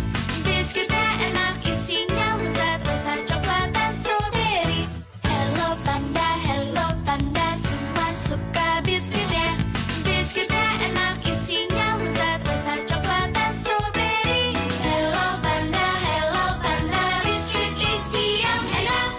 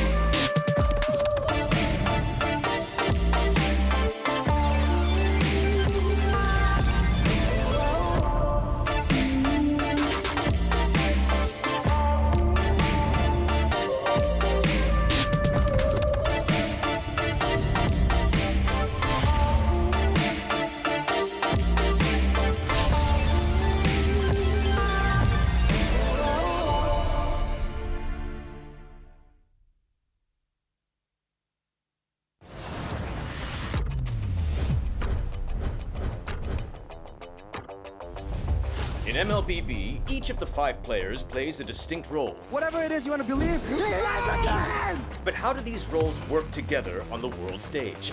Go and Sons, who picks up the Mid laners and roamers are the bedrock of the team. looking for the knockup, not able to find us. Who he wants more, takes him out. Whether it's picking beefy tanks, mages, or sustain, together they provide crowd control and damage in the early game, making space for the team to farm or secure objectives.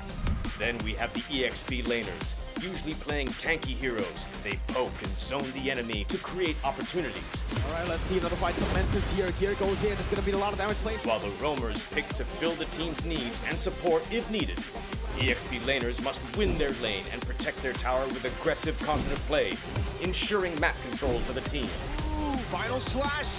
Finally, we come to the junglers, the early to mid-game finishers, and the gold laners, the mid to late game finishers. Irie, the god in the jungle, takes a double kill. For junglers, whether it's frontline tank utility or assassin early game assassin burst, they form the core of the team. They act on the space created by their team to finish off objectives, utilizing power spikes with the early game advantage they get from farming the jungle. Should be a retreat from the Burmese Gold, and they get sent down into the ground. Gold laners focus on farming for gold to become late game monsters. 1v3. They are savvy observers, staying out of trouble and positioning well to deal the most damage with their fragile heroes. Do you agree? How would you describe the roles that make MLBB greater than ever?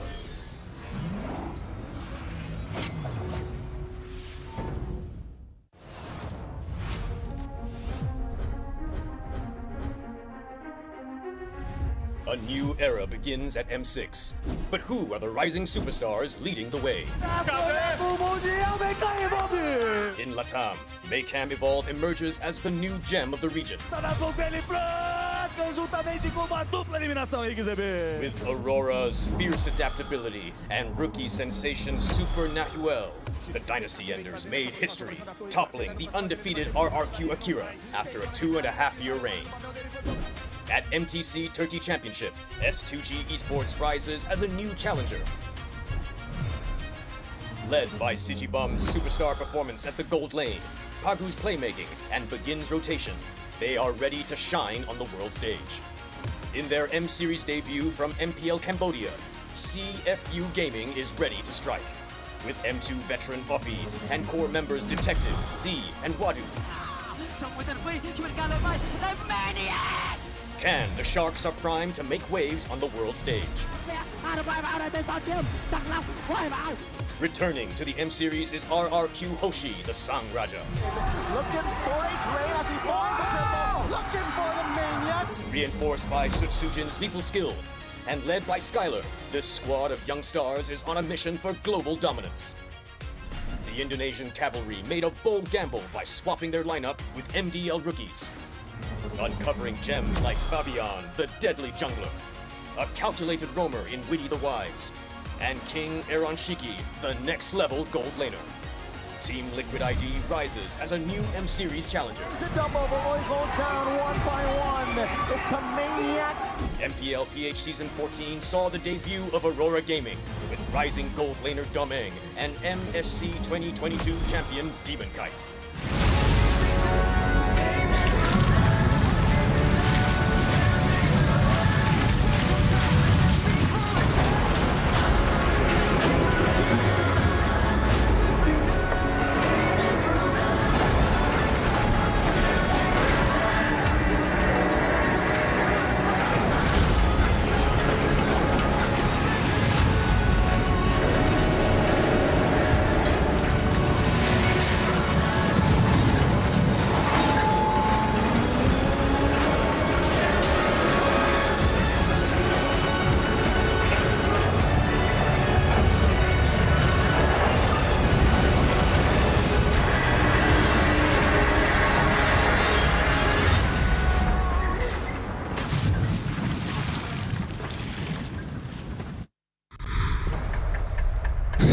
Naisu, you have a very, very important decision right now.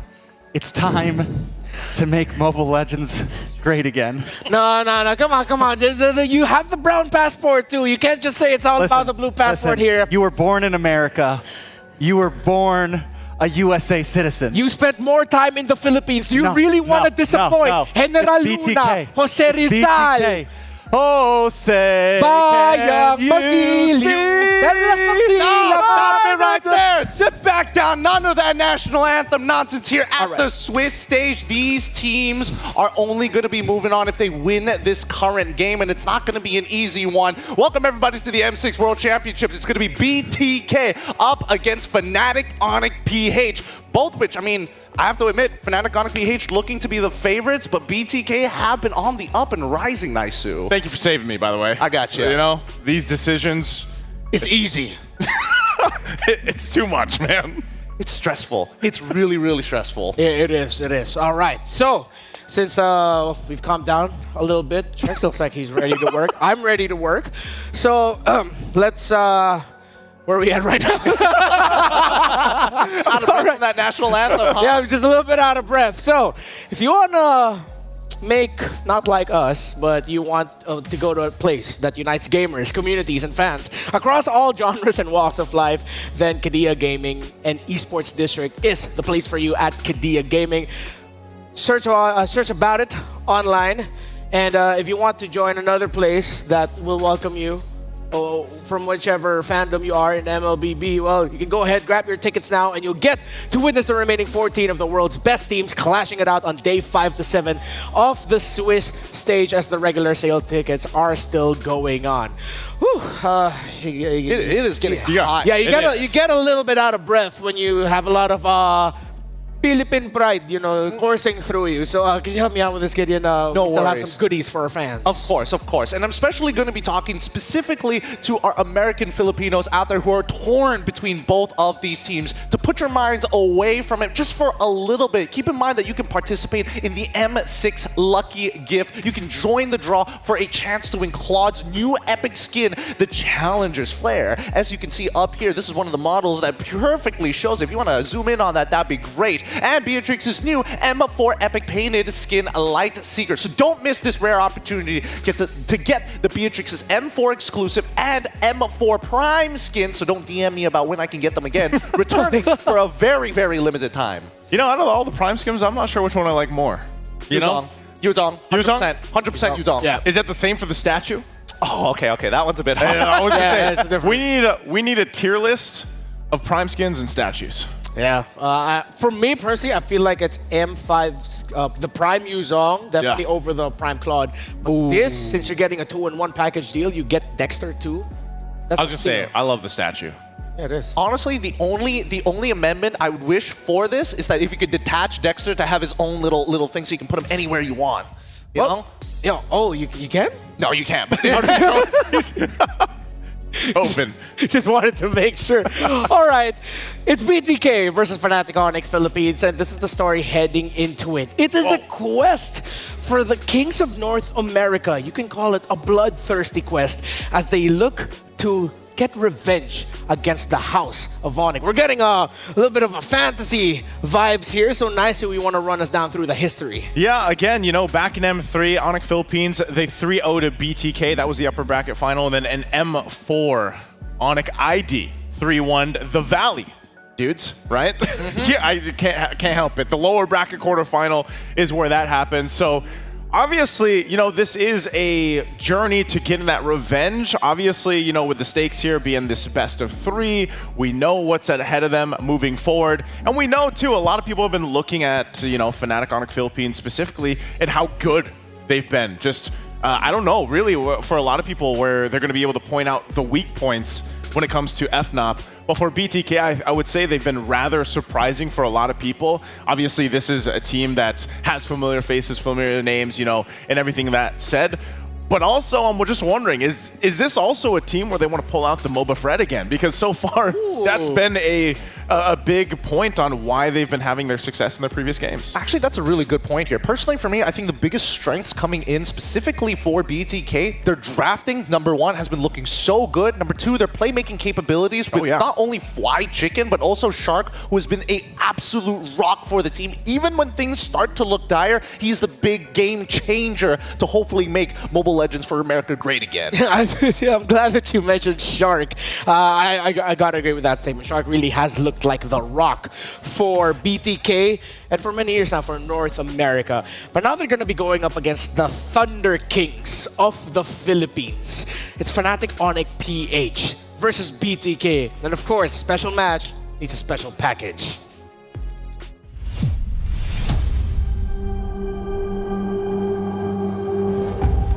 Speechless right now. BTK have beaten Blacklist International. It's not gonna be able to do anything. Hey, clean sweep. What time is it? It's Onic time. I think everyone's want to fight BTK because of MOBA Zing. Mental silang mental. Kami lawan ni BTK Cat Scream, soal trash talk MOBA Zing, kena mental terus siya. And this is one of the best series that I have seen here. I think it's not MOBA Zane's meta. It's not that bad, guys. Tingin ko, hindi talaga sila, parang malakas. Kasi kumbaga parang hindi sila, parang nakikita ko na hindi sila updated sa game. Parang medyo huli yung galaw nila, yung parma nila, hindi masyado maganda. BTK is back on the world stage. We want it more than Turkey does, the whole region. We beat both of their qualifying teams, and hopefully we can do the same to other stronger regions. And another victory for BTK. BTK will now become the Turkish Slayers! FNOP, make it quick! I think they can easily win against BTK. They have a really good chemistry. Their bonding is really different. Yeah. The Super Family once again reigns supreme! BTK needs to go up against a team like the caliber of Fnatic Onic. Fried Chicken has been very vocal about how strong they are in scrims. I think Fnatic Onic, so many hero mastery like Super Friends using Roy and Kelra using Beatrix or Harit and Brusco using Chow and Gatot. And then King Kong, you know, he using Assassin like Monster. Very clean. Kelra gonna be caught sliding tackle out again. Too much to handle. Super Friends and King Kong will get the wipe out. Gusto kong makalaban ang BTK dahil mukhang masayang kalabanin si MOBA Zane dahil isa siyang trash talker. I hope the M6 teams keep underestimating BTK's strength. BTK, baby! That's one team that I cannot trash talk, unfortunately. We'll try our best.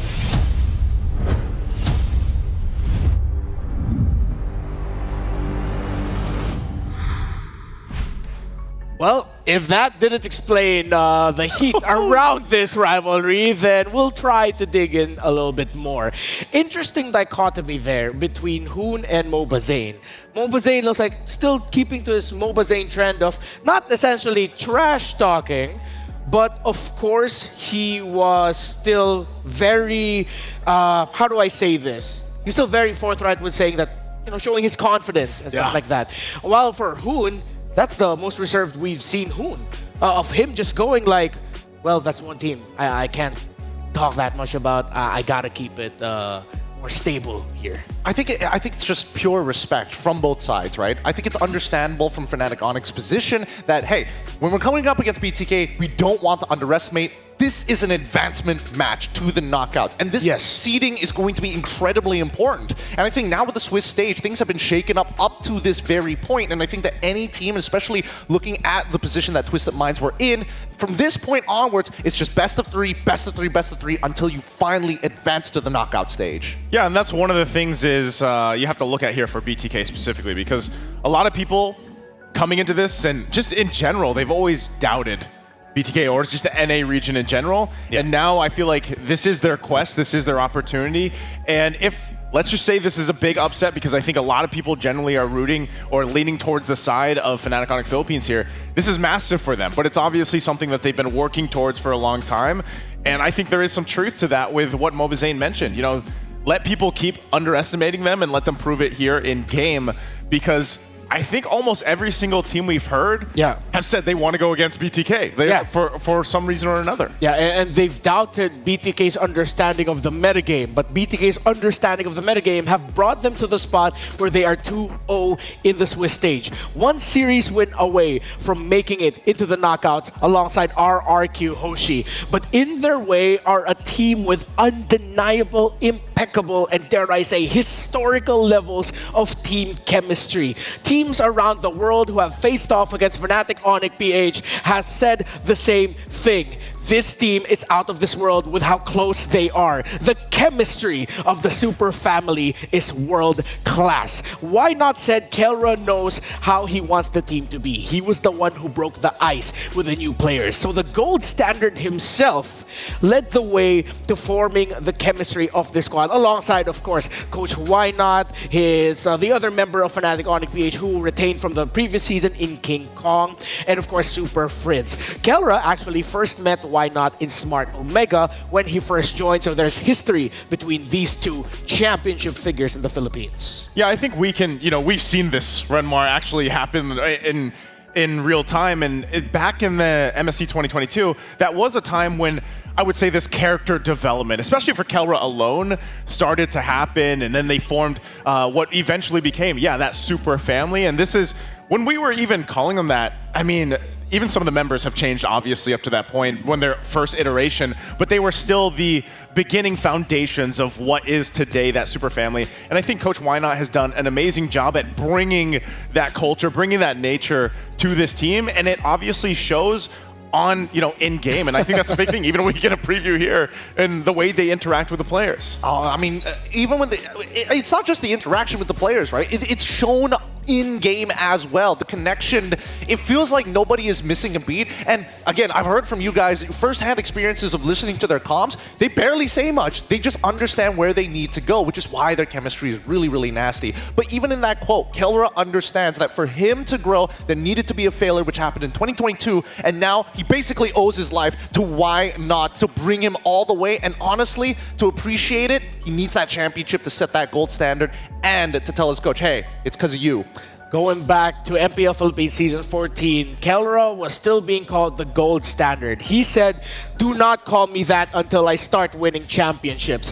He finally won his first MPL PH championship and finals MVP there, and now he's on the running to becoming one of the few players who can say they are an MSC champion, an MPL local league champion, and an M Series World Champion. But it's not just about Kelra. What you gotta appreciate about Fnatic Onic Philippines, Naisu, is as the season went on, new names in FNOP started making a huge impact. Brusco and Kirk especially slotted in very well. Yeah, Brusco and Kirk both, coming off of previous teams and then really slotting into this lineup that was chosen, like we just saw there, from help with Coach Wina and Kelra. But the way that they came into the team lineup and the way that we did see them struggle a little bit here and there, but then all of a sudden, when they did come out from the last previous season of MPLPH, it was really hard to look for weak points. And I think that's still the case here for this lineup, even today, as we are now going through this the Swiss stage format and everything here. But also,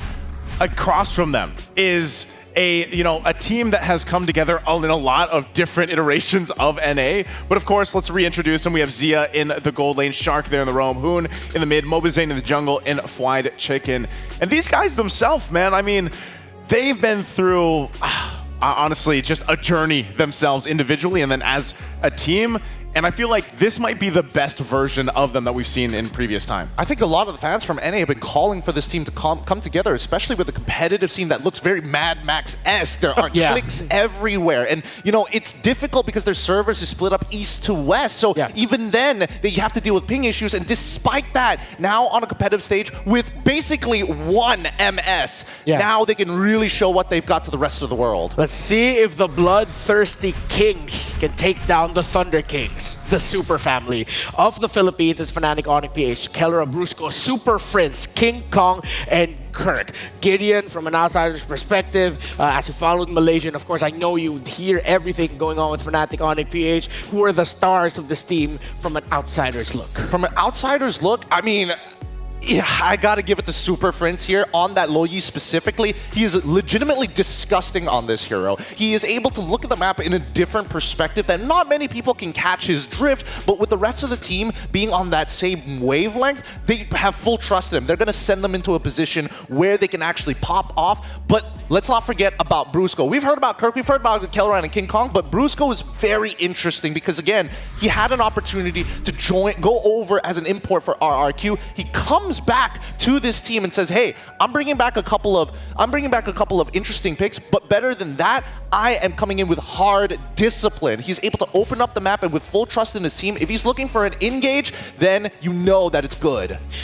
Speaking of good, we actually had some words with Fried Chicken. Which team do you think has the strongest chance of winning M6 and why? We touched on this earlier. He said Fnatic Onic Philippines. Fnatic Onic Philippines, I've been hearing this a lot, man. Yeah. In the whispers and everything else of what the teams have experienced. And that's why I'm saying it would be amazing to see maybe tonight the first team that actually finds a weak point, and whatever that might be, against a team that is as stacked as Fnatic Onic Philippines. Because remind you, too, with BTK, a lot of times, obviously, they're in a way, they've coached themselves up to a certain point. They've competed a lot together and on different teams. But ultimately, they have surprised a lot of people time and time again, and maybe they do it here. I feel like when you go up against a BTK, there's always this, how do they call this, mental asterisk, wherein there's something about BTK and the teams that we've seen them go up against, not just here, but in history long past, the teams play differently against BTK. They lose a little bit of that discipline, a little bit of the mojo that made the team that BTK is going up against the team that they are, and suddenly BTK is an equal footing with what looks like Titans of MLBB. Well, I mean, Titans is one thing to say, but BTK come again from that Mad Max-esque sort of competitive scene. These are the best in their individual roles. That's why they're called the Bloodthirsty Kings and not Bloodthirsty King.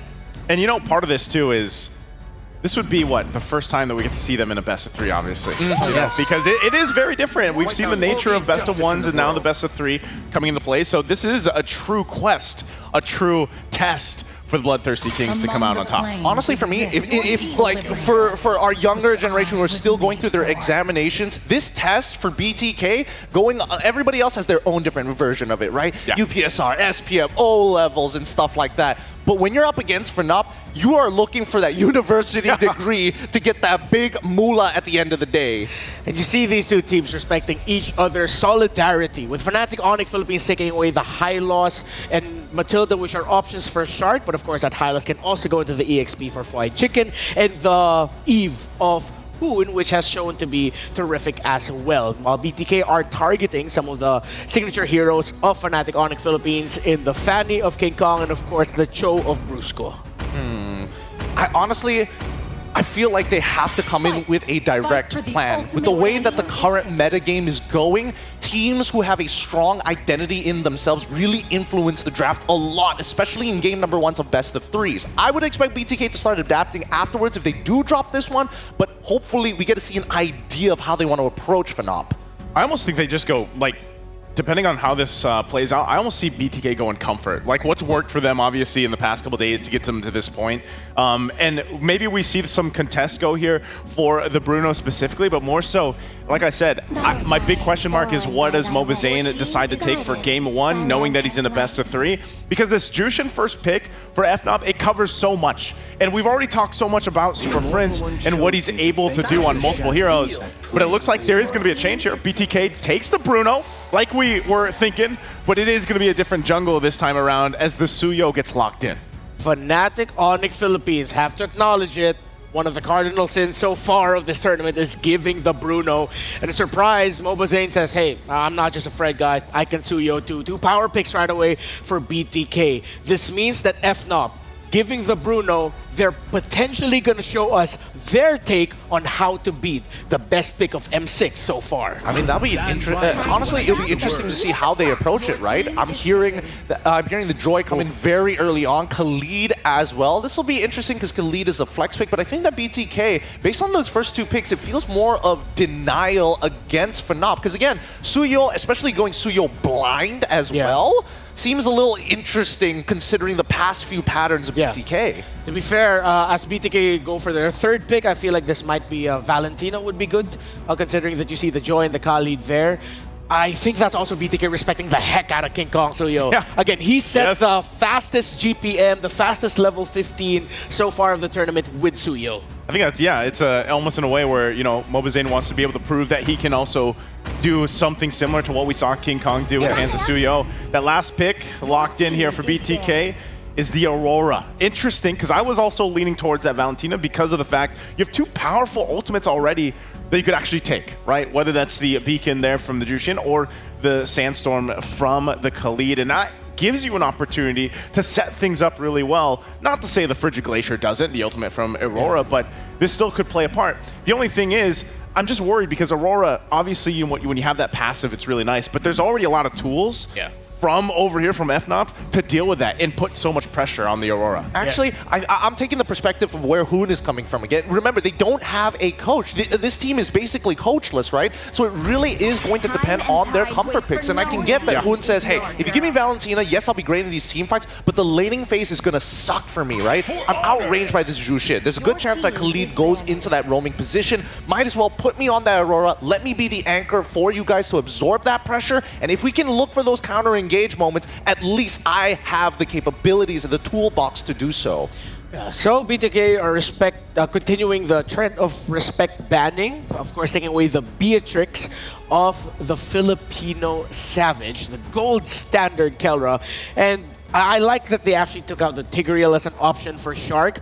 BTK, we've labeled that as them as sort of a Mayweather-esque type of team, where they get you on the counter punch just when you think you're gonna beat them. Suddenly they win a team fight to turn things around. And I get now why they would pick the Aurora, because as we mentioned, it's within their identity. Have Hoon safe in the back line, can crowd control and damage from afar, and pair it up playing beside White Chicken, and good ban on the Akai, because that would have been a big major swerve that really would have messed up a KLID and a Joy. I mean, Phoveus is wide open, and I think that, you know, BTK were trying to, oh no, they go for the Gatot instead. They're going to hold it and give Fnatic the opportunity to respond first. So does Kurt go now for a pick that we've rarely seen so far, this M6, and go with his signature? Does he get the Edith? Aim.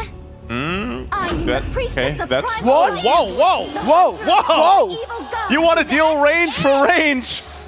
I heard the chat mention this at one point, but I wasn't expecting this right now. Oh, I had this literally not too long ago, I had this conversation with Mirko. Yes, Layla is a very interesting pick because in lane against this Bruno, there are a couple of interactions that can work. Again, keep in mind that Bruno, when he gets his empowered auto attacks, it stacks up to increase his crit rate. But the main source of damage comes from those footballs coming at you once he picks it back up. You can mini stun him, right? Those mini stuns are good, but eventually, what's good about Bruno in the current meta? Long long range, crit build, and Layla does both, if not grows further than the Bruno. Interesting pick, says Fried Chicken, locks in the R-Lot for him. It's proven to be effective here in the M6 Swiss stage for BTK. While the gold standard of the Super Family ends up with everyone's first marksman in his hands. Trex, Husky, let's go. Thank you very much to the panel. Once more, Trex. It's Trexky here on the desk, but you can feel the tension in the air. Bloodthirsty Kings against Fnatic Onic Philippines, and the first time Layla, at least for M6 World Championship. Talk about bringing a gun to a soccer battle, so a soccer match. If you want to play range, I guess Layla is the best option, but how are you feeling, Trex? How's that heart doing? I mean, my heart is good for now. Right now, though, I mean, even with the Layla pick, you can just never count out FNOP. There's got to be a reason for it. The range is definitely helpful, but enough talk about that. It's time to head into the land of Dawn for our second advancement match into the knockouts. This time between NH Giants and the Filipino Super Family. BTK against FNOP. FNOP blue side, BTK red. All right. Breaking things down, jumping into game one in a best of three. You said there's tension in the air. There is electricity right now on how this is going to go. So much on the shoulders of Brusco. Already taking a lot of damage. Might have to go back. Does have some sustainability there, but still, things are already getting aggressive. Now Shark getting pulled back. Should be okay. Both teams fighting out in the mid in the first 30 seconds. Just classic Brusco walking out with that Khalid, just trying to force a trade. It is pretty unfortunate that Shark had to use the Revitalize, but again, we got to take this downtime to remind you guys that to participate in the M6 Lucky Gift from 18th of November to 29th of December, join for a chance to get the Claude new Epic Skin, Challenger's Flare, and Beatrix's new M4 Epic Painted Skin, Light Seeker. Do not miss out the opportunity.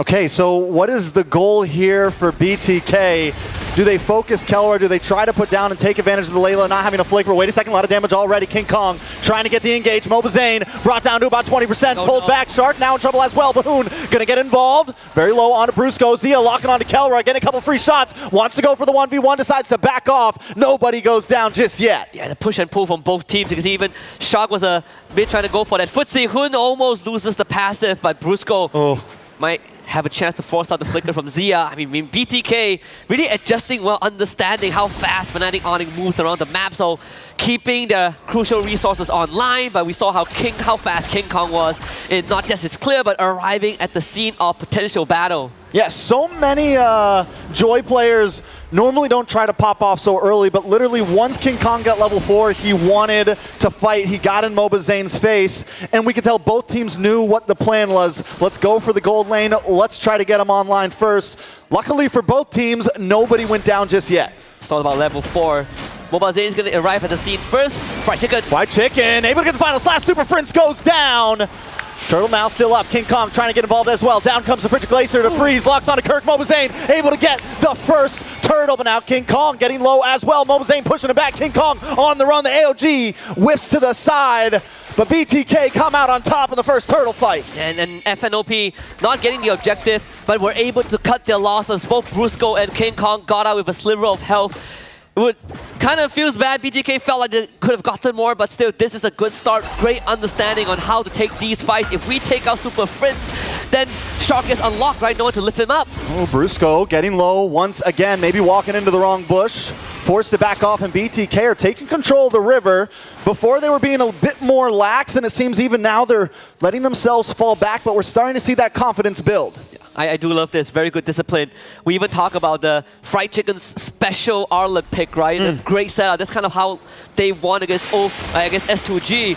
So BTK, good understanding. Fried Chicken might be ganked out bot, but gonna jump on him. Fried Chicken low, trying to maybe get away, gets the final slash, able to get under the tower. Gets the kill on a King Kong. A nice trade for the side of BTK. They had to brace my heel at the end, actually keeping him alive. Topside, Zia. Ooh, Zia able to flicker, the Sandstorm, the kill. Zia goes down. It's a bloodbath right now, 2-2, and gold still nil. Actually in an even state, and Mobazane able to get ahead because King Kong went down to try and take out Fried Chicken. So Mobazane a lot more comfortable with this minor lead that he's gotten. Half a minute more until the turtle comes up. BTK is all about that mid control, right? We clear up mid first, we free up Shark, And if Fried Chicken can join the turtle fight, rinse and repeat. Flicker's coming back up for the Arlet. If you can catch Super Frizz and blow him up one more time, BTK can get ahead. Yeah, Fried Chicken's got to be careful on that boss side. I mean, all of BTK, I feel like both teams are focusing so hard right now onto these offlanes. We're seeing the attacks in the gold. We're seeing the attacks on the EXP, but BTK, on the other hand, keeping it a little bit more mid-focused here. They want to go for these neutral objectives. They want to make sure they're ready for this next turtle. Eventually, BTK will have to start thinking about how to deal with the later, but right now, turtle fight. Hoon taking a little bit of damage. Fried Chicken going to get involved. A lot of damage on Brusco. Brusco goes down. Mobazane able to get the kill. Kirk into the backside with the Earth Shatter. Hoon might just be in trouble, but he still doesn't go down with just a pixel of health. He finally falls back. Gets the thing, but Mobazane does get the kill onto Kirk. It's 2 down for the side of Fnatic Onic, PH, and BTK with all 5. 2 more kills. And 1 went over to Mobazane. So Mobazane is now 2-0, gets the second turtle, continuing to try and accelerate the game phase. But at the end of the day, Fnatic Onic Philippines didn't really lose much. They lost an objective, they dropped a couple of members, but no sizable lead for BTK. Oh, Mobazane's getting aggressive now, pushing back onto Super Prince. Shark, Zia up in the top side. If they can clear that tower as soon as possible, you can start getting Zia involved into these fights as well.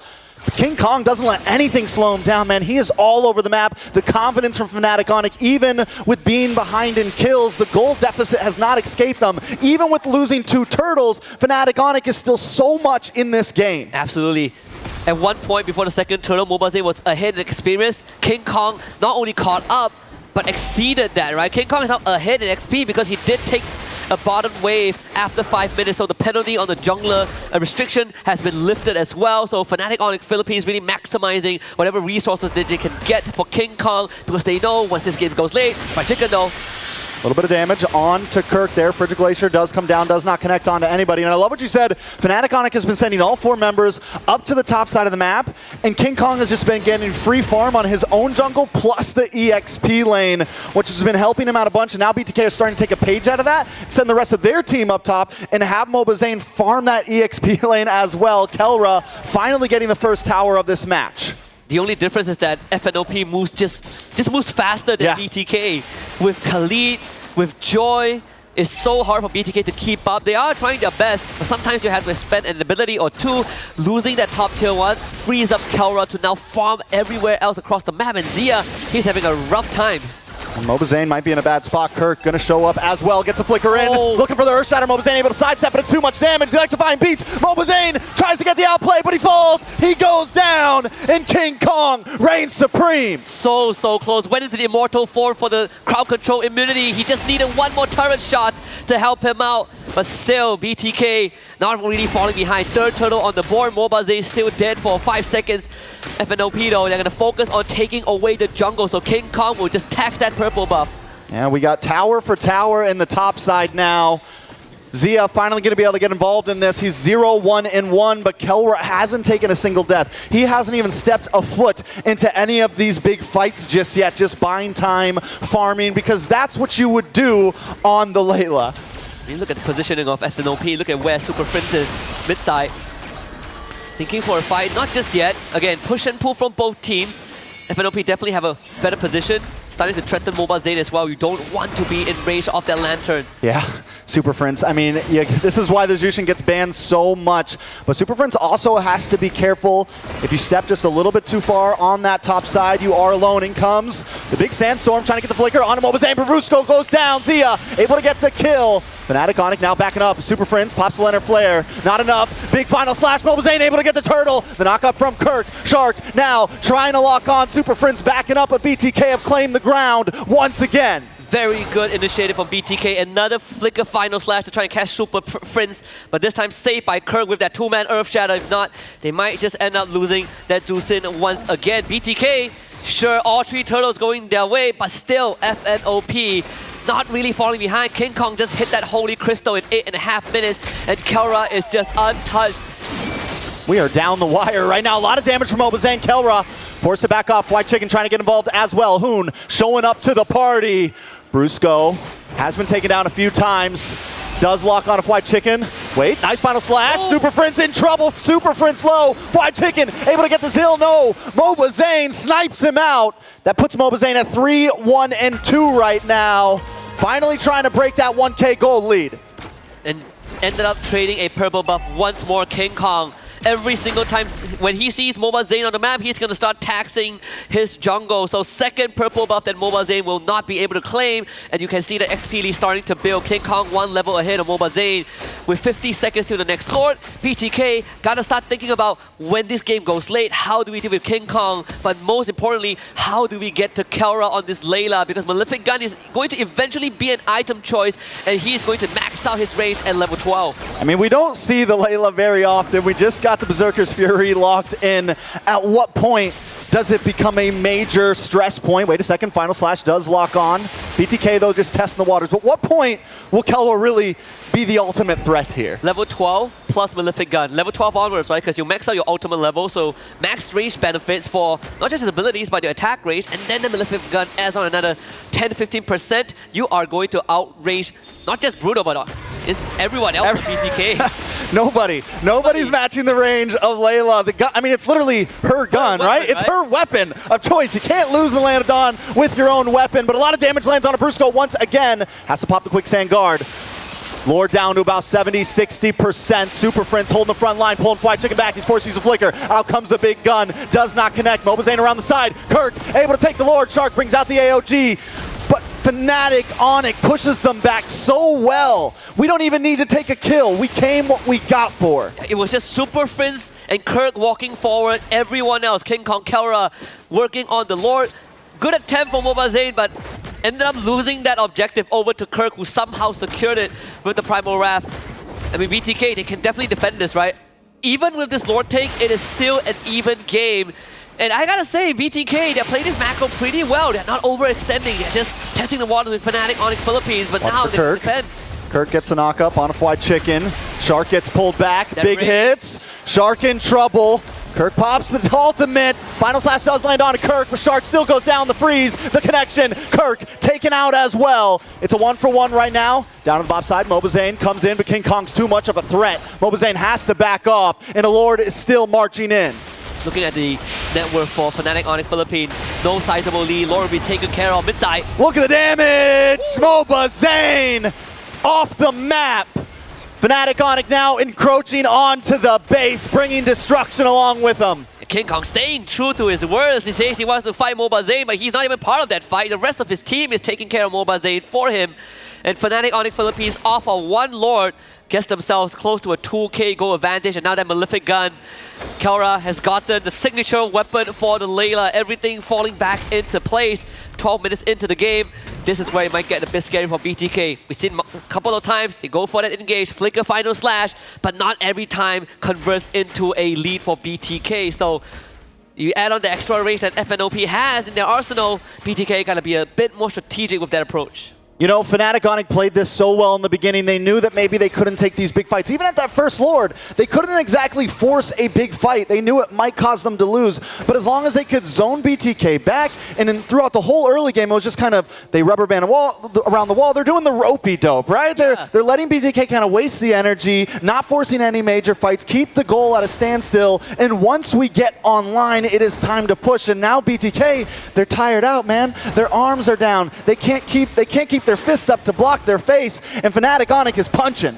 Both teams playing it like it's a marathon, and that's exactly how you approach the game. Honestly, very impressed with what you just mentioned, Trex, because a lot of the teams in the Swiss stage so far, they ended up forcing unnecessary fights, but not these two teams, right? They're tangling with one another. They're trying to look for those small weakness points, trying to get the read, and I wouldn't say that any of them folded. It's more of who creates the better opportunity, and obviously it's FNOP off of one Lord take, but it didn't do too much of a damage to BTK. They can still contest. This second Lord will be very important.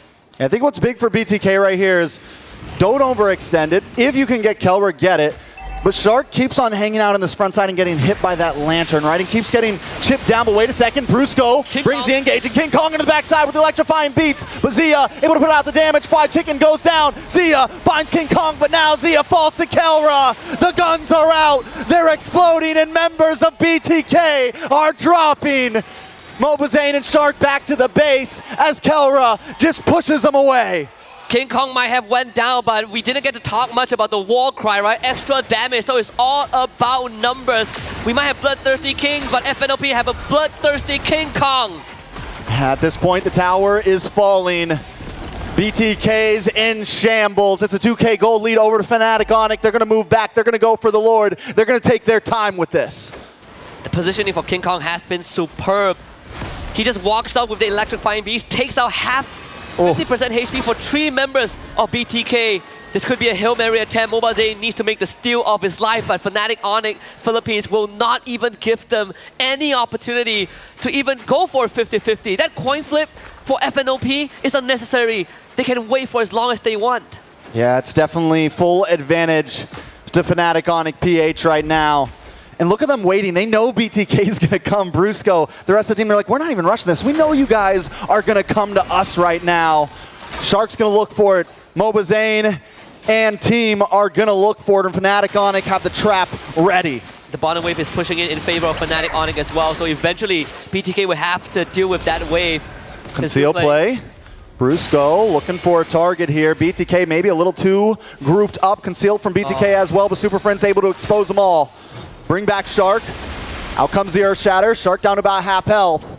As Kelra just continues to chip away at the Lord, waiting for BTK to do something about it. This is Lord for FNOP. Nothing that BTK can do. The best course of action is to try and defend against this siege. At least keep one inhibitor alive by the end of it, even though it is a massive ask right now for BTK. Oh, BOD for Kelra. That's even more. Even more damage. Even more damage. We don't need a rose gold. Yep. We don't need anything crazy like a defensive item. No immortality. You'll never get to me. You never get to Kelra. You have to get through everyone else before Kelra even becomes a point of consideration. He even has Flicker, right? I don't think I've seen Kelra Flicker the entire game. All right, BTK now on the defensive as Fnatic Onic break through the front walls. The Kings looking to survive out this game. We're 16 minutes in as Brusco looks for the engage. The damage from Kelra just so much at such a long range right now. And respect Zia's damage as well. So they did accomplish what I hope they could, which is keep at least one inhibitor alive. They lost the bottom one because King Kong was escorting that wave, but if they can clear out this wave, I think BTK will have a good chance. I thought that was Kelra, but it wasn't. He flicked back. That was the first flicker of the game, and a lot of damage on him. MLBB. AOG comes out, but it's defensive. Fly Chicken in trouble. Forced to go back. Super Prince low as well. Zia able to get the hit. Will it be enough to turn the tables, though? Kirk now forced to back off. All inhibitors have dropped. Fnatic Onic don't care if we lose one. We got all your towers. The gold standard with the golden reaction. You don't even see it. If you blink it, you miss it. They do lose Super Friends, but the payoff was more than worth it. All 3 inhibitors down. BTK put on the back foot. I'm looking at the winner prediction. It's just 8% for BTK, but they're going to try to get as much map advantage as they can. King Kong, though, watch out for this man. He's coming in of an off angle. BTK able to claim some ground there. They use the conceal just to get themselves back on the map, take a tower. You know, if they were able to take that top inhibitor, at least the Lord would have been on bottom side and their long lane wouldn't have been extremely pressured. But now with no inhibitors, it is trouble. And look at King Kong's positioning right now. Yeah, King Kong can do whatever he wants. Like BTK, you gotta recall right now to deal with that wave. King Kong is still staying. There's a good chance that this becomes the undoing of BTK. Of course, they see that. So right now, you are forced to defend your base, and you concede the entire map to FNOP. They can do whatever they want. Brusco can park himself topside. King Kong can wait near the Lord. The war is their oyster. Yeah, they just, I mean, at this point, BTK's hope is that Hail Mary play, right? Yeah. They need a crazy final slash. They need a crazy AOG. But Fnatic Onic OP is OP. No, they don't. They don't make many mistakes, man. They're not going to leave many openings. You got to meet them head on, and that's going to be tough for BTK. Even for teams that have drawn blood from FNOP, I'm thinking of a good example, but honestly, Aurora is probably my closest one. And even that wasn't easy, right? Aurora was taking the fight to FNOP in that MPLPH finals. BTK, they have been trying, but clearly they have been losing ground. This dance can go on forever, and it will never benefit BTK. Yeah, well, here's the thing, right? It is at 18.5 minutes. Gold is getting to that, you know, peak point where items will start maxing out. They'll start getting to the juggling phase. Yep. But it needs to come a little bit sooner for BTK because, as you said, Fnatic Onic, they can just play with this Lord. They can hang out. That long lane on top side's going to push, but BTK might have to force the issue. And this is a concealed play to maybe try to do it. They find no one, though. MLBB It's going to come down to the 50-50 Retry at this point. And Philippines are going to look for a fight. They just saw Zia on the map. They're going to look for the Lord. What they're going to do, BTK, is this that Hail Mary attempt? Both marksmen have sold their boots. GDS for Kelra, so once he drops that big laser, he's going to run straight at BTK. And they got to go to topside. Zia going to try to clear wave, and at this point, Fnatic Onic's going to start rushing this Lord. You can see King Kong, you can see Kelra, Shark hiding out in the tri-bush, Mobazane there as well. Zia might be too late to this party, though. He has to somehow walk out forward. That top wave will hold just for a while. And King Kong, he's just baiting Mobazane, getting teased. Here we go. Earth Shatter does connect onto Mobazane. Mobazane a little bit of trouble trying to dash through, trying to look for it. Mobazane takes it, but it may be there undoing. Fnatic Onic now on the prowl. They know what they got to do. We got to clear these three. The big flicker from Brusco doing the damage. The Frigid Glacier trying to defend, but King Kong finds Shark. Zia will be next. And Fnatic Onic Philippines take game number 1.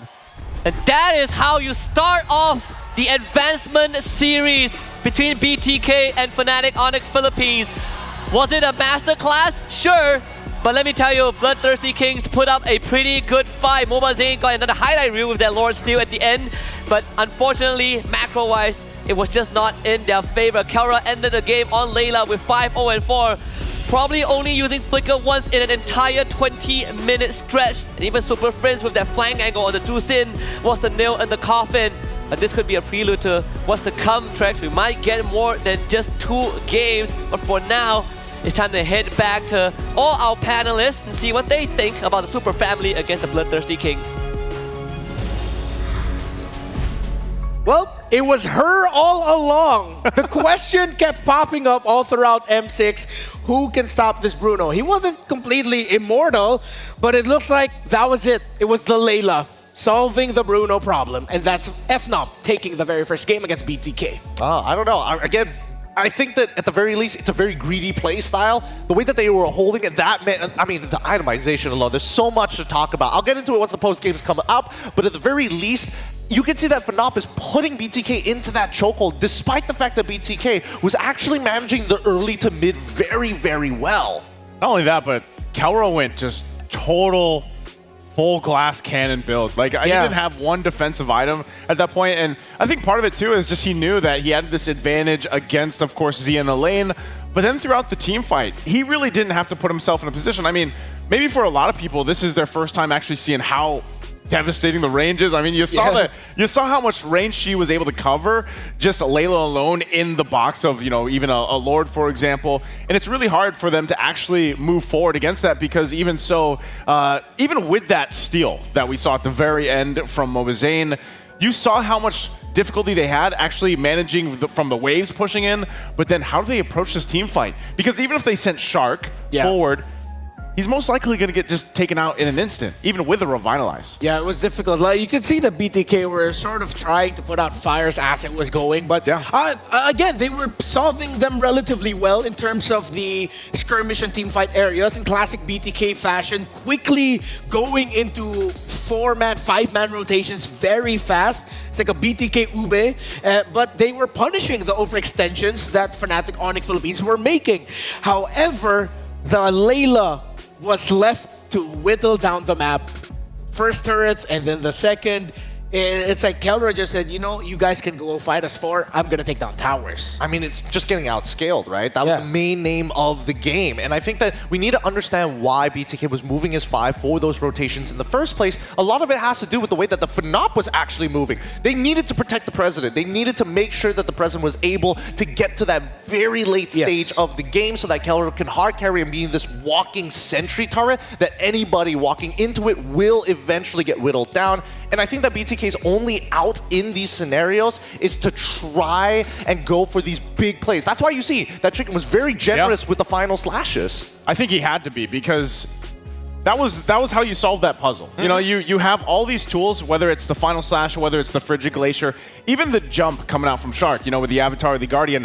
Those were all the tools that they needed to basically go ahead and try to catch Kelra because they knew, because he was going full glass cannon build, he had pretty much no defensive except for, what, the flicker I think is literally all he had. Then if you can take Kelra out, then at least you solve a major part of the damage. But then even for King Kong obviously still a threat in terms of the damage profile, but it just felt like you had the tools to the equation, you just weren't able to effectively use them when you needed them. Because in the beginning of the game, they were actually doing pretty good. I would say BTK was holding their own against FNOP. Yeah, 100%. And you said it best, I think, nice. Fried Chicken is locked in. It was locked in. That R-Lord performance was fantastic. The final slashes, again, that was like one of the main tools that they were using to counteract the overextensions or the aggression of Fnatic Onic Philippines, excuse me. But then, as it was going on, Gideon, since you weren't able to follow MPL Philippines and of course, you were handling Malaysia. I'm gonna share with you something here that if you could link it to a team that reminds you in Malaysia, so I'm gonna say a thing about FNOP, and you'll just tell me which team in Malaysia reminds you of it. So a team that would make it look like they're overextending, be aggressive, but they're doing that to stop tempo. And actually, even though they're getting kills, the opposing team cannot get major objectives. Which team in Malaysia you think does that best? The obvious parallel will probably be last season's SRG. Last season's? Last season's. This season's one's a little bit different because of the way that the meta is demanding of different things from each of the players, but especially when we're thinking about like this lineup coming in from a Fnatic Onic, they're playing around Kelra, similar to SRG last season. You play around Innocent, he'll eventually carry you the game. But let's go into the post-game because there's so much to actually talk about, and for me, it's the item progression that really makes the difference here. All right, as we bring up the stats, currently we are looking at the emblems of each.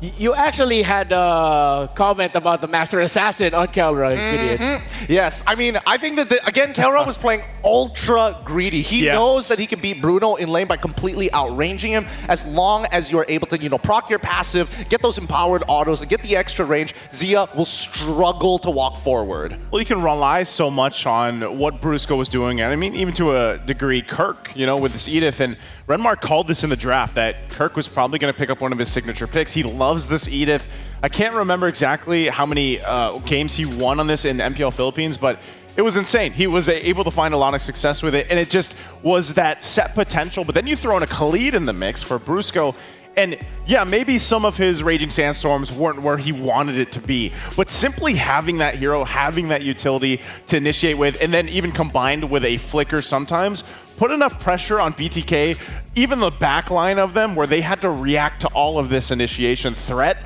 that came out from FNOP, where again, Calro was just smooth sailing. He had what I love to call the ultimate gold lane experience because he didn't have to worry about anything, and on top of that, he didn't have to build anything defensively. He was just relying on his team, obviously. That comes with that whole bond of the super family that we talk about, but also just the confidence that he has himself as Kelra.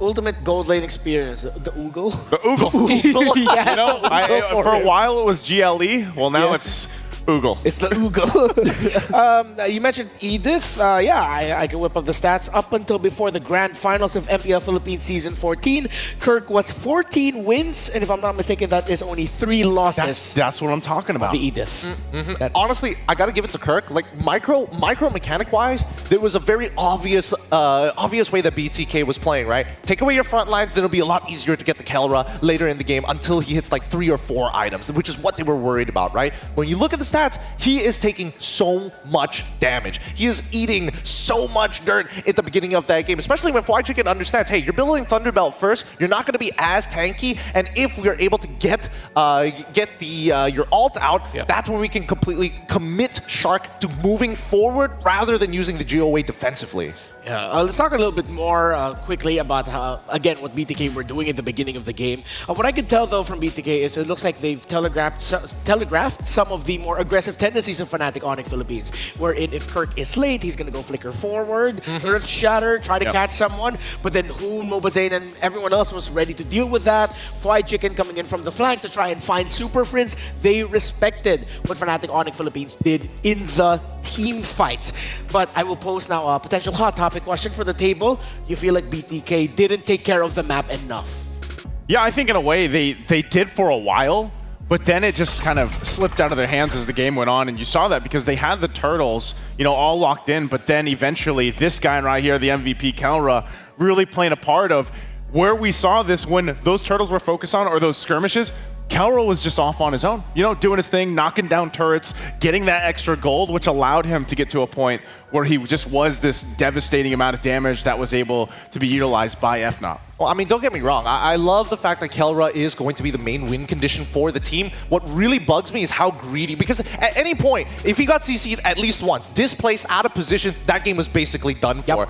No boots, he sold it off to buy a GDS, not even thinking about getting a Winds of Nature. Goes for Wind Talker to actually keep up and, more importantly, gain priority over the lane. It's an unbelievably greedy build. Yeah, again, BTK were playing up against the PTK lineup, Protect the Kelra, essentially. And yeah, it seemed like though BTK, they were always trying to look for that, but the sheer amount of pressure and it looked like sacrifice that King Kong would do, Brusco would do, Kirk, and even Super Friends just going forward and saying, you know what, we need all the space in the world for a Layla. Let's just make sure the BTK doesn't reach it. Yeah, I feel like even looking at these highlights, you can already see, like, even in the beginning of the game, King Kong himself was mostly just trying to cause enough havoc in the back line. It didn't worry too much about locking in objectives, you know, early on. That's why BTK was also going to go 3 for 3 in Turtles. But then obviously, when they take that Lord at the last minute, I'm almost wondering, I would have loved to see maybe the situation where, let's say they didn't go for that steal. Let's say they actually went and then tried to defend in their base. How would that have looked, you know, with the tools that they had? Again, would they have been in a better position if they didn't try to steal that Lord away or fight it and just turtled up in their base? With the fact you have a Final Slash available in an Aurora, would that have fared better, you know? But that's already been done, and now they have to move on to the next. I don't know. Personally, I think it's extremely tough because, again, it really just boils down to, oh, if we do end up like, oh, we get pushed all the way back down to our Crystal, it just means like Carol basically from like almost a screen and a half away can hit your Crystal for free. Yeah. And then you have, at that point, you're already in a corner. You're forced to make a play against your opponents. You whiff that, game over. And that was game number 1. That was only game number 1. Took 20 minutes for Fnatic Onic Philippines to take down BTK, but it was a slow build-up of just a lot of things going a little bit more right for Fnatic Onic PH, and little by little, the right things that BTK were doing at a good amount of that game was starting to fall away. I heard something. What was that? You smell that? No. Oh, that was it. Oh my goodness. How long have you had that in your coat pocket? It's break time. You know? I'll give you the first one, by the way, because they're almost gone. Where does it keep going? Tracks! Tracks! I swear. But he's casting. How did he lose that? Don't ask me. Somehow, every time I'm on this panel, the Hello Panda goes missing. I usually blame Lefel, but I've noticed that Trex has really been able to sneak these away. Okay, if Lefel does it in MPLMY, it's Trex and M6. So that's our number 1 suspect right now. So, of course, with all of the action that we've seen in the M6 World Championship, you can fuel up your game with Hello Panda. Their crunchy biscuits. Thank you. Please, can you finish this spiel for me? No worries. The ultimate snack to keep you energized, level up the day, and visit Hello Panda's website for more. They've got a bunch of other flavors that I'm curious about. Are there other flavors? Oh yeah. So far, we've been consistently getting chocolate. I think during the wildcard stage, we got strawberry. Haven't tried any of the other flavors, but I can only assume because these are the base ones, it's got to be good.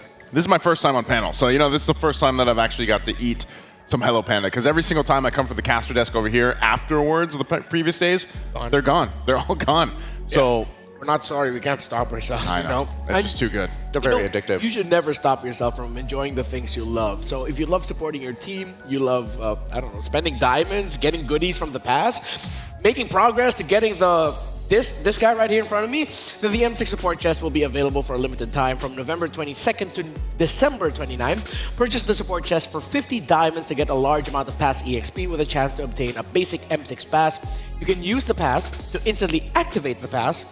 Crazy, right? Unlock additional pass rewards and immediately get Claude Challenger Spark. Don't forget, when you're posting about MLBB's 6th World Championship, use the hashtags #GreaterThanEver, #MLBBM6, and #MobileLegends Bang Bang. I hear players in the background shouting, so that means it's time for us to talk about game number 2. Are we gonna see the Layla again? honestly, I gotta give it to first. Gotta give credit where credit is due. BTK played a really strong game in terms of their drafting ideas. I think it's actually correct here. I think the only thing they weren't expecting was probably that Layla. However, the only adjustment that I would have wanted to see coming in from BTK is to actually lean heavily towards that side of the map to slow down that inevitable outscaling. Yeah, I think they made like one attempt Yeah. You know, where they did go up towards that lane where Kelra was in the gold lane. But then it was just sniffed out right away because Brusco was also there and they were able to kind of stop that from happening. And I think that makes a good point. Whether it's a Layla or not in the next game, obviously Bruno, unless it's banned out, probably still going to be contested. But either way, I think you do want to be able to solve that issue of slowing down the gold lane, the opposing gold lane in Kelra if you're BTK. Because usually if you look at the early game, they covered their bases really well, I would say. They did have a strong early game, and unfortunately, I think it's just one of those situations where so much is happening, and they're trying to respond everywhere, and then next thing you know, you're falling behind quite a bit. Again, which is why now my brain continues to go back to the idea of, it really felt like Fnatic Onic PH also was responding in their own way to what BTK prepared for them. Yes. We were talking about it behind the scenes. Super Friends was not completely shut down, but he was respected by BTK. Yep. Every time they see Super Friends and they can bring him back, they force him to go back, bring him low, or even try to get a kill. And then they would always meet Fnatic Onic Philippines in the river when they were rotating. But then it felt like, from in the beginning, I was just like, oh, what's Fnatic Onic PH doing? They're a little bit too much right now. Again, it goes back to the idea of Kelra was just happy. Kelra was just there, he was breaking towers, and he was enjoying the gold lane experience. I mean, the gold lane experience was great, but then we cut back to people like Super Friends, who was like, man, I can't even like go into my reinforcement supply line. I'm getting caught out in the middle of my own jungle. So I think that BTK came in with some really good pre-preparation for the early to mid. I just hope that they can, you know, bump up that tempo a little bit more and then play and pick their poison in terms of what win conditions. It's not just about the King Kong. You also got to worry about Kelra. It's one or the other. Ideally, you get both. All right, so now let's hear from a key figure in the history of Onic Philippines. It's actually Baloyski with Michelle right now, so let's hear from them. Welcome to the Courtside Report. Here's Michelle. Now I'm having the legendary Baloyski with me. Hi, Baloyski. Hello. How are you here? I'm good, I'm good. Yeah, you can show our M6 to our audience here, maybe. Yeah, it's good. Okay, so now on the stage, one side is your old team, Fnatic Onic Philippines, and the other side is BTK. So, Mobazin was here, your old rivals, right? Tell us which side are you coming for? Sorry, sir? Which side are you coming for? Of course, I'm gonna go with Onic PH. Oh, Fnatic Onic, sure. So you have played with Mobazin for several times, right? Before. Yeah. So tell us more about why everybody here want to play against him. Because he got a good personality outside like the banters, so it's fun to have a match with him because it's a matter of pride. Yeah, so it's your friend. Everybody likes him, right? So after watching the game one, what is your opinion about that match for the Fnatic Onic Philippines versus BTK? To be honest, I can expect it to become a one-sided game, but BTK give a good fight. So I'm excited to see the game to what BTK can do to make it even. Sure, but one more last about the pick of Layla. It's kind of surprised us. So what is your understanding of this pick of Kelra? Honest opinion. Yeah, Layla. On Onic versus BTK. Yeah, sure. I kind of expect 2-0. And it's gonna be for sure 2-0. Yeah, so you think the pick of Layla is pretty cool, right? Oh, Layla. It's a good counter or not? Layla, to be honest, is a good laning marksman against the Bruno. So maybe that's the reason why Onic PH used it, and also Layla. Kelra's positioning is always as good. So it's good to see. Okay, I have just noticed you want to end the game by 2-0, right? Yeah. Okay, so let's check out what we're gonna find in the game 2. So it's the time to back over to the panel.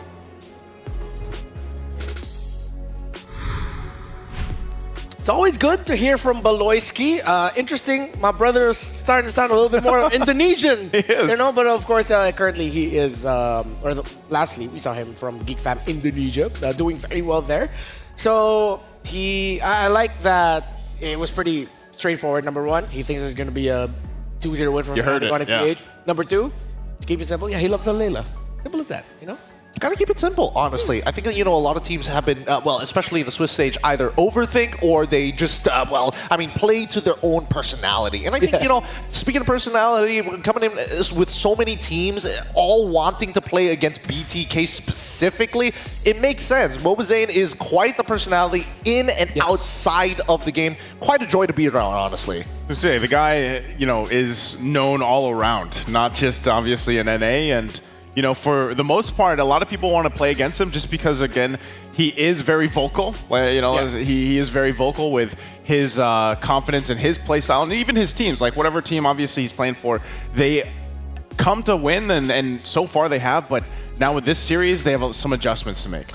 So now let's hear from BTK. We got a moment to chat with them heading into this series against Fnatic Onic Philippines. If I'm not mistaken, it's Mobazane and Hoon. And asked about being coachless in the team. Zane thinks without a coach, they all put in the work together behind the scenes, and they're constantly discussing and they trust each other to make the right choice. While Hoon thinks it might be more beneficial to have a coach for BO3 as they can devote all their time in strategizing and preparing for the next draft. I think it'll be good if we could set it as sort of like a...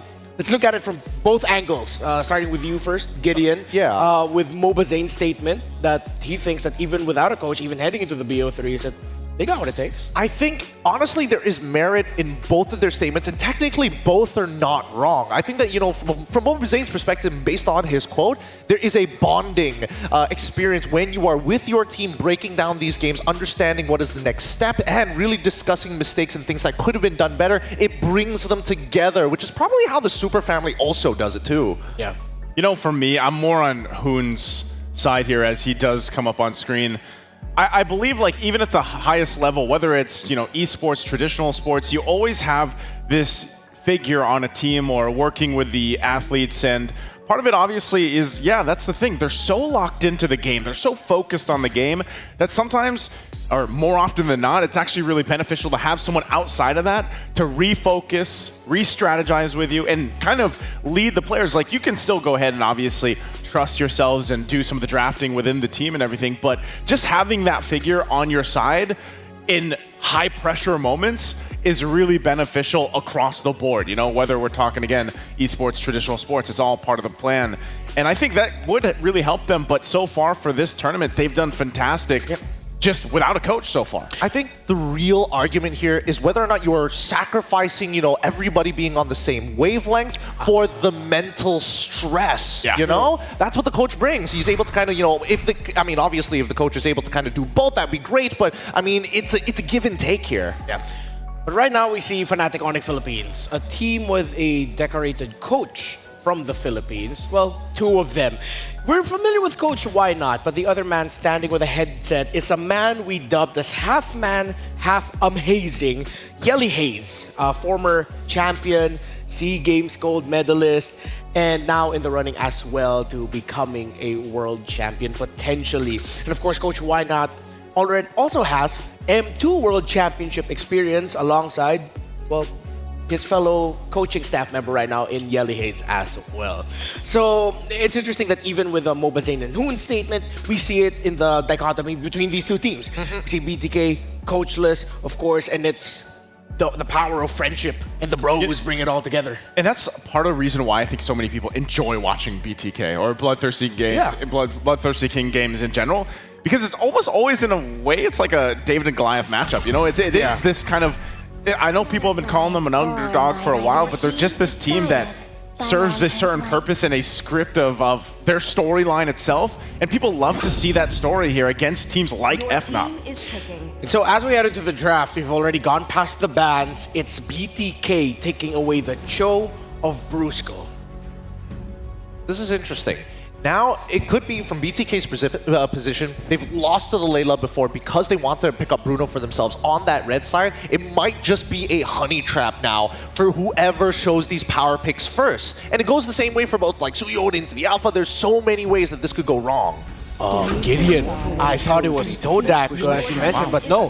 The last game saw the first time Layla was picked in the M Series history. Oh, I could be wrong about that. I could be thinking about Layla at that point. I honestly thought it was shown prior to this. Yeah, that's what I was thinking. I was kind of surprised because just in my, history, even before I was involved in the casting, I don't remember ever seeing a Layla, but it's great to see. Again, I'm always for those heroes coming through, and you can see this. Here's a hero that is familiar. It's Moba Friend.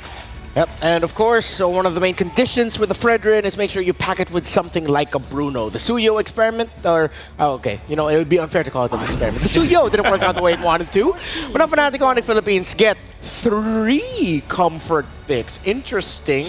I like power picks. Yeah, power picks. So this is, of course, King Kong Suyo, which has been fantastic in M6. Super Princess Lo Yi, which was already lauded by his fellow players here in M6. And if this is going into the hands of Kirk, it's an old favorite of his, the R-Lot. Before the Edith, it was his R-Lot that was popping off in the Philippines. I mean, yes, but at the same time, just look back in the previous Swiss stage rounds, right? BTK have pulled a composition very similar to this, utilizing the Chill, utilizing people who have CC, and then you put Fried Chicken on that Arlet so that you can get those procs again and again and again, having an overwhelming amount of damage in the early game that you don't really expect. My life. I feel like the Arlot pickup would be fantastic, especially up against how we've seen BTK play so far in the M6 World Championship.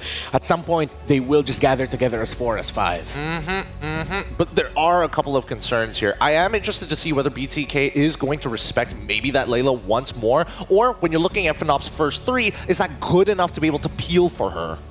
You know, part of this, not only the whole Layla question here now, but it's also the Lo Yi, the signature, the beast of a mage player that is across there, and that's Super Prince. And part of this, whether it's Super Prince or not, just this hero alone leaves enough guessing game for teams that are playing against it. You know, you have to go and play against this diversions, and teams like Fnatic Onic Philippines, they played a little bit even differently than what you would expect when you have that capability to traverse around the map that way. Honestly, these bans coming out from Coach Why Not are actually genius. Getting rid of the Vexana is already a really good way to stop the as a means to disengage is great, but also considering the Guinevere thinking that, hey, this Cho easily can be a flex pick for Fly Chicken now that we've stolen away the Arlet. I wonder if Fnatic Onic Philippines are going to show up anything new here, or because they know now they're probably going to be playing into the Aurora of Hoon, maybe even potentially a Valentina, a Terizla. Throwback? Yeah. Hell of a throwback pick. Great initiations from the side of Fnops. This is a little tough, right? Because now Arlet is going to go, most likely, I would assume, into that support sector. And now BTK has a number of options because they have to show their composition fully, and that means that Fnop can actually respond accordingly at the end. Yeah, there's actually a throwback to Fnatic Onic Philippines Season 13 when their roamer was a player that went by the name of Escalera. It is a Arlot Lo Yi combo. Expect devastating flanks. Well, of course, Hoon will end up with a Valentina, and you know, honestly, I like this glue pick, man. Yeah, the glue pick's great. The Valentina pick as well, because you do have a couple options now that you can actually take here. That could work in favor of BTK, but it can also backfire. Like that's the problem with the ultimates available to them. And that last pick locked in here, of course, that Beatrix to go ahead and deal with this. So still range, obviously an option, but this is a whole lot of comfort, man, and signature for FNOP. It really is. It's good big combos. I mean, this has been a beautiful draft. All right, let's go on over to Trex and Husky to call the action. Thank you very much to the panel. It's Trexky once more. Potentially our final game in this best of 3 between Fnatic Onic Philippines and Bloodthirsty Kings. We got Kirk getting his hands on that meat tenderizer on the Terizla. Signature picks for Super Friends, Lo Yi, the King Kong with the Suyo, but we also got the MOBA Fred, so signatures on both sides. Let's see if BTK can bring this back as we're about to head into the Land of Dawn. Yeah, I mean, and then the Arlot steal to stick it into their own position, taking away one of White Chicken's key picks right here. But BTK does get the Cho, they do get the Fredrin, they do have some power in their house right now.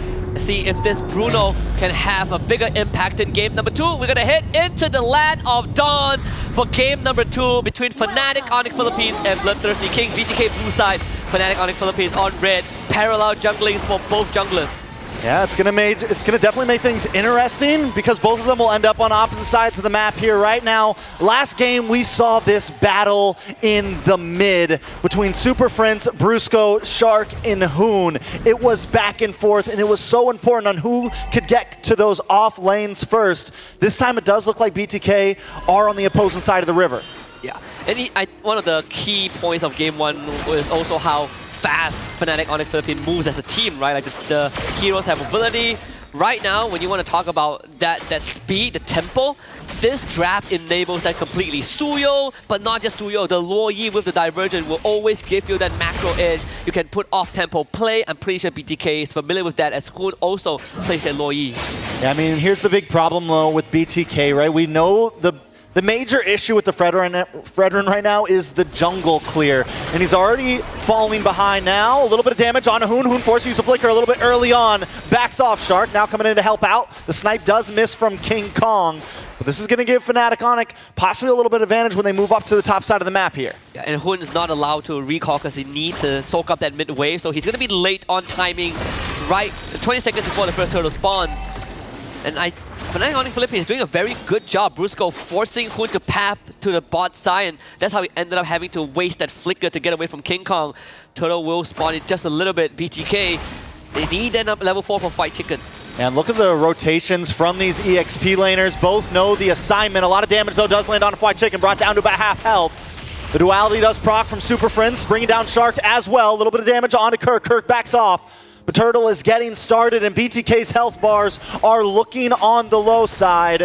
Mobazane never wants to give up that neutral objective, though. King Kong as well. It's a battle. Fried Chicken dashes in. Mobazane able to get the taunt. Super Friends finds Fried Chicken. A lot of damage, though, onto Brusco, onto Kirk. Kirk comes back with the penalty zone, does not connect. Mobazane looking for a target. Maybe gonna get backed off. Brusco goes down. It's 1-for-1 right now, and Mobazane doesn't want to let it up. Turtle still up, though. Watch the divergent. Kirk falls. Hoon able to make it 2-1. Mobazane is low on health, though. Brings down the Appraisal's Wrath. Super Friends down to about 70%. BTK on the backside. Fried Chicken finally getting back into this fight. And Turtle, this is first Turtle. This is such an extended fight. Brusco just hit 4, and Fnatic Onic Philippines will concede the objective to BTK. Big taunt from Mobazane, a two-man energy eruption to stall out Fnatic Onic Philippines, and sure, Fnatic got the first blood, but BTK got more than what Fnatic Onic wanted them to get. So now Fnatic Onic, just like last time, yeah, you guys get the turtle, but we're still winning in map pressure. We're still winning in some of our off lanes, and our gold is still up. And look at the final slash! Hoon decimated. Fried Chicken on the run with a split, able to just survive on that one. And watch out for the diversion into the bot lane. Zia might just be in trouble. They're looking for the dive. King Kong comes through, throws a punch, throws a hit, but Zia still up, still okay. No duality procs from Super Friends. Brusco takes some damage from Mobazane. BTK shows up to the party to help. Yeah, good read from Zia, standing in that bush, doesn't see the divergence show up, so he knows that he will be safe and able to sidestep King Kong's Blade Surge with the Immortal Form. And today, this is kind of like game 1, right? Deja vu, both teams really trading blows at the start, but no one really overextending, really coming down to the most minuscule of details. So now, obviously having a bit of that goal lead, but BTK have been winning in early turtles. Yeah, winning in turtles, winning in objectives. But like I said, man, FNOP, they're just on this other level where they're able to keep their gold ahead, the farm, and we talked about farming in the very beginning. Mobazane's always going to lag a little bit behind King Kong. King Kong's a level up right now. I mean, when BTK played Fredrin in the previous games, their big spike was at First Lord. That was where they really thrived. But Fnatic Onic also, last game, the First Lord was their big spike, so both teams know how to play around those big neutral objectives that matter. And I think BTK are starting to understand that a little bit more. Hoon did steal the diversion, right? You want to match that cross-map movement from Fnatic on the Philippines. You now have the tools to do so as well. For BTK, they definitely are not too worried about that spike for now. Just want to buy time for Mobazane to get his restores. Every single time Fnatic makes the move, Mobazane is forced to join. That's why he's been lagging behind.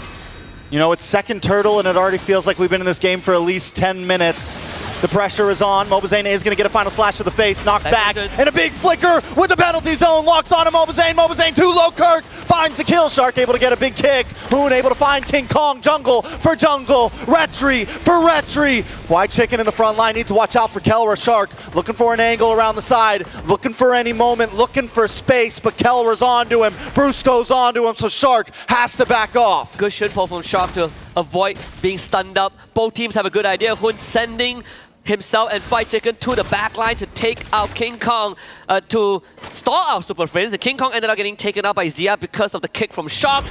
So that means this turtle is going to be stalled out. We only saw 2 turtles in game 1 because it was so dragged out that the Lord decided to just take over his position. We might have that again because both teams are not relenting. Yeah, I mean, literally, forget the lanes. We're moving all 5 of our teammates down to this pit from both sides. A little bit of damage does land on. Big kick onto Kirk. Kirk brought back to the team. Kirk taking some damage. Watch the diversion. Where did he go? Kelra in the backside. Zia able to take out Kirk. King Kong takes the turtle though. But now Brusco's in trouble. A double kill for Zia as Fried Chicken zones away King Kong. Mobazane now into the jungle. The duality does proc. Watch for the sniper, but it's not enough to take out Fried Chicken. Mid-tower drops, and BTK claim back the map. He might have stolen Fried Chicken's Arlet, but that flicker into that slam. Again, hitting the backline. Super Free is forced to use his diversion to disengage at an instant.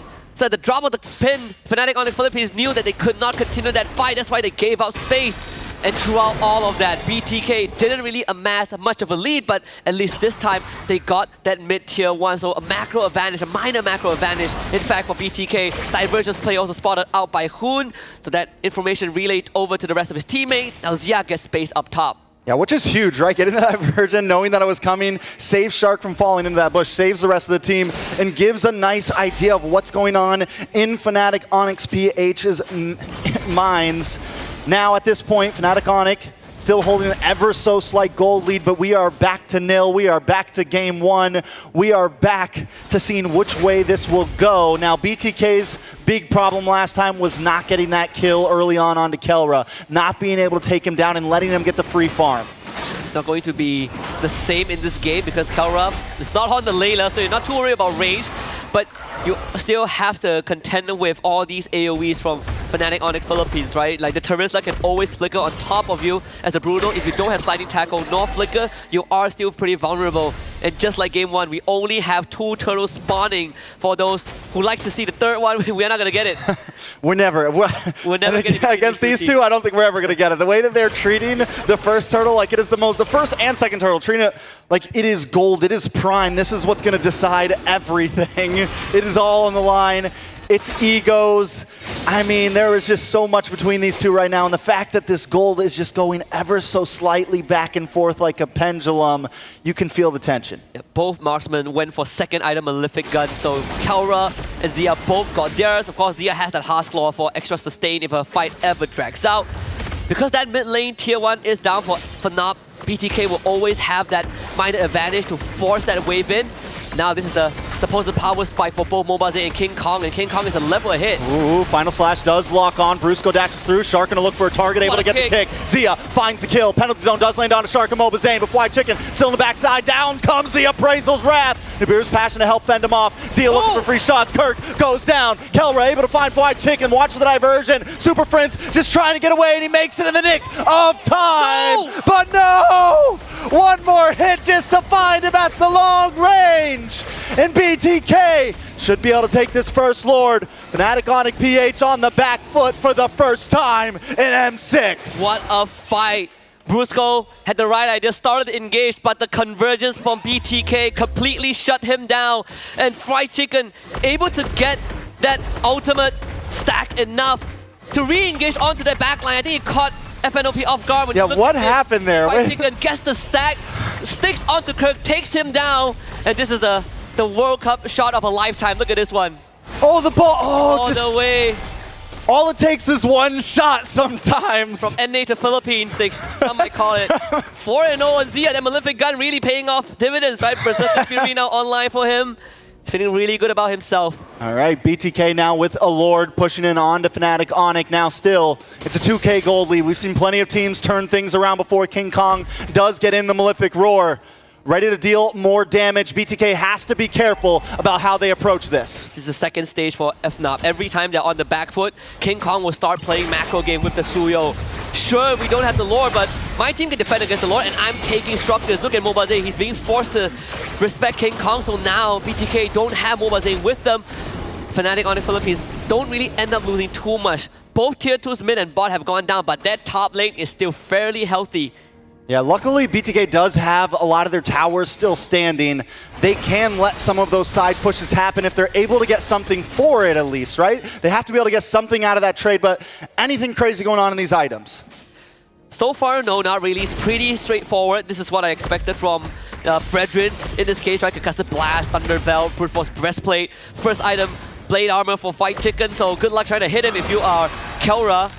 But for everything else, it's pretty pretty much in place. Though Kirk did went for second item, Winter Crown. He understands that right now he's going to get blasted very quickly, so he needs a good penalty zone and buy time with the invulnerability.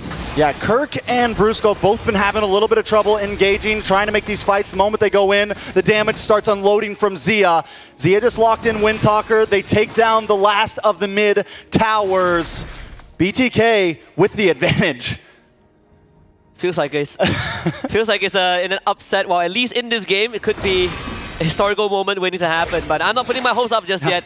You can never put your hopes up against the Philippines. At any moment, chaos can happen. Gotten my heart broken more than enough times in this Swiss stage. But this is a good look for BTK. Really stepping up again, these dancers in their objective. BTK clearly understood what they needed to do. And we say that the Filipino teams like to play this macro, they like to play slow and steady. BTK are matching that pace. They are willing to dance. And look at them freezing the lanes right now. So at this point, Fnatic Onic, what do we do, right? Do we look for that big play? Do we maybe even surrender this next Lord, or don't at least force it? If we can get a nice position, we go for the fight. But if we don't, they have all their inhibitors left. They can probably, plus they have Kelra still doing very good, fed up. They could probably survive another Lord push, even if they don't get this one. The only advantage they have is that Mobile Zane is still level 14 compared to King Kong, who is maxed out. The divergence will be spotted out, but it's just as a scout intel gatherer. BTK, they do have possession over Lord. Fried Chicken is a big brick wall right now. Yeah, but Mobazane's still not level 4, but look at the kick onto King Kong. A lot of damage is forced to flicker back. Kirk able to find Shark though. Kirk low, the Appraised Fat Thumbs come back. Zia finds Kelra. Brusco falls as well. And BTK is looking for their next target. King Kong left alone. Super Prince as well. 2 left on the family.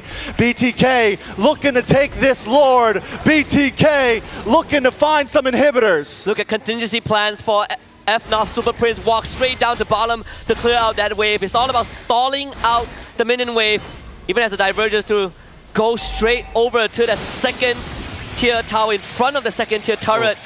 Maybe might be able to catch. Yeah, that was a dangerous. Yeah, but yeah, it's just to make sure that they can stagger the minion wave. King Kong also will have to fall back as well. Good identification. They saw that there's no divergence, so no macro play is going to come up from Fnatic before the Lord fight. The stolen penalty zone was a big difference. God, look at the damage on the Lord though. Shark looking for a kick, is going to get knocked up, is going to get slashed back, is going to get taken out. Shark goes for a suicide under the base, maybe a little bit too cocky there. Windtalker does come in for Zia. BTK still playing the range, but another Lord thrown down the drain. Another masterclass from Fnatic Onic Philippines in how to defend, stagger the waves, take out the Lord with the damage, and with these staggered waves, BTK would just have to accept the fact that the worth that they got out of the second Lord is not as much as the first one. So it neutralizes the state of the game for Fnatic, but also the premonition of Kirk landing a penalty zone before the third Jit Kundo hit, so Shark couldn't follow up with his kick. Look at Zia's gold right now, a full 1,000 ahead of Kelra. Finally maxed out on items. He has the ability to start juggling. Mobazane, blade armor locked in. Fried Chicken, blade armor locked in. Some answers to what Kelra might try to bring. Winter Crowns as well on Kirk. You mentioned that earlier because it is something he's going to need to make that big penalty zone happen. Yeah. And I like Hun switching it up, now stealing the final slash instead of the penalty zone. They tried to go for a full dive. It worked in their favor. They got the objective earlier on, but you can't keep doing it as the game goes late, right? You are going to end up sacrificing yourself. So now it's all about isolation. Can we get a pick onto Kirk? Can we get a pick onto Brusco, who is constantly looking for a final slash that could equalize the state of the game?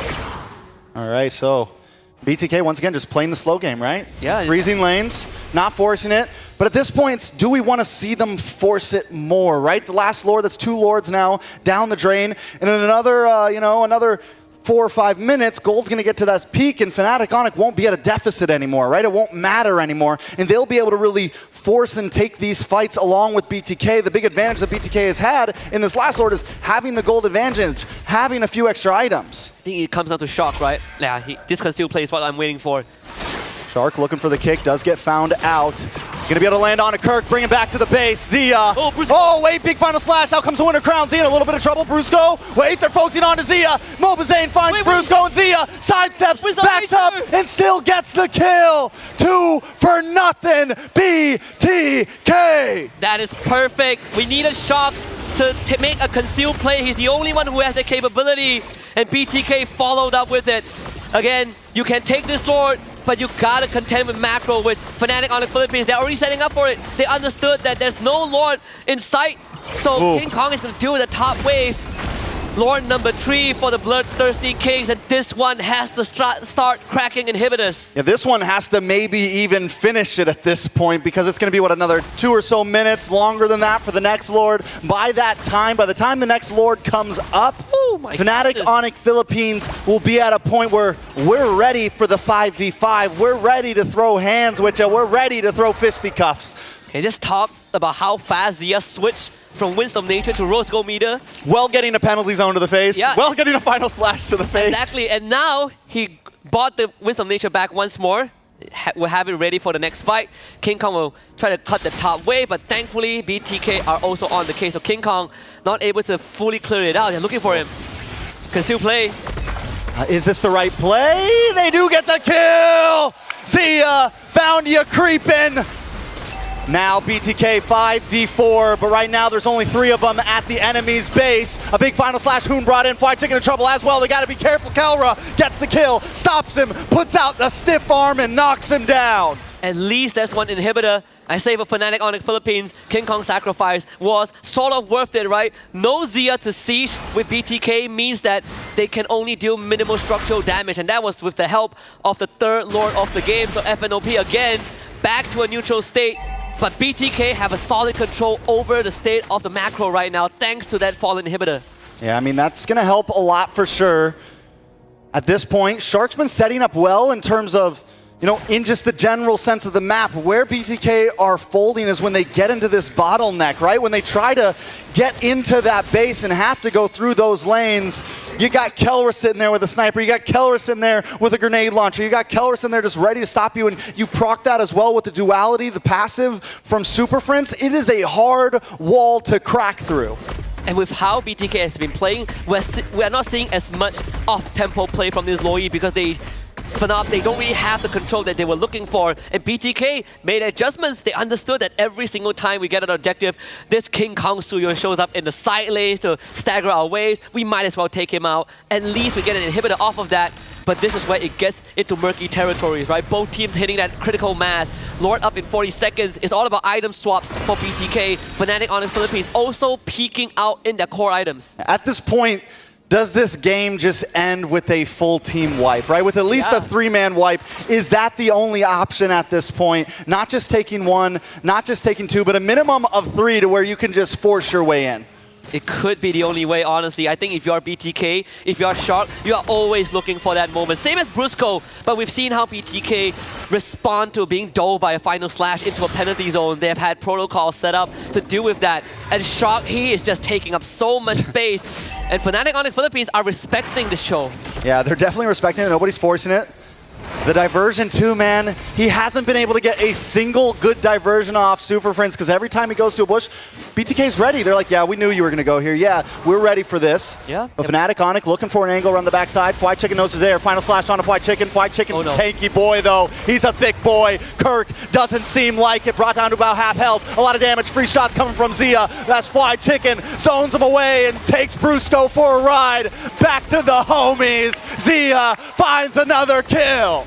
When was the last time you've seen North America kind of putting up such a fight? We've seen glimpses of that in previous championships, but you're up against a super family that everyone touted as perfection, the embodiment of perfection. But BTK takes the 4th Lord of the game. And so far, in terms of objective, I gotta say, Trex, all 4 Lords have gone to the NA's powerhouse. Yeah, and look, I mean, once again, Suyo at the top side, pushing up on. I think BTK is doing this right. It's like, listen, fine, do that. We got a Lord coming down mid. You're going to have to come back to base. You got 15 seconds on the clock for Brusco and 10 for Kirk.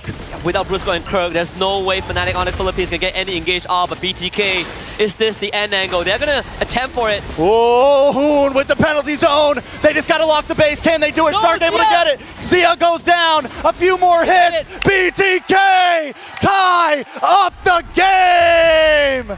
Hands up for the Bloodthirsty Kings. North America on the map. The hope to qualify for knockouts is still alive. And can you believe it? Against literally the favorites to win the entire championship, and they have tied it up. Hope restored for sure. What a game number 2, perfect macro. But this MOBA Fred continues to be a dominant threat on the playing field. Let's hear what the panelists have to say about this equalizer from BTK.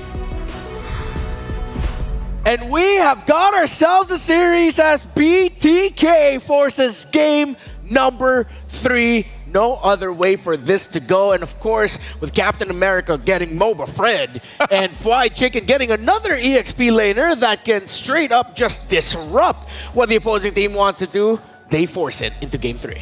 This is amazing, man. You know, when you have these advancement matches, it's got to go 3 games. Like, you don't want it to be a sweep, obviously, either way. And this is, like you mentioned, Renmar, this is a team going against the favorite right now, the tournament favorite. Yeah. And they just went and got a great victory that they well deserved. And so I'm really interested in what's going to happen ahead of them. Same, but at the same time, on a technical level, I'm very proud of both of these teams. Again, I think that, you know, North America should be looking at BTK because they're coming from a very interesting angle to approach Fnatic Onic PH. They got a lot of their power picks stolen, and yet their adaptation extremely smart. Take out that front line first, keep them down underneath the water. That way you have a clear path to look for these bigger fights later down the line against Super Friends, who again was very scared to walk up once all the big boys from BTK started to scale. Fly basically takes no damage. Moba's aim also basically takes no damage. Yeah, the glue at the end of the day was the kicker pick for BTK because really it just stopped a lot of the engagements that every time Brusco and Kirk were forward and they went in just a little bit too deep. The moment Fly Chicken showed up in front of the backline, in front of Friends, in front of Kelra, the Arlott and the Terizla were helpless, Naisu. Yeah, I think Flyde and Shark both obviously played a huge part to this victory. This is now back-to-back, you know, 20-plus minute games. I think the previous one just over 20. But that just shows how locked in BTK as a team can be for, you know, that endurance run, because really from start to finish they played it well. I feel like they really corrected what happened or what didn't work out for them in the previous game. They made good adjustments. And it's funny because we had that discussion earlier about the whole coaching or not having a coach helped them out. Well, clearly they were able to talk things out in the player room and then adjust quick enough to bring this performance for game 2. They were really on the same wavelength about how to actually approach Fnatic in a lot of these moments, right? Early game brawling was actually super important for BTK, and obviously it could have gone either or, but generally they're overreaching, right? It's not about the neutral objectives anymore. It's really about how do we take away the supply lines from Fnatic so that people like Kelra, as much as he can do well in lane, if Zia just gets just a little bit of help, gets that first initial kill, we can snowball him out of control by being a brick wall that he can hide behind. Yeah, one of the biggest things that Fnatic Onic Philippines needed to do was hold on to that mid lane tower for as long as possible. It fell at around 5 to 6 minutes after questionable positioning around a major objective from FNOB that was punished quickly by BTK, and after they lost a little skirmish where they were forced back, BTK pushed forward, broke the tower in mid that just lost all the room in the map for FNOB. Oh man, look at the amount of damage that Fly Chicken was able to absorb in this game. He was able to absorb so much here, over 176,000 damage, and especially when we're looking at the composition from Fnob's side, like it's not like he didn't eat a couple of shots from Kelra as well. Not only that, but just like Renmar mentioned earlier, the fact that you soak up all that damage, you also stop a lot of the idea from Kirk where he wanted to set things up with the penalty zone. He wanted to look for those angles if he could, but because they stop it and they lock it in, that kind of gets rid of it. And you know, for our MVP for this match, it's going to be Zia here on the Bruno. He was able to basically have a game that Kelra had previously. Yeah. You know, he didn't have to worry about too much. He was able to work with the space that the team created for him. And even to top that off with what Fly was able to do, Hoon half the time took the penalty zone himself, and then they utilized that tool in their favor to work out for winning those team fights. Yeah, this Bruno was well protected, again, with a very tanky front line, with Fredrin and the glue holding it, no matter even if the Arlott and the Terizla on the side of Fnatic Onic Philippines could reach this Bruno. The question was, can the damage dealers reach the Bruno? And the question for majority of the engagements was no. Honestly, the answer was no. Yeah, the answer was no. But I think, you know, the Bloodthirsty Kings, especially when you're looking at, like, what is the main idea of the composition? Is it truly pick-off? And I would say, no, it's actually not about pick-off. It's about chasing down your opponents. Yeah. So it's really, how do you bait the reaction out of them, right? And I think that Fnatic Onic PH, as much as we went into the drafting phase of Brusco stealing away this Arla pick, which would have been a big enabler for the side of the Bloodthirsty Kings, there's a certain level of execution that needed to be done. And unfortunately, the combo with the penalty zone as well as the final slash, it worked a couple of times when Bloodthirsty Kings were out of position, but generally Kelra was not able to land a clean combo overall in this game. And once those ults are done, you can see Mobazame, first item, Thunderbelt, second item, Brute Force, Breastplate. He's running at you. And again, the best strength of this North American team now is that Mayweather-esque playstyle. They love the counter engage and the counter punch. Unfortunate that the boot, or well, the ball followed the low E all the way back. The basic attack already got locked in. And speaking of the Louis Yi, man, I'm actually surprised because this is one of the few games where we see, I guess, Super Friends not have that successful usage of the Louis Yi or the diversions. I mean, really, there wasn't any standout diversions like we've even seen from other teams that really changed the course of some of these team fights and the overall structure of the game. Whereas he was a lot more on a decision of, I got to be defensive with it. It was way more, it was used way more for escaping than it was for trying to throw off, you know, the positioning or anything else of BTK. Yeah, when you have such a tight formation, even coming from the flanks is going to be tricky. So now, if in game number 1, the question of Bruno was answered by the Layla, now Fnatic Onic Philippines for game number 3 have to answer the question of Captain America's pick. That Fredrin, I swear, needs to be respected. It needs to be respected, but I don't think it needs to be banned. I think we need to understand the angle of why exactly did these series of events end up happening for Fnatic Onic in the first place. And a lot of it just came down to when we were brawling for this neutral objective, we ended up losing the most important structure on the map, the mid-tier 1. Because when you're up against a chase composition, you need to fall back into a structure, and especially when you're in that mid lane, plenty of access points to get there. And unfortunately, once that was done, BTK saw that opening. Hey, every single time we play for neutral objectives, we can just chase them down and fight. I think this puts it, the reason why the Fredrin works so well, and, you know, the whole world knows about this because we were stuck in that meta for the longest time, but you just allow Mobazane to just focus on those objectives, tank up what he needs to, but also pay attention to what's happening around them, and that's where they capitalize off that. So, yeah, I think it doesn't need to be banned either. Like, I don't think you go and waste a ban slot on that, but it definitely needs to be answered in a way with how they handle the draft going against a Fredrin if it pops up again. Well, don't forget, inside the game, you have a lot of great goodies you can get with the pass. November 22 to December 29, again, it is still there. The support chest is available. It's just 50 diamonds per support chest and all that stuff. It helps you get to that pass. The points in the pass where you get the goodies, especially for that Claude figurine right in front of us. Now, one of the major questions that we ask every M series is what makes the MVP? What makes the most valuable player of each team? There's a lot of qualities and a lot of different ways to look at it. Here they are.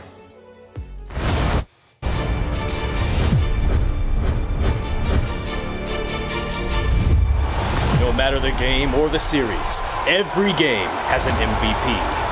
But what makes one?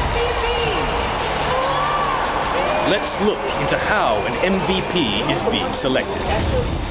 Statistics, player metrics, and hard data are the baseline for assessment. Data points like KDA, damage, kill participation, and hero pool paint a player's performance.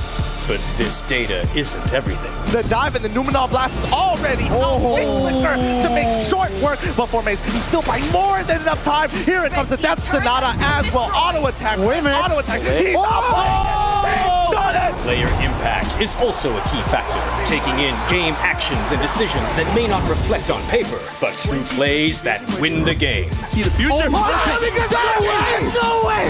Naomi finds a hook out of nothing again! It does not make sense! even if it's just with a single play. Are they going to disengage? No, the pullback by the Implosion is going to be able to find 3, make it 4!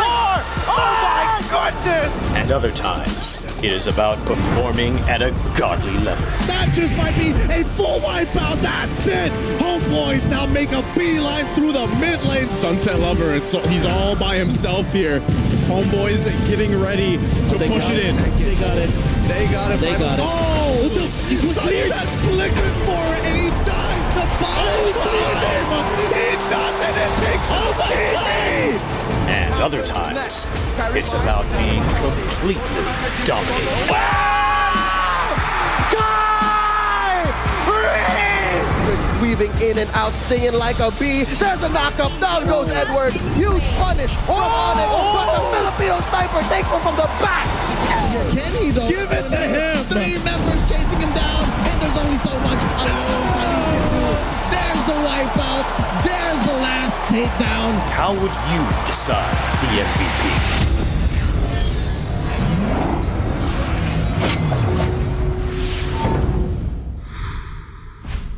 So, let's go off onto that question. It was nice looking down memory lane again. Some of the best plays in M Series history. And it was nice to be reminded some of them. Or for the first time, that was the first time I actually got to really acknowledge that play that Formaze did as that Ruby. So, Gideon, what makes an MVP for you? I mean, you know, having casted every one of those games. No, I'm kidding. You were there for a lot of them. I've witnessed all of them in person. It's pretty crazy because when you look at it and think about the most valuable player, yes, the statistics are extremely important, but it's what he brings to the table. What changed that game in that singular moment? And obviously, the one that really stands out for me is whether that play turned it around for the whole team. Yeah, because there's amazing, you know, plays that happen time and time again. But that's the point that Gideon just made. Does it turn a team like in their favor or a game in their favor based off that single play? Is it this moment or is it a culmination of moments that happen? And the greatest players that we think about, even with that preview that we got there, that's usually the case, right? Those are those singular moments that turn the tides and bring those teams the success. Now, here we are, game number 3, and an MVP performance from any of the players that we see on our screens right now could be the difference maker in deciding who will move on to the knockout stages to join, potentially, Falcon, NIP Flash, Twisted Minds, CFU, and Team Spirit, as RRQ Hoshi are the only team that you can say 100% have moved on to the knockout stage. BTK's MOBA Zane said, I hope that teams continue to underestimate our strength.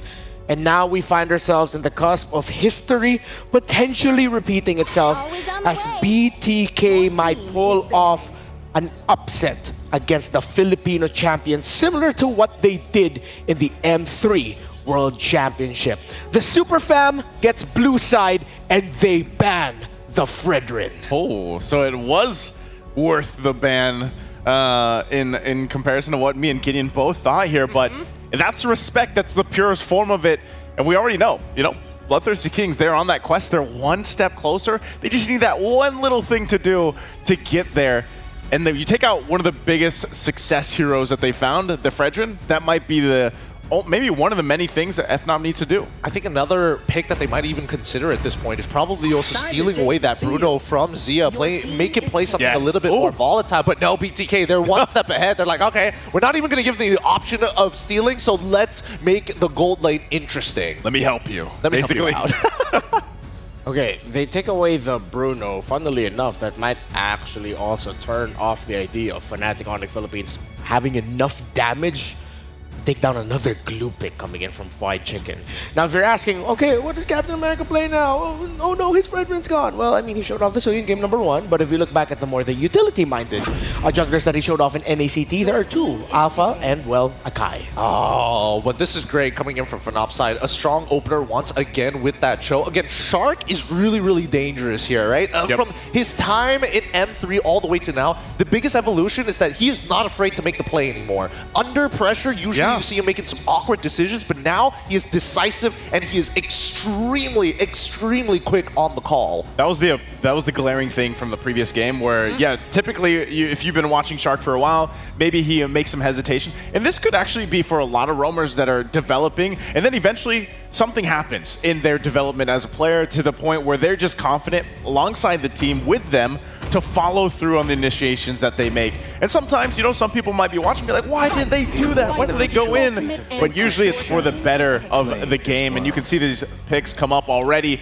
That is the Hilda being locked in here. Of course, the Suyo again. I love it. I love the Hilda pick. Really strong as an EXP laner, a great flex, and now even for not going into that Joy for some late game insurance while still being able to fight around the map. This is going to be interesting. Interesting pick, as the Alpha is still open for Fnatic Onic Philippines to take, but they decided to take the Joy. Could be a little bit greedy, but could also be FNOP signaling that, yeah, we're looking at Zia and Hoon to be our main takedown targets. I think they might also want to consider playing the Loyi once again, because like if you are going for Joy, oh yeah, Yves is wide open. Yep, they take away one of Hoon's picks. Valentina is still up on the board alongside with his Aurora. If they want to be a little bit more protective, they can go Vexana as well. But let's see which one it is. Ooh, they get the 1-1 first for Zia. Okay, well, we knew that the gold lane was going to be shaken up a little bit here.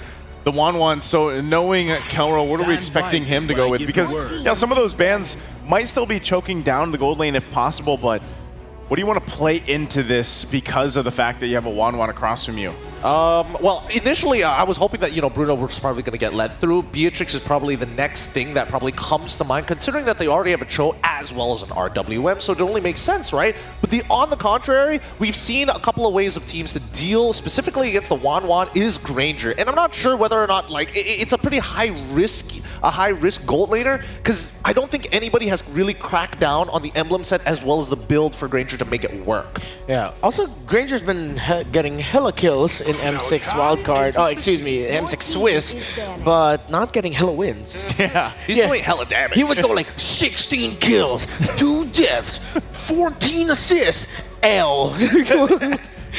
Looks cool. Yeah, it looks cool. You gotta win. It's kind of cursed. Actually, wait, what's its current win rate now that we think about it? We could probably double check that in just a bit here, because as we see Akai, the follow-up ban for the side of Fnatic as BTK holds priority, the fact that they're banning out this CLID begs a couple of questions, right? Are they genuinely worried about, hey, looking for pressure and maybe attacking that backline? Because with the Wanwan, you need to have a little bit of trust in your gold laner to say, all right, I'm going to take care of one engagement tool, not all of the engagement tools. Yeah.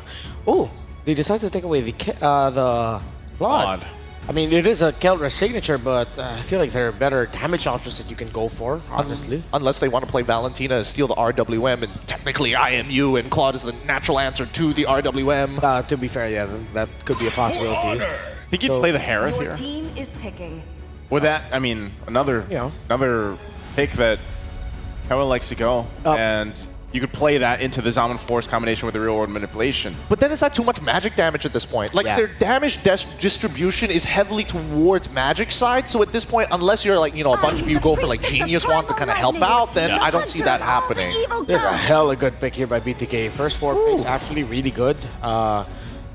Because you take away comfort for Kirk. Now this might actually swerve Kirk to go into the XP lane Cho, and then they get a different pick for the roamer, maybe Brusco signature and the Gatot. But then the problem is, it's not really a backline heavy comp. BTK are looking to play sort of divey. Still, it's going to be the 1-1 staying in the back, but the 1-1 wants to get kind of close to hit those marks. I'm curious to know, does Kirk play Benedetta? If he has, it's been very rarely that he does. Not in the last season, no. Yeah, there's the Gatakacha. Irithyll? Team is picking. Yeah, Irithyll. Yep. I mean, it's a classic way to deal with the Wanwan, to beat her in lane. She walks up, roar, arrows, you've lost the trade. Load, no armor, and I'm done. It's shredding.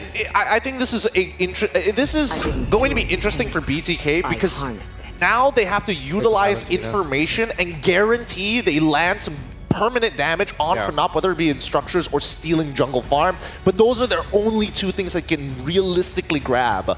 Alright, BTK now goes a little bit more aggressive. They could take it, and honestly, hard to see who'll win this game number 3. Thank you, panelists. The fans of North America and Philippines all clenching their backside holes right now because this is the final game in this best of 3, and only one team will emerge victorious. Is NA going to lock in that slot, or will Fnatic Onic Philippines fulfill that destiny? There's only one way to find out. Trax, how you feeling right now? I'm feeling good. I think everybody in the crowd right now is feeling good. I don't think any of us thought it would go this far. For all you here, Fnatic Onic Philippines, give it up. And if you're here for BTK, show some love. We're jumping into the land of dawn for game number 3 in the faded finals of this Swiss match. Who will take it all? Who will join the Kings of Kings in that knockout stage to place that logo right beside them on that board? Of course, Jungle Star, we got BTK, Mobazane on that purple buff first. So again, parallel jungling, they're both going to end up on where the gold laners are. Heavy poke on that mid side, that's what you got to contend with if you are up against a Yve. But top side as well, this Irithel into 1-1 is going to pose a bit of a problem for Xia, because Kelra can just always perform that drive-by, always stretch your armor, outranges you. Xia already used his Inspire. And Fnatic Onic Philippines already going for this. Send our EXP laner up to the top side. Let Joy farm a bit. It's definitely interesting. Fnatic Onic Philippines know they want to maybe play this aggressive. Know that last time they lost because they lost out on that mid. So this time they're taking control of the river. They're taking control of the mid lane. And you get the taunt mid side. Hunu is going to take a lot of punishment. You're dealing with a Hilda that likes to move around a lot. Well, Kirkcho solved that problem, right? You get double roamer, essentially, and you can also match the tempo of this Hilda. And a Hilda that doesn't get to move around freely without interference is a Hilda neutered in that early game. And look at the pressure already on to Mobazane. Did he steal that? King Kong? King Kong just used the retry. It's like, listen, bro, we know what we need to do. We're going to slow you down. We're going to be in your face all game today. He's going to hit 5 first, and you have retry back up in time for the turtle. So nothing much was lost for King Kong, but for Mobazane, you can already feel that pressure, right? This Yve got taught, this show just outpacing BTK's lineup at the start. Edith, I mean, this Edith, Hilda, they all have to just take it in their face early on. Yeah, a little bit of damage on to Kirk there. Hoon and Shark got to try to clear this wave quick to get over to this turtle, but Brusco and Kirk already in position to zone them away as Mobazane tries to get this purple buff. There's no time. King Kong able to take the turtle, but 2 Dar WMs come down. Shark goes down with them. Fly Chicken falls. Super Prince on the aggression as Mobazane is forced to back off with Kirk in his face. Very unfortunate for BTK. They decided to take that fight, which I feel like they should have just let it go because, again, Mobazane was late. Ooh. He's going to go down. Big Way of the Dragon does land on to Mobazane, and Brusco takes the kill. Kirk showing off in the jungle. Didn't take that loss in the second game lightly. And FNOP, this is the biggest goal lead generated by one team in this series thus far, right? At least this early on, below 3 minutes, almost a 2K advantage for Fnatic Onic Philippines, but the worst has yet to come. All lanes are won by the Filipino super family, and BTK are struggling at every single corner. Yeah, the super family feels like a different beast right now coming into this game. The past 2 games, the highest gold lead we saw for about the first 8 minutes was 500 or 600 gold. Yeah. This time, Fnatic Onic Philippines is kicking things into gear. The engine is revving. And Fnatic Onic Philippines are showing BTK why they're the favorites. And look at Kirk. He's going to proxy this wave. And BTK, there's nothing that they can do about Kirk. He's just going to waste time. Kirk able to get the kick, trying to run away, but they should be able to get the kill here. Kirk still surviving, but wasting time. Precious seconds of BTK. If Xia has any spidey senses, it's a good time to start considering backing off. Just give out space to Fnatic Onic Philippines. Wait for backup. They can't really do much in this situation. Again, FNOP just moves so much faster. King Kong once more taxing that purple buff of Mobazane, just like how he did in Game 1 when we had a similar matchup. Yeah, Xia gets his first item locked in. He finally gets that Corrosion Scythe. going to help out a bit, but it's still going to be some time. You know, the Wanwan already not the most extreme meta hero we've seen. I think Skylar is one of the only ones that have really pulled it off amazingly so far in M6, and it takes some time for it to really pop off. Fnatic Onic know this. That's why they're putting on the pressure. BTK has to try to hang on for this first mid, I mean, maybe even into late game. Not only that, how are you going to unlock all that weakness points for your ultimate, right? All of them are so mobile. Cho is going to dance around, you know, with his Jit Kundo and Shun Po. You got to try to contend with the RWM the Super Free is going to set up. It's tough. Kirk, once again, hunting for Mobazane, man. Kirk knows the assignment right now. Here comes the AOG, able to lock on. Hoon, able to steal it. RWM does come out. Brusco with an AOG of his own. The damage lands on a Shark. He brings out the primal form. Kelra in a little bit of trouble. Zia going toe-to-toe, but he might get taken down. Zia falls. King Kong gets the kill as Fried Chicken looks for the next target. Mobazane able to lock down Brusco. 1-for-1, turtle for turtle. BTK cannot breathe that big sigh of relief just yet, because that was only possible because it was the early game, right? Kelra doesn't have his items just yet.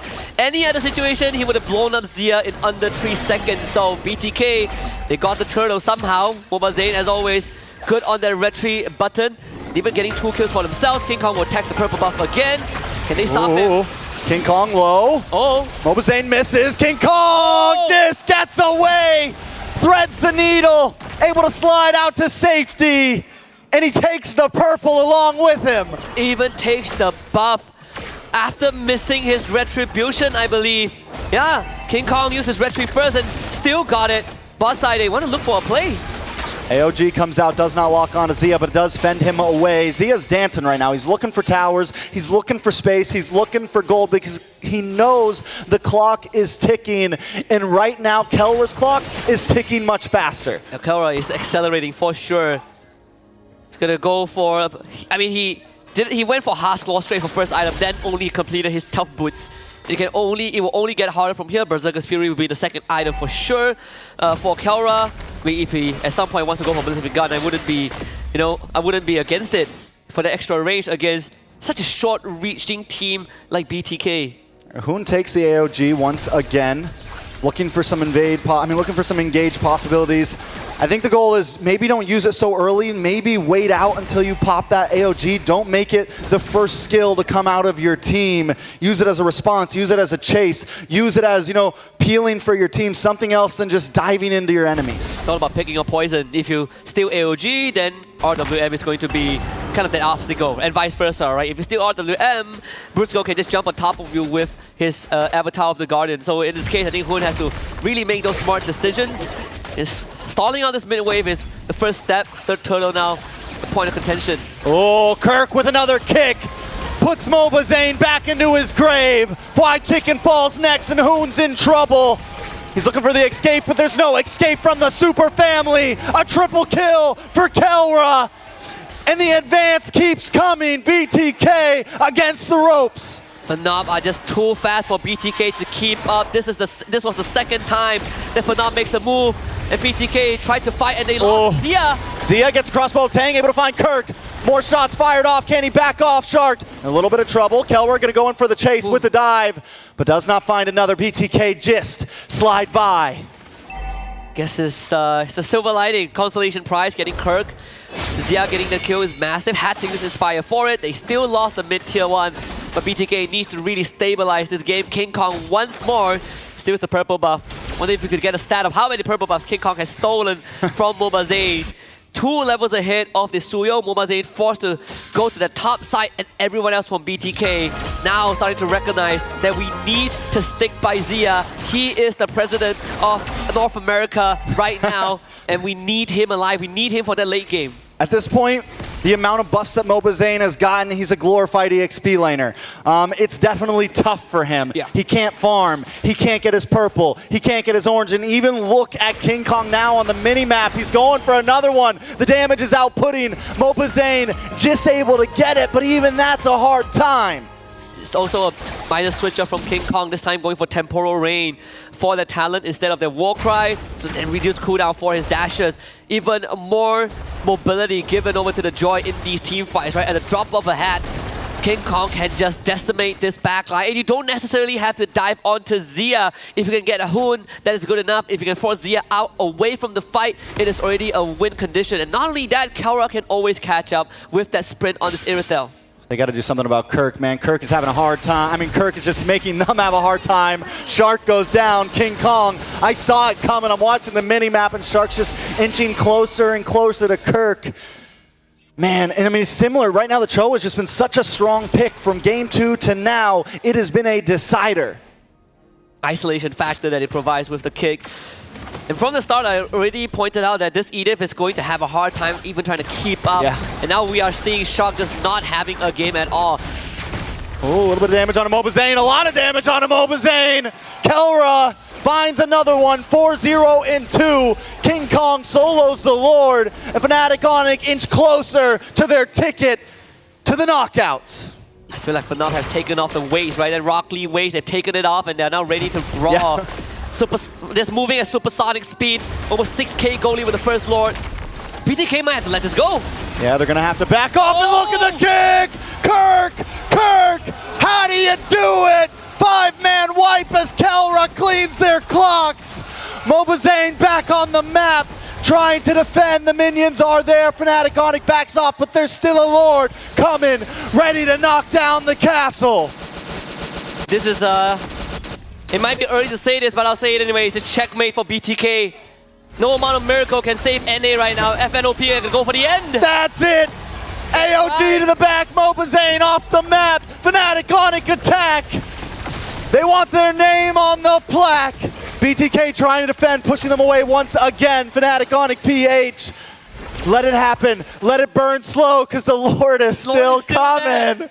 The Lord hasn't even arrived at any of the structures just yet. And FNOP can continue to put an impact. I mean, look at the damage. He's just taking out the front line of BTK like they were made of butter. BTK stuck in the base, waiting for hell to come right now. Fnatic Onic PH has brought Armageddon along with them. Kelra 7-0 in 4. We're 11 minutes in. I'm wondering if he's maxed out. And look at the damage. Deleted. Gone. Taken out. Another one on the chopping block. BTK in shambles. Shark deleted. Zia falls. Kelra looking for the Maniac. Looking for the Savage. Couldn't quite get it, but Fnatic Onic Philippines are going to take this tower. In the Philippines, there are no kings. Just the super family. Pure domination as they let this play out in a celebratory fashion. Fnatic Onic Philippines will be your second team to join the Kings of Kings in the knockout stage. 2-1 over the Bloodthirsty Kings as NA will have to take a seat in that 2-1 bracket. And this is truly Fnatic unleashed in that third game. We thought that game 1 and 2 were close, but in this game number 3, it wasn't even remotely a contest. They took off the weights, like you said. The Rock Lee weights are off. They were moving at high speed. They brought the aggression to BTK in the early game, and they took it. They just ran with it. Congratulations to Fnatic Onic Philippines. We're going to toss it back to the panel to talk about this game. I mean, it is December, Thanksgiving's over, bring out the lechon, it's Christmas time, as the Filipinos will move forward to the knockout stages. Thunderstruck was BTK. That was a clean ending. It was crazy. Honestly, it was crazy with such a lead, and honestly, I gotta give it, if Brusco doesn't get MVP by the end of this, I'm gonna be upset. Brusco is your pick for MVP. Brusco. My bad. I was already thinking. I was thinking Kirk. I was literally talking about. I can't. Yeah, you were literally going, oh my God, Kirk! The Cho is such a pivotal pick here. Oh my goodness, so good. So good. I just across the board. This game 3 was like, I mean, it was under 12 minutes too. Yeah. But just a complete dominating game for FNOP. And realistically, if you've been watching them for a while now, this is I don't even know if I could say this is their peak gameplay. Like, I feel like there's still something in the tank here for them, but it was an absolute just performance from them. And I think peak MLBB obviously in this game 3 for them. But yeah, I think Kirk 100% was deserving of MVP for this game because he did so much on the Cho pick. And the casters mentioned this too, how great this hero alone has been. But in the hands of Kirk like this and how this played out, phenomenal. I don't know about you, Rema, but do you feel like, Fnatic Onic PH felt a little disrespected, and now it's like, okay, we got to put the hammer down. We got to show who's Papa. That's what it felt like. That's what it felt like when we saw RRQ go up against Twisted Minds and they qualified, and that's what it felt like in this game number 3 after BTK was able to test FNOP in the first 2. Thunderstruck again, they were left. Let's go on over the stage with Rose and members of Fnatic Onic. The second team to officially make it to the knockout stages. Fnatic Onic Philippines taking a 2-1 win against BTK. And right now I have with me King Kong and of course, Coach Why Not. Hello, first of all, congratulations guys. Thank you. Okay, King Kong, let's start with you. You just went through 4 intense days of Swiss stages. How do you feel the competition is like right now in the M6? Sobrang saya. You're happy, but is the competition like intense or you think it's easy? Minsan intense, minsan easy. Sometimes intense, sometimes easy. Maybe you can dive deeper into that. When is it intense? When is it easy? MOBA Zane intense. Oh, okay. Now, I like that. We'll get to that later. Okay, Coach, Why Not? I'm pretty sure not just us here, not just the casters, but people all over the world were probably wondering, Coach, why Layla? Why Layla? Yeah, maybe you can explain why you guys decided to pick Layla. It's the first time. I think it's a tribute to Malaysia, to the great Chico guys. Right? Chico. And Kelra respects Chico very much. So it's something that he thought about, that it might counter Bruno. And yeah, it was a success. Okay, I like that. I do think it is a good tribute to Chiku guys, and it's nice to see that Kelra actually does respect Chiku guys, and I'm pretty sure he's watching right now. You know what? Hi Chiku, look, you might not be in M6 this time around, but there are players that still look up to you. Thank you very much, Coach. Okay, King Kong, back to MOBA Zane. In a video earlier, there was a video we saw. You said you wanted to meet MOBA Zane. Now that you've met him, what do you think about his performance? Ang lakas niya mag-Predrin, kaso Predrin lang. Oh! Okay, now this one's good. So, as you all know, I just asked, how is MOBA Zane's performance? He said, he's good at Fredrin, but Fredrin only. All right, King Kong, now King Kong. You've already met MOBA Zane. What other junglers do you want to meet that you think are good? Because everybody says you're one of the best. RRQ, Sutsujin. And? Give me three. 3? Sutsujin. SRG, Sekis. Sakais. Last. Vamos, Chibi. Oh. Now, if the matchup does happen, I'm pretty sure this is going to be very, very intense. Okay, Coach, why not?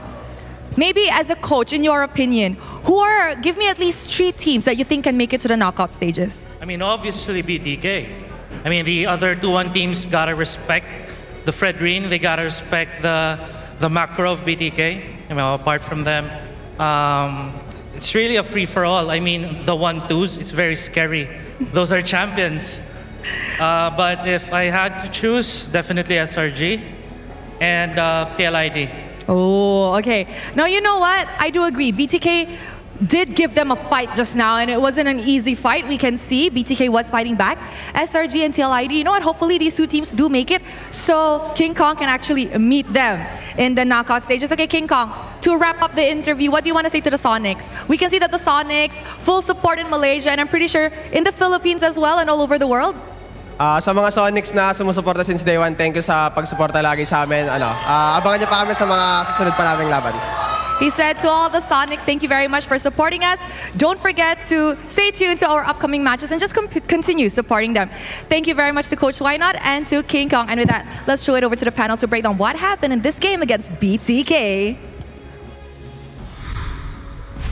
Congratulations again to Fnatic Onic Philippines. Thank you, Rose, King Kong, and Coach Why Not. And, well, I like that. I was telling Gideon this. I really like that Coach Why Not still got to play to the crowd a little bit and thanked the one and only Chico guys for that Layla pick as an inspiration. Hey, he's not the only one. King Kong Zor already putting 2 Malaysian junglers on that stage for that top 3 as well to face off. So again, great game so far, and I think this is one of the more technical games overall in the entirety of the Swiss stage, right? I think by far from drafting all the way to the in-game macro and micro. I think that's why too.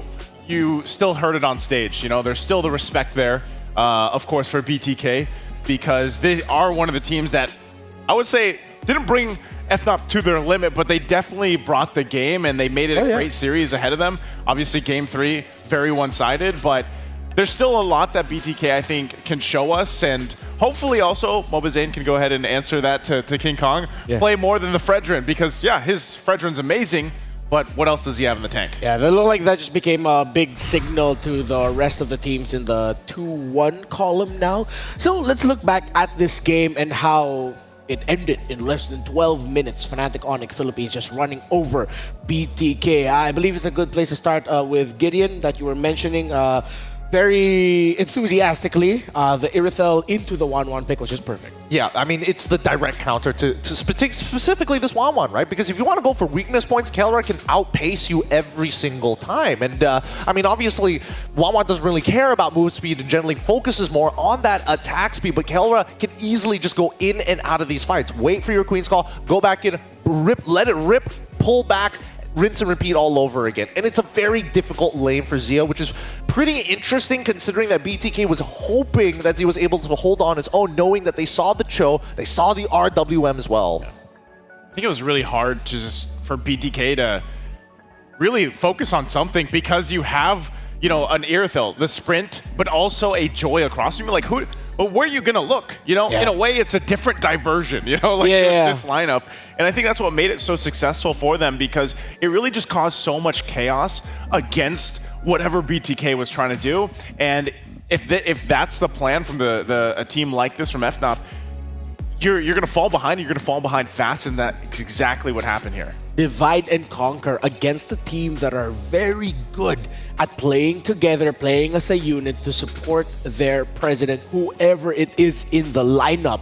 But for Fnatic Onic Philippines, I'm glad you mentioned the joy and the idea of where does BTK go, because at some point it felt like it was just that. It was like, all right, we finally patched you know that thing in cartoons when a ship is sinking, they patch one hole, another one pops up, they patch that, 3 more pop up. That's what it felt like. You know what a perfect example of that too was in the game? When King Kong shouldn't have escaped that purple buff steal. No. Oh, when he stole it? Yeah. That was, honestly, honest to God, that was disgusting.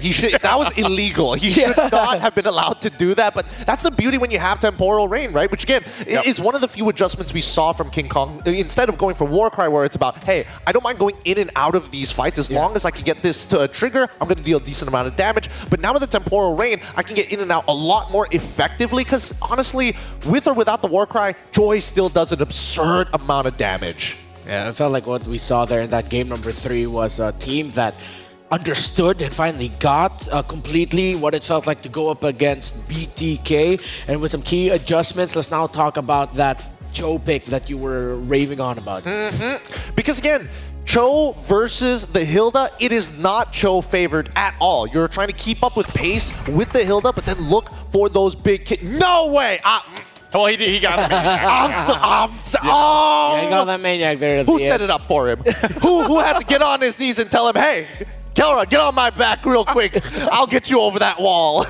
Yeah, you know, Kirk did an amazing job. Like, let's be honest, he was his own MVP for this game, and it allows every single time, you know, with these, whether it's an XP laner, whether it's a roamer, they set these gold laners to shine. And obviously, Kelra, he was able to shine the way he did, getting this MVP performance, even that Maniac at the end, because of all the activation that was given to him. And again, he also played a part, before he was actually online with multiple items, he played a part in causing that chaos, where then it allowed Kirk to just, and when everybody on BTK is freaking out, here comes Kirk, kicks, boom, and then you're dead, you know, and that worked out so well. Shout out to Leo. Well, we did pose a question, what makes an MVP? And this MVP performance, from what many hail to be the gold standard, apparently there was multiple multi-kills throughout the game. Triple kills and a maniac to boot to wrap it all up. One of the best ways to say that a gold laner is the best in their role is just when they find the right timing to pop off. And in those last 2 minutes, Kelra found the right timing to pop off. I mean, especially when you have like such strong pillars like Brusco, Super Prince, and as well as Kirk to kind of lay out the red carpet for you, right? Yeah. It's, I mean, I would say that in this particular game against the Bloodthirsty Kings, the biggest issue that I saw in it is the fact that when you want to make a proactive play, you are getting the information, but off of the very first interaction in the game, they never really found that solid footing anymore after that, despite having, you know, a strong Hilda pick. Hey, by the way, Joy isn't on this side of the map. Be careful on the opposite side. I rotate, I sacrifice my farm, and even then, I still am not finding these big turnarounds. Yeah, I think overall it was just a situation where BTK, they had too many problems to solve, like because of this lineup that Fnatic brought to the table. And I can see where some of the, you know, some of the stuff that they drafted, they brought to the table, even with the Hilda, it should have worked in theory. But when you fall behind so fast with this kind of lineup, and we saw them again, it was a point where sometimes it wasn't even just Fnatic, you know, collapsing down after a kick from Kirk. It was just raw power even. And that's what we saw even from the numbers. And that played a huge part in allowing Fnatic to just dominate that game 3. Yeah, it just felt like cross-map control up the wazoo. Like, literally everywhere was just controlled. But that last series that we saw wasn't the only one filled with great moments. Here are the top 5 plays of the day all throughout round 3 of the Swiss stages. Let's see what this first one is. And it's, earlier in the day, Aurora and Ulfenar. Oh, which one is this one actually? Is this the big turnaround? I feel like this is the, it's the Edward. Okay, hold on. No, this is the Domeng show, right? Domeng, yeah. Yeah, this is the Domeng show. Look at him go. Look at him go. The initial slide tackle, and honestly, the fact that he was able to get away with so much here really just goes to show that, you know, Bruno is deadly in the hands of the right pilots. Of course, we had a Savage yet, by the way? No, just a bunch of maniacs. Just a bunch of maniacs, right? Oh, that's what I thought. I mean, this play obviously amazing too. This is, you know, unfortunate because this Hellcurt playing a part, but look at the damage. It was great to see this too. Oh, just look at Sing. I mean, honestly, the fact that Sing got away with so much in this game and really made that impact to last, great stuff. But then Team Spirit versus Team Liquid ID, this is one hell of a match. Oh, again, the Beleric of Sawa, the godfather of EECA, and Hiko showing off just why he's so darn good right now in this M6. Yeah, something to watch too, again, is if one shot gets his hands on a Fanny, you're going to have to watch out for. Again, this is BTK and Fnatic Onic Philippines, and this is just the back and forth that we got to see throughout the series. But, you know, Mobazane here, picking that Fredrin, but this play, this is the crash down, actually. Yeah. Yep. I mean, after opening up that map initially, and then finally, look at that last auto. Where's it going? Poor guy, poor guy. Oh, a second one coming out from Fnatic Onic PH and Bloodthirsty Kings. Also, 2 to close out the top 5 plays of the day, presented to us by Kid Dia. It's, that's the one that made Gideon go, "Wah, Kirk!" that was the play there. Great stuff. I mean, I feel like there was so many actually top plays today that could have happened, but great to see those 5.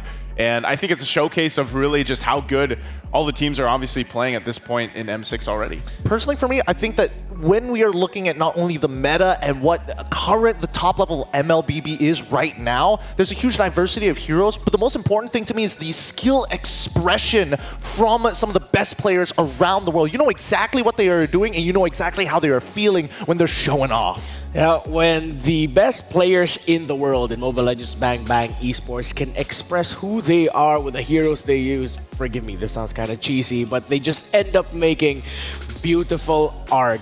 Speaking of beautiful art, from a Filipino perspective, I kind of like the mural we're about to see get formed right before our eyes, because take a look at this. It's the gold standard himself putting it up there with RRQ Hoshi. So once again, congratulations to Fnatic Onic PH being the second team to qualify with a perfect 3-0 score here. Honestly, after watching that one, you would have thought there were more stakes in that game, but generally, just moving on is good enough. moving on is good enough. I think you can also chalk it up as a great learning experience for BTK because you heard them back in the other days when they were playing, when they did have that 2-0, and we heard during the interview that they wanted to play against the stronger teams. Well, then you go and play against the tournament favorite, and you go 3 games with them. So I feel like that's a great learning experience for them, and hopefully, that brings them into their next game. Yeah, and what I like about what RQ Hoshi and Fnatic Onic Philippines showed to get to that 3-0 standing this Swiss stage is both of their final series to qualify tested them.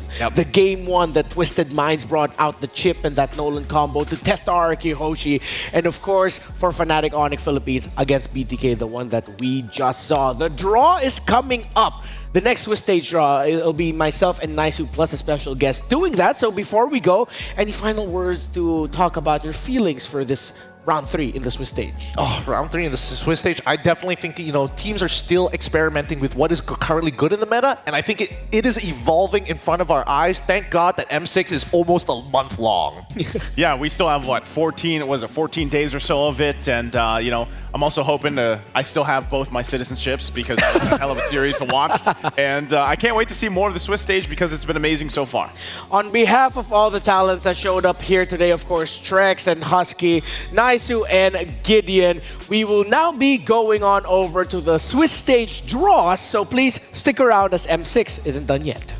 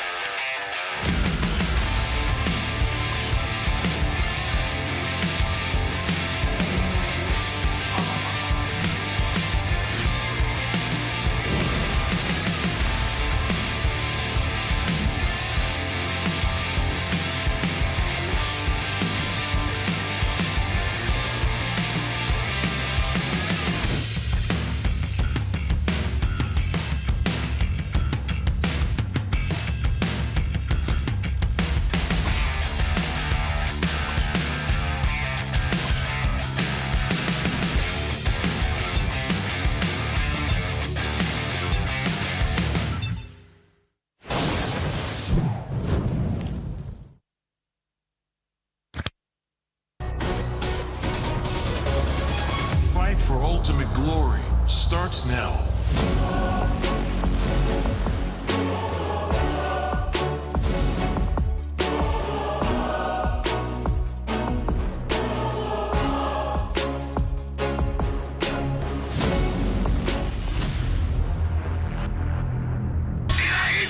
Mobile Legend M6 スイスウォッチ Meiji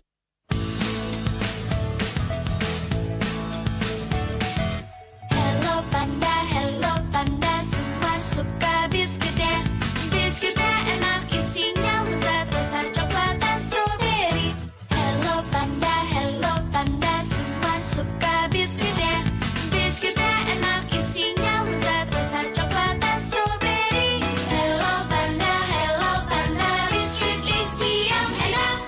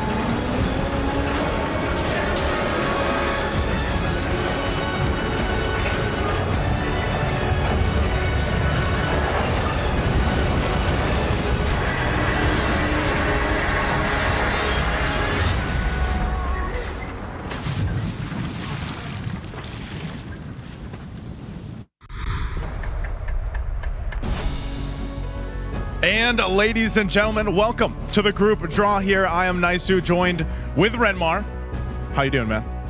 I requested for a box for this segment. We usually have a box when we have to stand next to each other, but hey, we're going to make it work, right? Yeah, we will. I know someone back there has been wanting to see this image for a very long time, and you finally got it. And I'm very happy to be here, so thank you. Again, we are going to be getting ready for the draw after a jam-packed, action-packed day concluding with some upsets, I would say. You know, some upsets happened today, but we are excited. And we're going to be joined, actually, today. We aren't doing the draw ourselves, like usual, like the routine here. We're going to have a special guest with us. I think we're ready to go ahead and invite our special guest to join us for the draw here. It's going to be none other than Geek Fam's Boloyski. Hey, round of applause for Boloyski! Woo!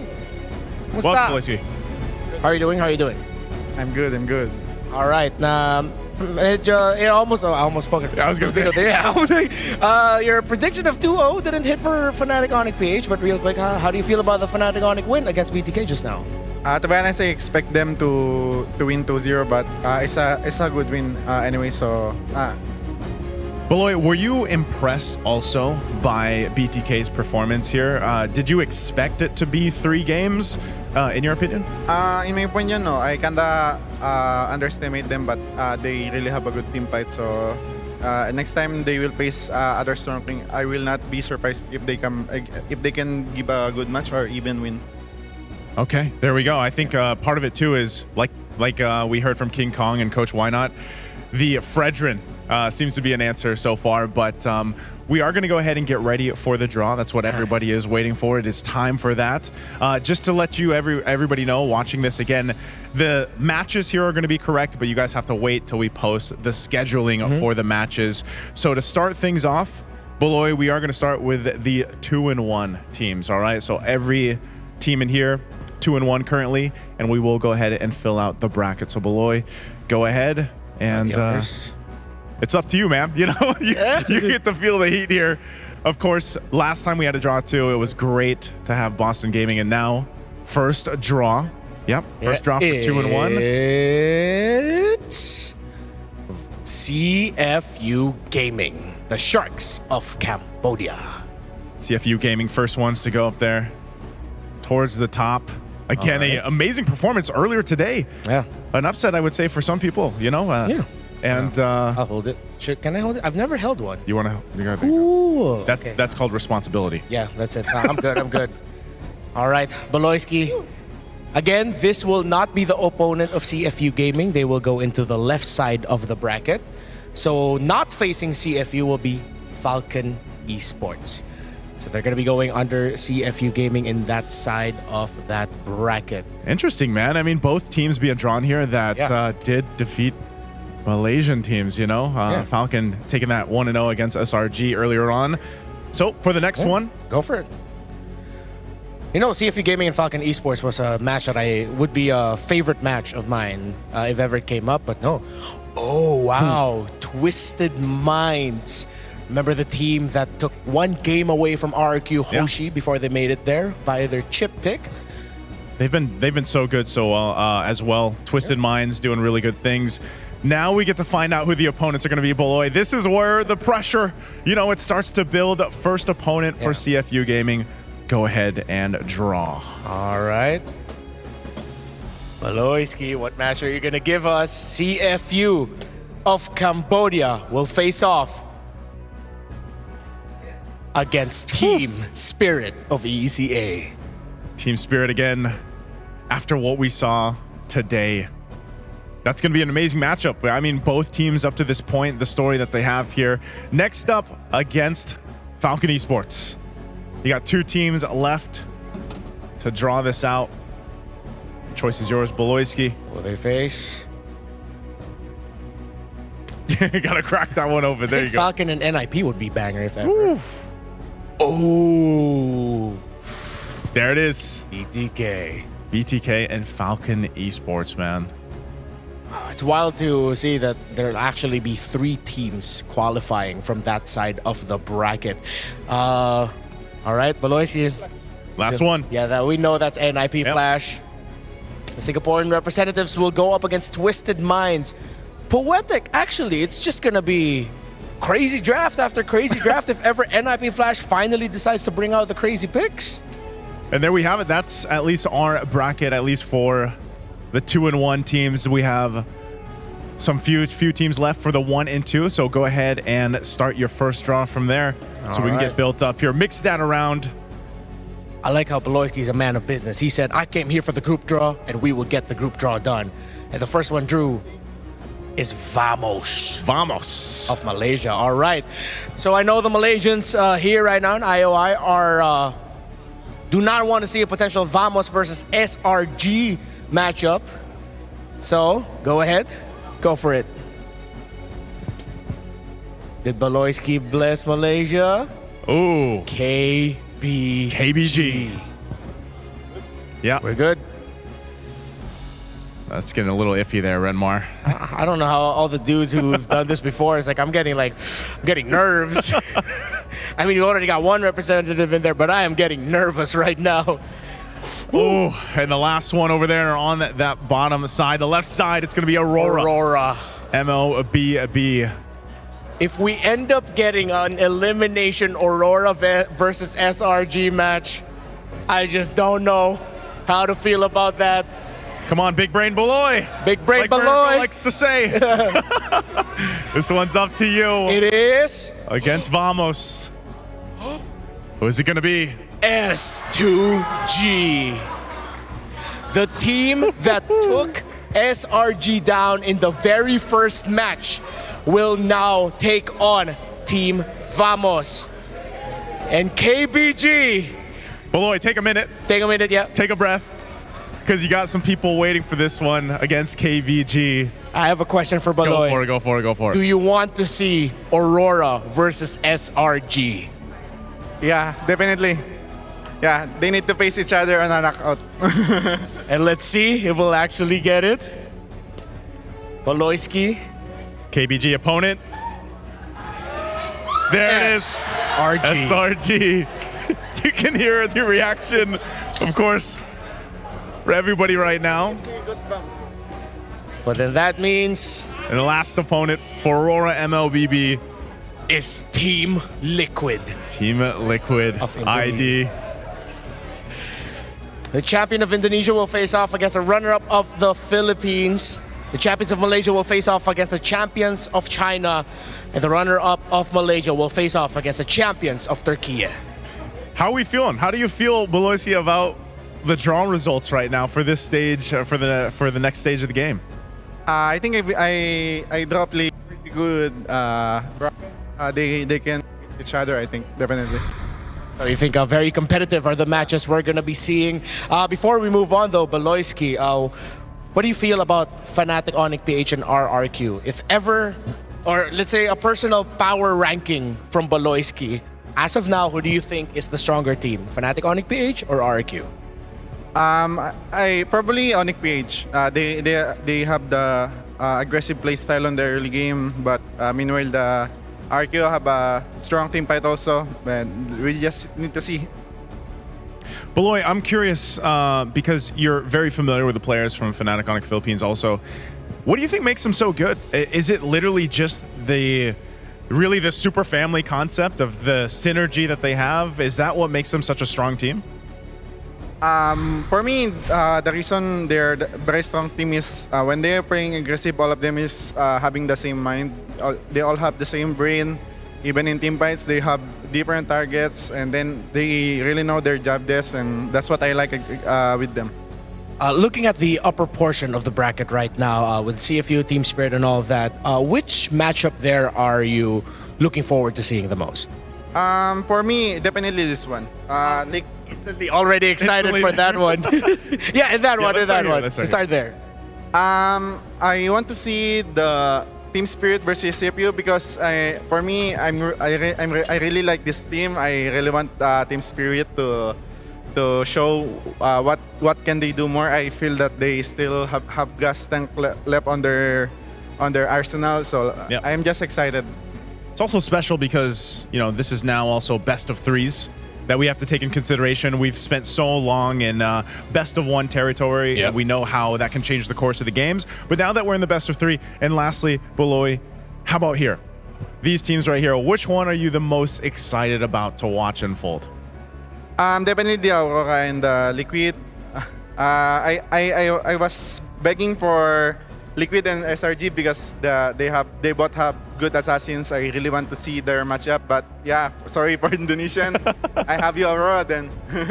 Hey, you know what? That's the nature of the draw, though. Yeah. And it's good that Beloyski did the draw for us, right, Mark? Yeah, though we didn't touch any of the predictions or the results, but of course, Beloyski, I just want to say thank you for the result that you gave us at the end of this draw. I feel like the next round of Swiss is going to be so good. Thanks, man. Speaking of the next stage of the Swiss stage, we are going to be having a ticket sale for all you guys that do want to catch the action here. Again, there's 14 days left. You can go ahead and grab it, check out here, because we still have some tickets to be sold, and I think they even let some more out, so you guys can come watch, because so far, from all the stages that we've seen up to this point, it's been electrifying, and I know the audience has loved it too.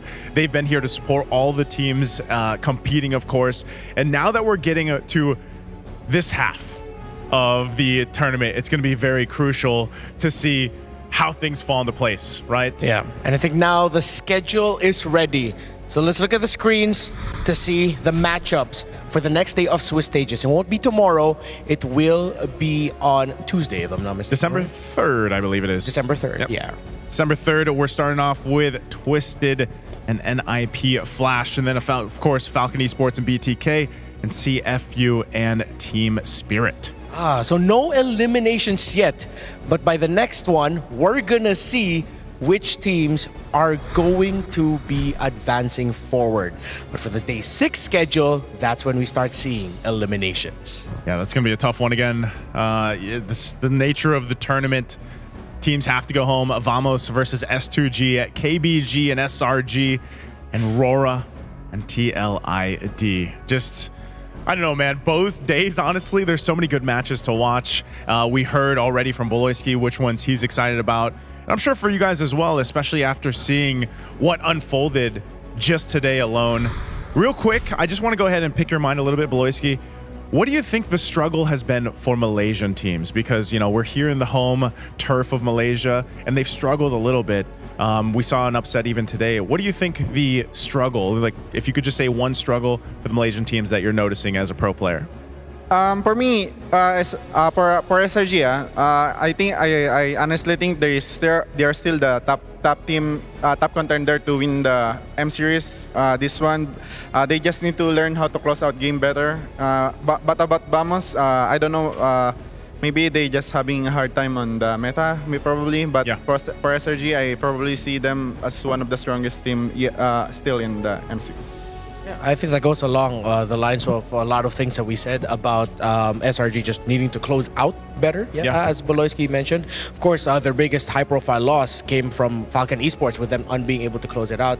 And well, for Vamos, as interesting as their take on the meta is, I think at some point they're going to have to stabilize that. You got to stabilize it. Boloyski, before we wrap things up, any message you want to throw out there either to Indonesia or the Philippines or anyone in general to go ahead and close out the day? Anything you want to say? Whatever I draw, I'm sorry, or you're welcome also if you like. Thank you. You know, I'm just going to put it out there. Go to the comment section and say #thank you Baloy. #thank you Baloy.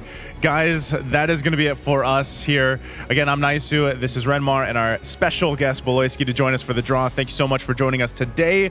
We'll be back here at December 3 for the next stage. Until then, we'll see you next time.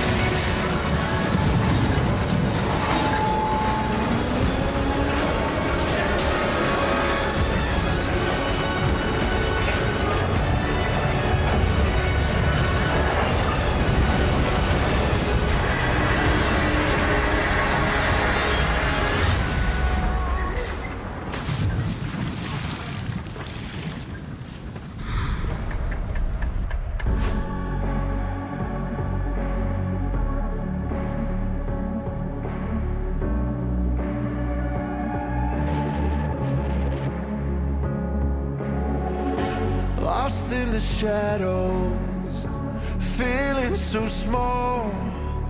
But I've got a fire, won't let myself fall.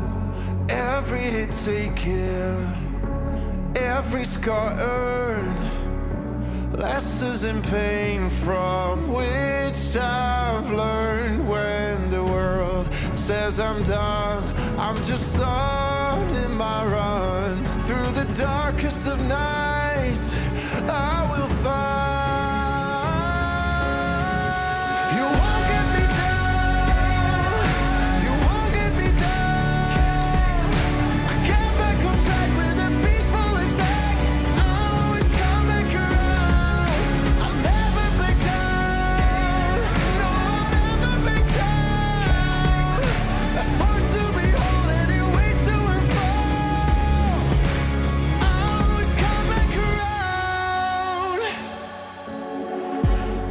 Worlds converge and dreams ignite. There are millions to witness the champion arise. With every challenge, we push with all our might. For we have only one goal, the ultimate prize. When hope seems so far,